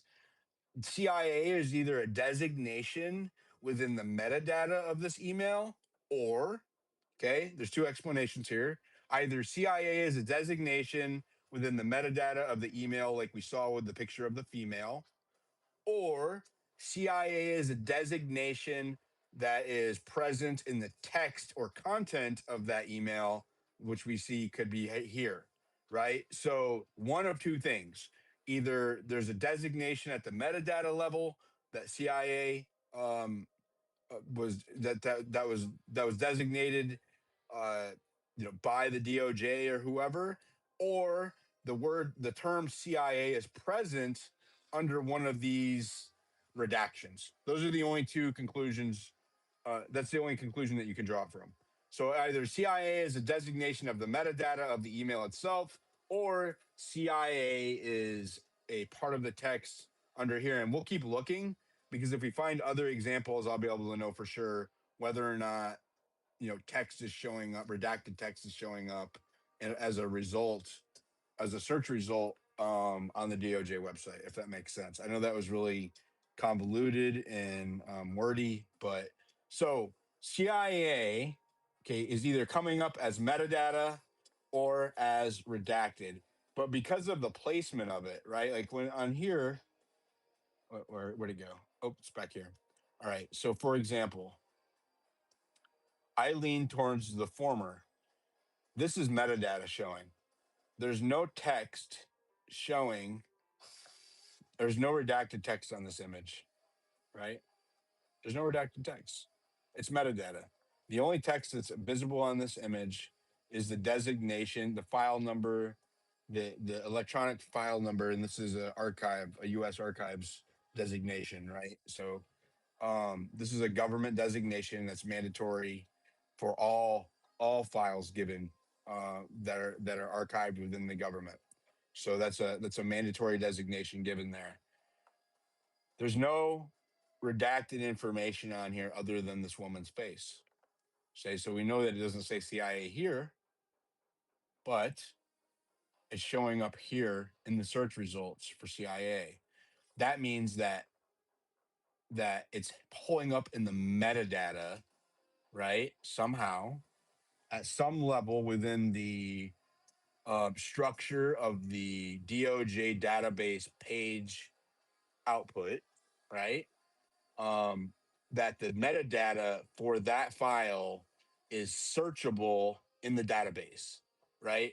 And so you can't pull up all of the metadata, but if you pull up the right keyword, right, you might be able to pull up a piece of the metadata, that keyword. So, like, if I searched Sarah, right, and then I land on a page that doesn't say Sarah, but there's a picture of a female there, right? It's reasonable to assume that Sarah is associated with this, that it's been designated at a metadata level, either by the DOJ or the author of the data or the information, right? So, because metadata happens two ways. It's created whenever you create a file. When you take a picture, the device that you use to take that picture writes metadata on it, exif data. It also happens in file systems. So whenever you're organizing files, if you want to sort them into categories, right, by date, by subject, by location, you can write that metadata yourself. You can edit it yourself on a computer. It's very easy to do, which is why metadata alone is not good evidence, but it is a good corroborator, or it can be a good corroborator if there's other things that also make it true, right? Like, so if I take a picture in a store and there's a newspaper behind me and the metadata says that it's October 29th, 1983, and the newspaper behind me says that it's October 29th, 1983, you have a correlating or a corroborating element within the image that says that metadata is good. You have a newspaper behind me that corroborates that the metadata was accurate. This can be done lots of different ways depending on the context of the image, right? So, anyways, that's what's happening here. The metadata is searchable to some degree. The metadata within these files is searchable, period. That's why it's showing up there. It's happening here again. So that's one example. This woman is designated as CIA somehow. I don't know how. I don't know if the CIA took this picture and that's why it's designated CIA. I don't know if she is CIA and that's why it's designated CIA. But this image is labeled CIA by the DOJ's website, period. Same thing with this one. This this email. Sorry, I got to take a drink. This email is designated CIA, and I would say that it's the photo. The photo is designated CIA. If you look at the structure of the information, you have to Jeffrey Epstein. So like let's just we can just you have you have the to, from, and sent, missing the redacted information. I would say that there's an CIA designated designation in the metadata of the image, because you can see the to and you can see the from and the sent with the date and the time. Here you have the to, the from, which is redacted, so it's not showing up in the search, and the sent. So what can we conclude from this? We can conclude that the redaction, now we've proven it, the redaction text is not showing up as part of the search results. The metadata from the image, the designated metadata from the image is showing up in the search results. We have two examples of this now, right? Is where'd he go? This image where there's no visible text that says CIA. This image is designated CIA in the metadata. That's why it's coming up in the search results. So is this one. This image is designated CIA in the search results, the metadata for this image. So that's why. So it's the image itself in the email that has a designation within the DOJ archives, within their own system. This is designated CIA. That's why it's coming up. That's a fuck up on their part. That is that's a mess up on their part. Yeah. So you can search for keywords in the metadata of images. It appears now. We only have 2 examples of this. I'm going to continue to look. That's Um, French, isn't it? That's French. Envoy demande, sent from my iPhone. Yeah. yeah. Mm-hmm. Who is It's that French. person? Who is the guy on the left? I have no idea. Interesting. That's Woody Allen, isn't it? Yeah, it looks like it. The Envoy daemon is Sent a from my program iPhone. that runs when you send things. Yeah, it just means set by. Yeah. Set with my iPhone. Yeah. Yeah. Yeah, I'm not saying that. I'm not talking about that. I'm saying the again, this is how we know the image is part of or is what's being designated CIA because there you go. Okay. The text is all visible except for what's redacted. All of this text is visible. Okay, it shows up at the top. And then the rest of this, the set for my iPhone in French, that is visible at the bottom. What's not visible is the image. The image is what's in between the subject line and the sent from my iPhone. This image is designated CIA by the DOJ. Period. It's irrefutable. That as at a metadata level, this image is designated CIA.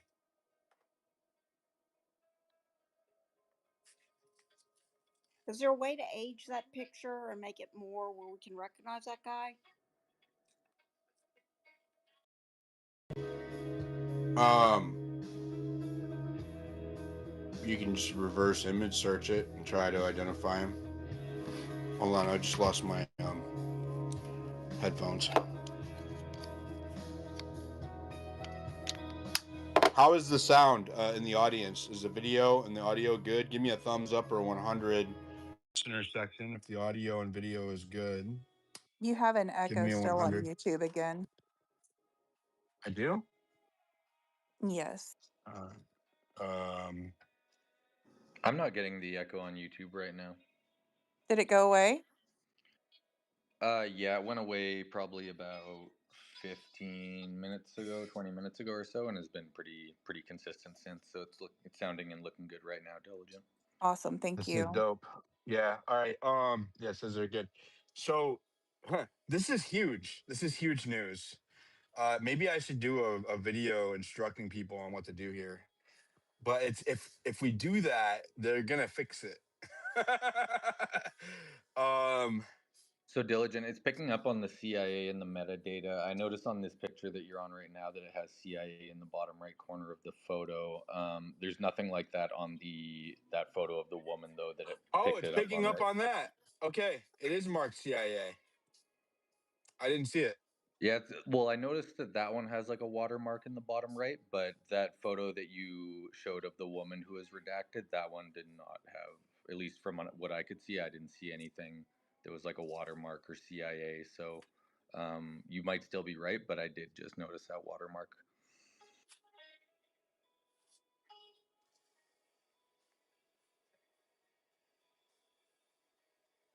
I actually can't tell if that's a watermark or not, or if that's like something written on the background there.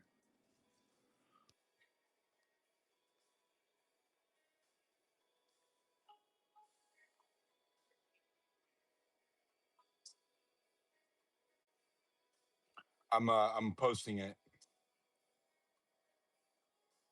Well, everybody, well, Diligence posting that. But Make sure still, go you ahead. repost the space. Consider subscribing for the sub chat and the subscriber only after spaces. And any of the listeners on YouTube, make sure you hit the subscribe button and turn notifications on for all, because I am personally super excited that Diligence spreading his wings and diversifying the content distribution, so to speak. Anyway, sorry, Diligent. Go ahead.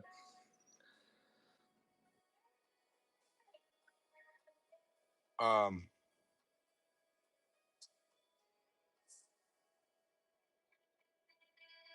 no, you're good. I was just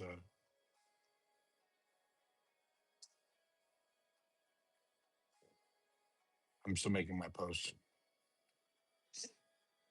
I Thanks. just Go ahead, found Hippie. another thing while I was digging about Obama's counsel, Kathy Rumler, and apparently she was emailing. There are a lot of emails with her and Jeffrey Epstein, and Gates, talking about Bill Gates, and then Jeff sending her gifts and everything while she was working for Obama.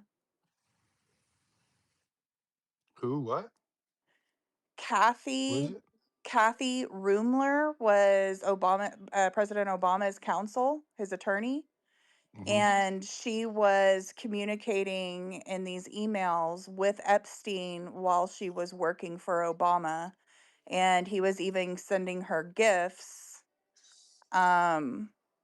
If you go to the DOJ website after your post that you're making and you do a search for her,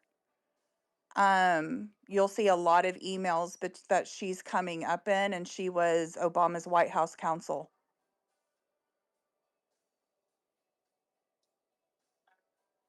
And that's after he had already been convicted, and so he was very close with Obama's White House counsel, apparently. So just another way that he was tied into another president. Yeah, And she was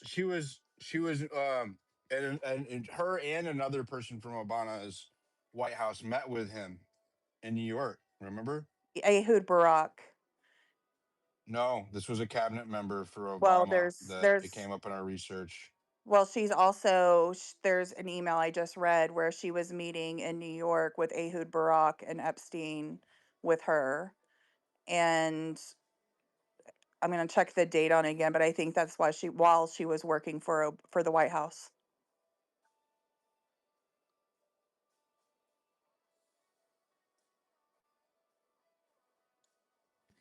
It's not surprising, Noxie. Like as And far as then John Brennan gave her the CIA agency medal, the CIA's highest award. This is her emailing Jeffrey Epstein in 2015 that John Brennan gave me the CIA agency medal, the CIA agency's highest award this morning. How cool is that?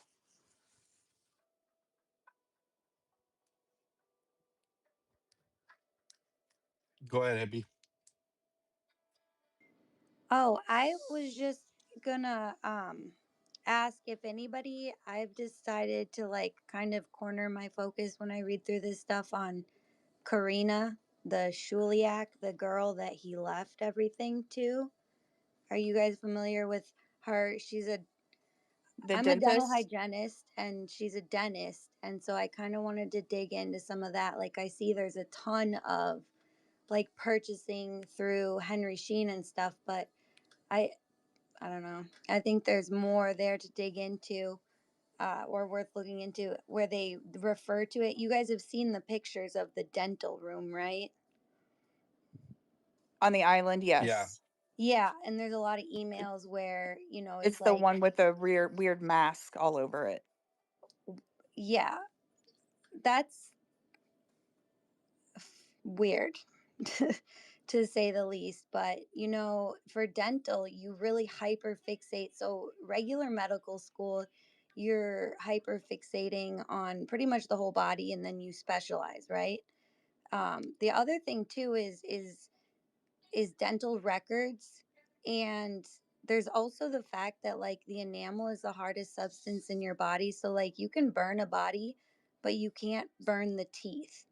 It would take other things to modify the teeth or change the teeth or any of those things. So I've kind of dug into seeing what was going on with the dental room. It looks like, have you noticed all of the like communication in the Epstein files about remodeling and modification of the home and things like that? And people were, I guess, speculating that that could be some type of code words.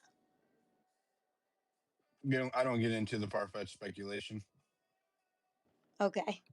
Well, if anybody has anything on Karina that um, they feel like is significant to send it to me, because that's kind of so I don't get too ADHD wrapped up. I'm kind of curious as to her whole role in this, because I think that her education and her background is probably relevant to what was going on, given there being a dental room on the island.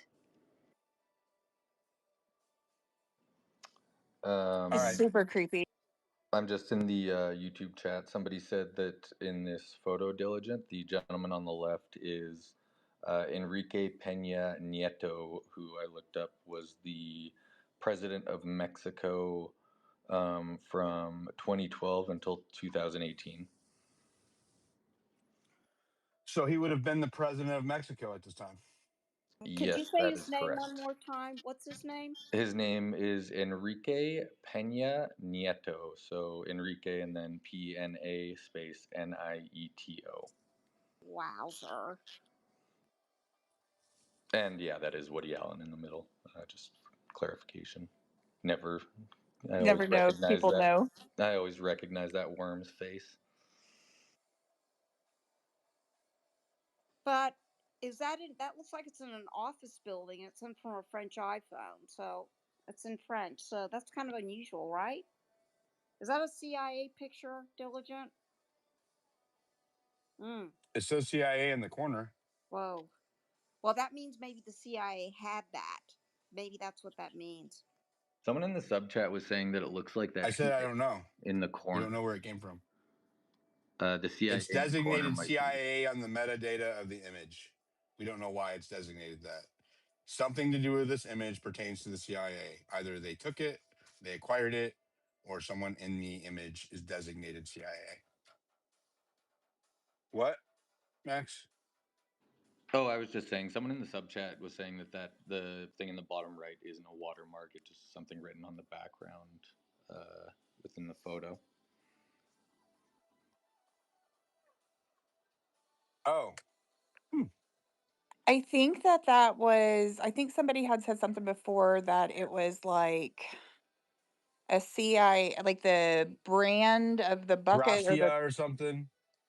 well, that it Like, was yeah, states for, it was an acronym for CIA, but it was a business that's not the actual CIA. It was like a business with those letters.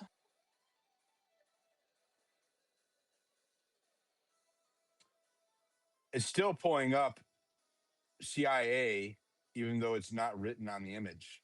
Yeah, and that's weird because it's Yeah, like, it's still pulling up CIA when you look at the female. Like, there's no. Yeah, that female one Yeah, was the one where I was like, I think it is pulling from metadata as it well is pulling it. because It has to be like ICIA, right? That's not on the image. Where do you see CIA in this image? If that's the case, you don't. No, it's pulling up the metadata. Even on that one, if this is a part of the background, why does it say CIA on the metadata? That doesn't make any yeah, sense. they wouldn't It's label not. it that.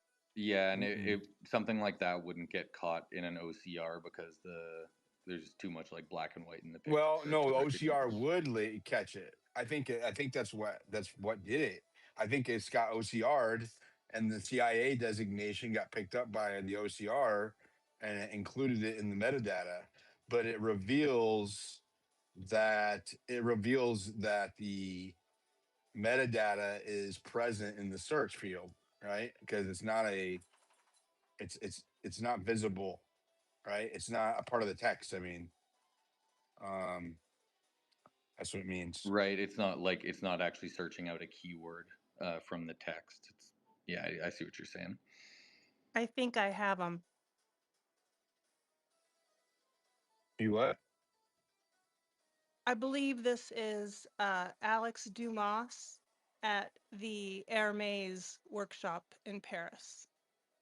Who are we talking about, Mo? We're talking about that picture, the third guy with Woody and Jeffrey. We just established he was the.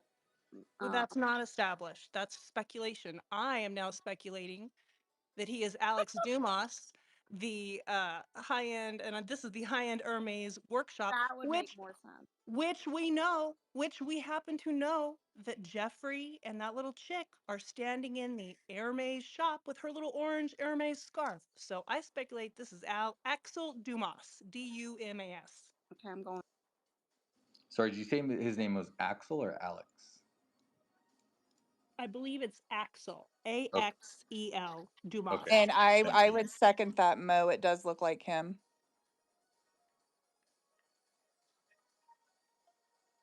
Noxie, I'm pretty good at this, babe.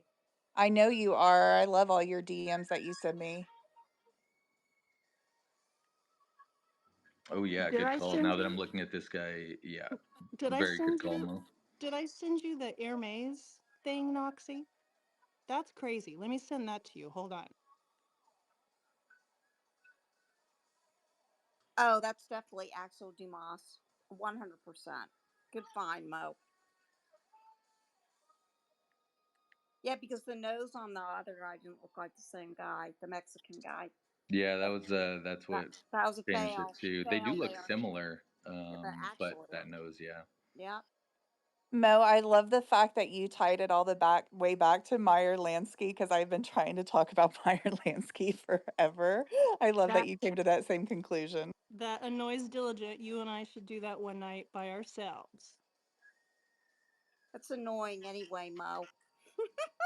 Oh, interesting. It's because no one gives a shit about history. Somebody in the sub chat did search Enrique Peña Nieto in the Epstein search, and it does come up attached to 4 PDFs. Of Um, course. yeah, so even when we identify the wrong person, it turns out they're still in the Epstein files anyway. Of Well, course, he's a president of Mexico. I mean, he's a president of a country that he has to be in the files because it's everybody. It's all of them. he got a huge chunk of money from El Chapo, a bribe. I just made a post of the metadata search, so hopefully people. It's I'll put it in the jumbotron. Please share that. My account's like still hit right now. It's crazy. Even after I got the label moved off of it.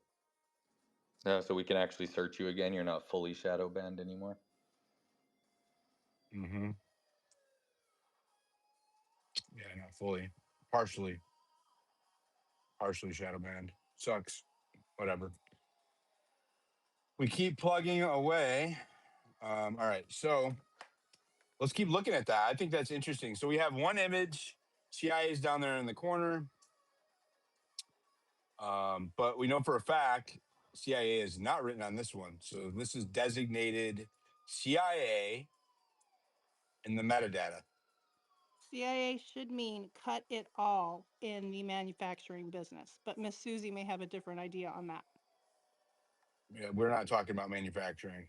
So That's Hermes. That's Hermes. Hermes is doing the That's a manufacturing. manufacturing company. That's where they're at. but not here. It doesn't. It says In that, CIA in that photo. That other photo. There's no. It doesn't say CIA in this photo. no, she's talking about on the bucket behind it. Okay. It Does basically this say means CIA? Is this say CIA anywhere in the photo? it No, means she's referring to the other one that's inside the Yeah, Hermes. yes, you are correct on that. I'm saying that the metadata is saying CIA on this image, and is not because of the business or anything else. There's not CIA visible on this, right? It's not a visible. It's not. This isn't in that. You know what I mean? Like, Mo. Where's that other picture with the Hermes and the geez, CIA? Where is it? We'll post it for Diligent. Oh, I I'm just getting it. posted it. I just posted it. All right, so let's look for other examples. So we have two examples. One is metadata. One looks like it was OCR'd.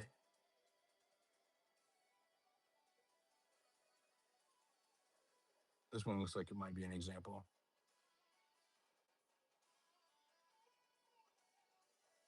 Ha! Wow! Look at this. They scratched out FBI and put CIA. Privacy waiver, certification of identity, full name Jeffrey Edward Epstein, Virgin Islands, date of birth, place of birth, social security number, prior addresses, employments which may assist the scratch FBI, CIA in locating such information. Not FBI, but the CIA. I knew about that. That's his FOIA request. He was trying to have the CIA remove his records. That's come up. CIA director, that's not metadata. That's not metadata. That's not metadata. This might be.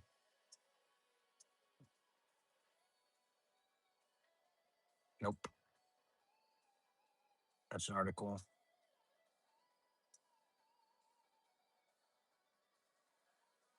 That's the CIA FOIA for FBI and CIA. Okay. CIA. This is the same FOIA request. That's what those are.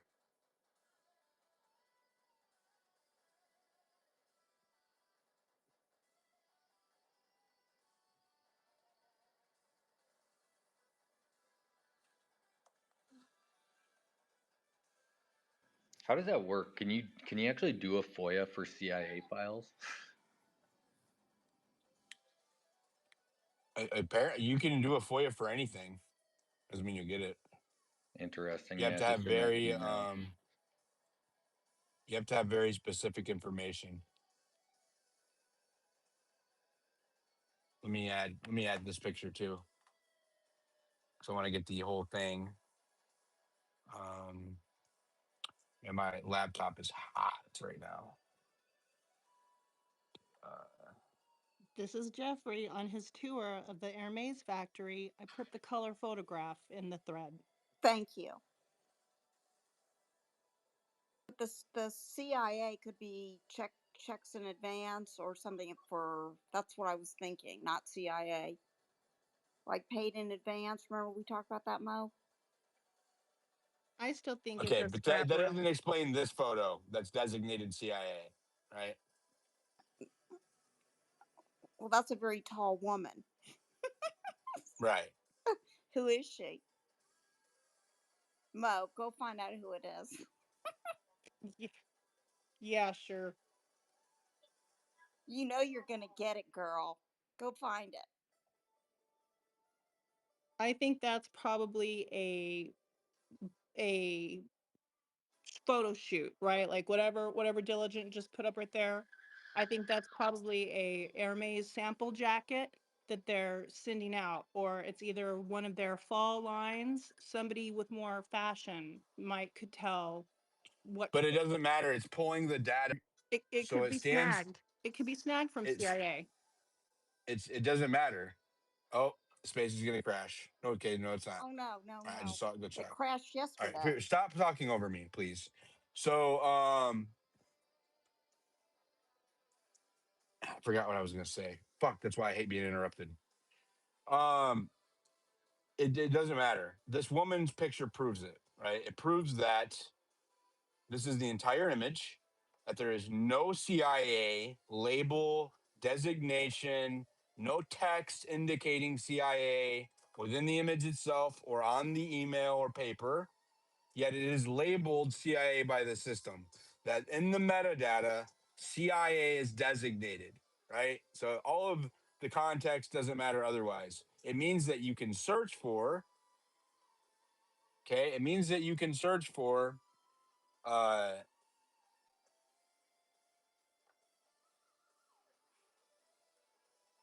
means that you can search for. Why is it not doing that?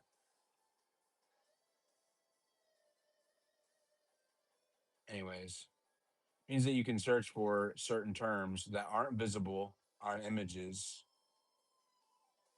and find what they're linked to. So whether you want to believe that she is from the real CIA or from another company, there we go.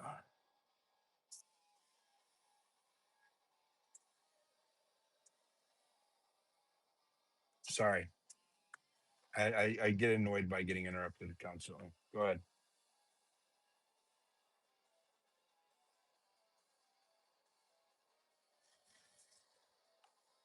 Probably a mute glitch.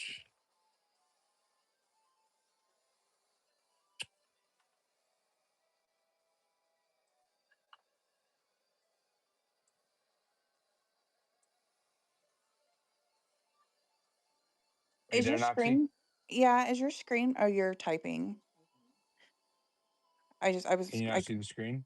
Yeah, I can, but it was just showing the space. And so I was like, I didn't know what you were doing. Are you just searching through? No, I'm making a post. Oh, okay. I'm showing that this woman is designated CIA. Well, I'm sending this to myself, so I'm replying this on the timeline so I can go pull it on my phone because it's easier for me to post. So that's what I'm doing. That makes sense. Oh, so that's why you've been posting under Grok. So So you yeah, so I can send it to pull it myself. faster. Hmm. Hello, Hella. Hella, are you there? Oh, Hella dropped down. Let's go to Summer. I tried Summer earlier and she didn't Okay, we're respond. gonna drop people who aren't speaking. If you're not talking, then you gotta go. All right, bottom right corner, please repost the space, everybody. Let me get into more searches. I'll just keep talking since we're not gonna have a conversation apparently. I I have I a want to find question. more. Go ahead, hippie. Go ahead. What do we know about his ties to Albania?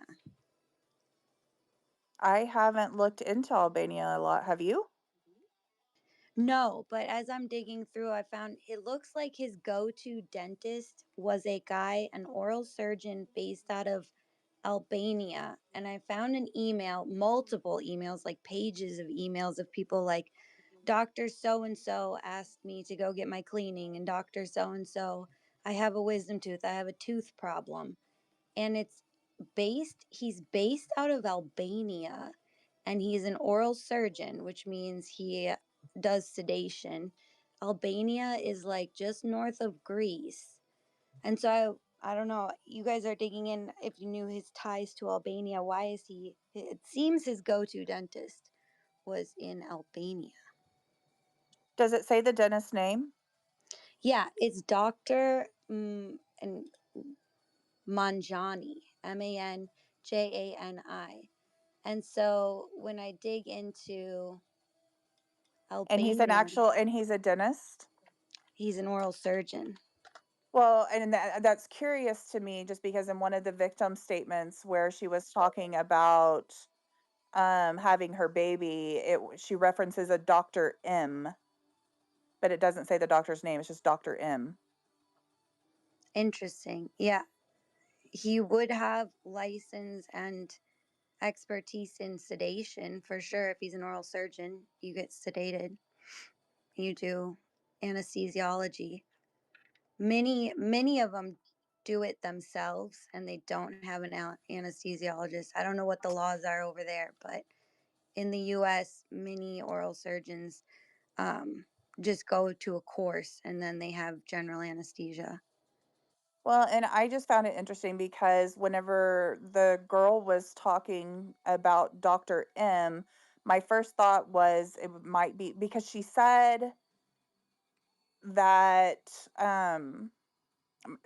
Dr. M, I thought was because the last name was maybe hard to say or it was a foreign name. And so just calling him Dr. M would be easier for a young girl to be able to remember. Like that's what some of my kids do with like in daycare or school. They don't want to go to daycare, but they refer to their teacher if their teacher has a last name that's difficult to pronounce. They just call them, Mrs. P or whatever. And so maybe not P, but Dr. M, I thought maybe it was a foreign name. That's why I wanted to know that doctor's name. Because Yeah, it's that's interesting if we interesting. can tie him together, if he's been into the United States for anything. Um, and see where we can trace or what we can find out about him, or if he has any connections with anybody here in the United States besides Jeffrey Epstein. I'll dig Who? through the files associated with his name because he's mentioned a lot.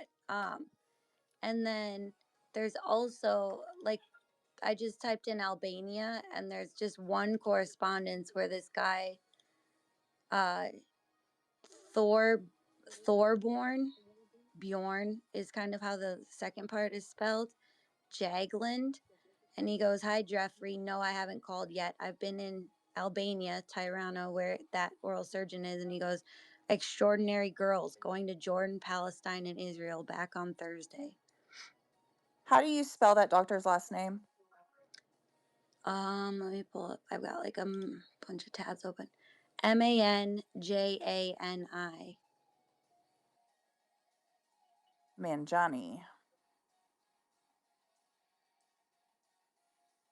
Ryan Dawson's in here. Does it give a first name at all, or no? Did you hear me? No, Ryan Dawson is in the Epstein files. Is he? Right there. Oh, one of His his tweet. tweets. They found in the subscriber chat the other day there was a lot of X accounts that were posted. I don't remember who found it. Max, do you remember seeing that? And it was similar. Whoa, what is that? But it was screenshots of somebody's post that they had made on X, and then apparently they had kept them in the Epstein files for some reason. Is that like Alice in the Look? What is What's this? I'm seeing a couple of these images, Diligent, just reminding me of some kind of famous Epstein emails about Snow White. I think like the one of the two girls in the hallway looks like they might be wearing Snow White outfits, and then there was one towards the end. I couldn't tell if it was Alice in Wonderland or Snow White, but that's creepy shit. It's,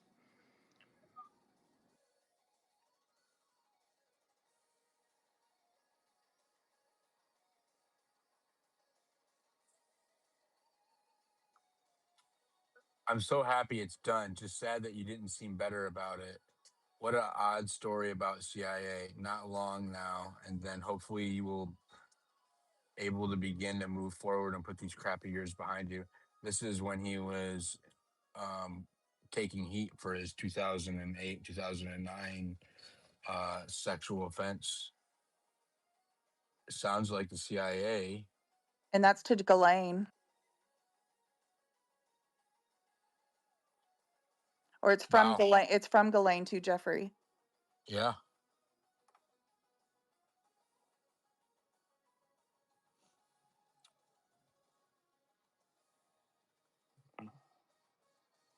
Go ahead, Hella. I sent you that file again, Diligent. I sent it to your Gray account. I think it would be really interesting to go over together. can I? Sorry to interrupt. Just Yeah, your sound's all jacked up, Hella. Sorry, I can't do that. Get yourself figured out. a little bit of breaking news that Mystery just posted in the chat. It's from Polymarket, so take it how you want it. But House Oversight Committee to depose Ghislaine Maxwell on Monday. Wasn't Ooh. wasn't Ryan Dawson a journalist for 13 years that covered Jeffrey Epstein, or a podcaster? What? Was Ryan Dawson a podcaster who covered Jeffrey Epstein for 13 years? That's what I'm finding. I don't know anything about him. I just know that he's on X He's also like and he has me blocked. he does. That's why. Hmm. He has been looking into the Epstein files for a very long time. A lot of people get their research from him. He fights with Whitney Webb because he thinks that Whitney Webb stole some of his work. He's very dramatic and um I don't know the right word. But he basically, like, he feels like Epstein is like his thing, and he doesn't like other people because talking about it because he feels like it's his. Oh, so he's extremely arrogant and egotistical, is what you're He saying? doesn't want to share. So, like, he was on a podcast with maybe, I know it was Nick Bryant, and somebody else was hosting it between the two of them, and they like butted heads over stuff. So he's just very territorial, kind of like over the Epstein thing.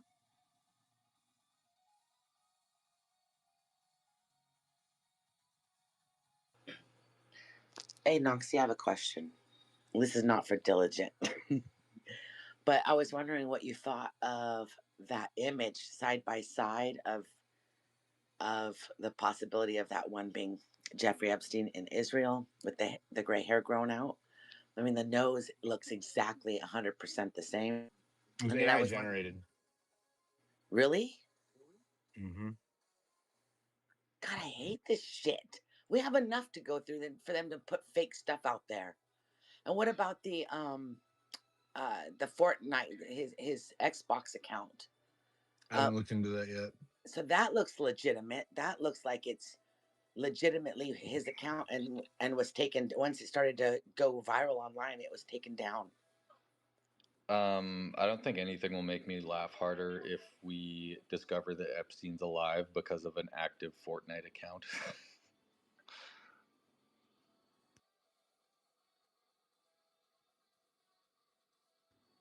That Like, picture of the woman that's labeled CIA. So I went and looked at it because I have a degree in marketing and used to buy sportswear. It looks to me like it's kind of like a furry jacket model shoot with maybe a Chanel chain bag, but underneath it there's a pink shirt and black pants. So it definitely looks like most said like a model shoot, but the way she's carrying her body, the coat itself is not like it's kind of like a furry cashmere kind of thing with a Chanel bag. Just thought I'd add that tidbit.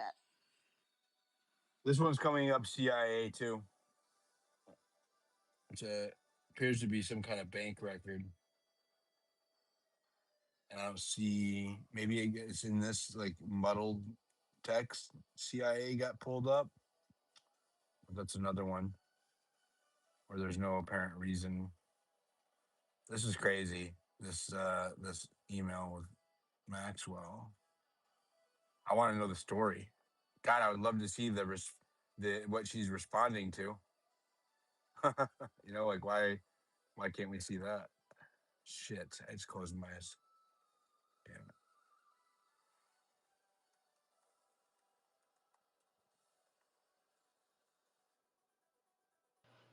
I couldn't believe your post yesterday that the Chuck E. Cheese CEO, Chuck E. Cheese. Yeah, man. Chuck E. Cheese, the not Chuck E. pizza, Cheese. The mouse is in the title. the pizza gate people are loving that one, right? Like, and y'all, that's scary. That's scary. And I saw people defending him. And that's why I said there was no allegations made. His name was brought up in a list of speakers, right? But what's weird is if you look at that list of speakers, a lot of those people are mentioned in the Epstein files. There was a Rothschild in there. There was who else? There was another one. I'll have to go back and look at the list. But that particular email of the speakers for his event, um, a lot of them have been mentioned in the Epstein files. It's crazy. So I don't know. Maybe it's just a coincidence, but it's kind of weird. He's a young guy, and there wasn't any other evidence for him to quit the way that he did abruptly. And it happened right when his name was brought up in the Epstein files. Reddit found that one. I was like, crazy, crazy. That's scary. Think about what Chuck E. Cheese is. And at the time, he was the CEO of uh, Six Flags, which is an amusement park. Go ahead, Mo. I just came across a post from Peter Gurnis, cyber populist Bitcoin guy. I know you're not a fan of the Bitcoin, but he just dropped a post about an hour ago. I am the former director of the MIT Media Lab's Digital Currency Initiative.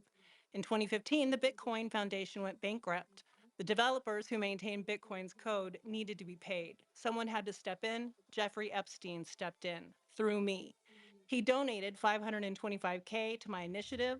I used the money to hire the core developers, Gavin Anderson, Vladimir van der Laan, Corey Fields, the people who wrote Bitcoin's code.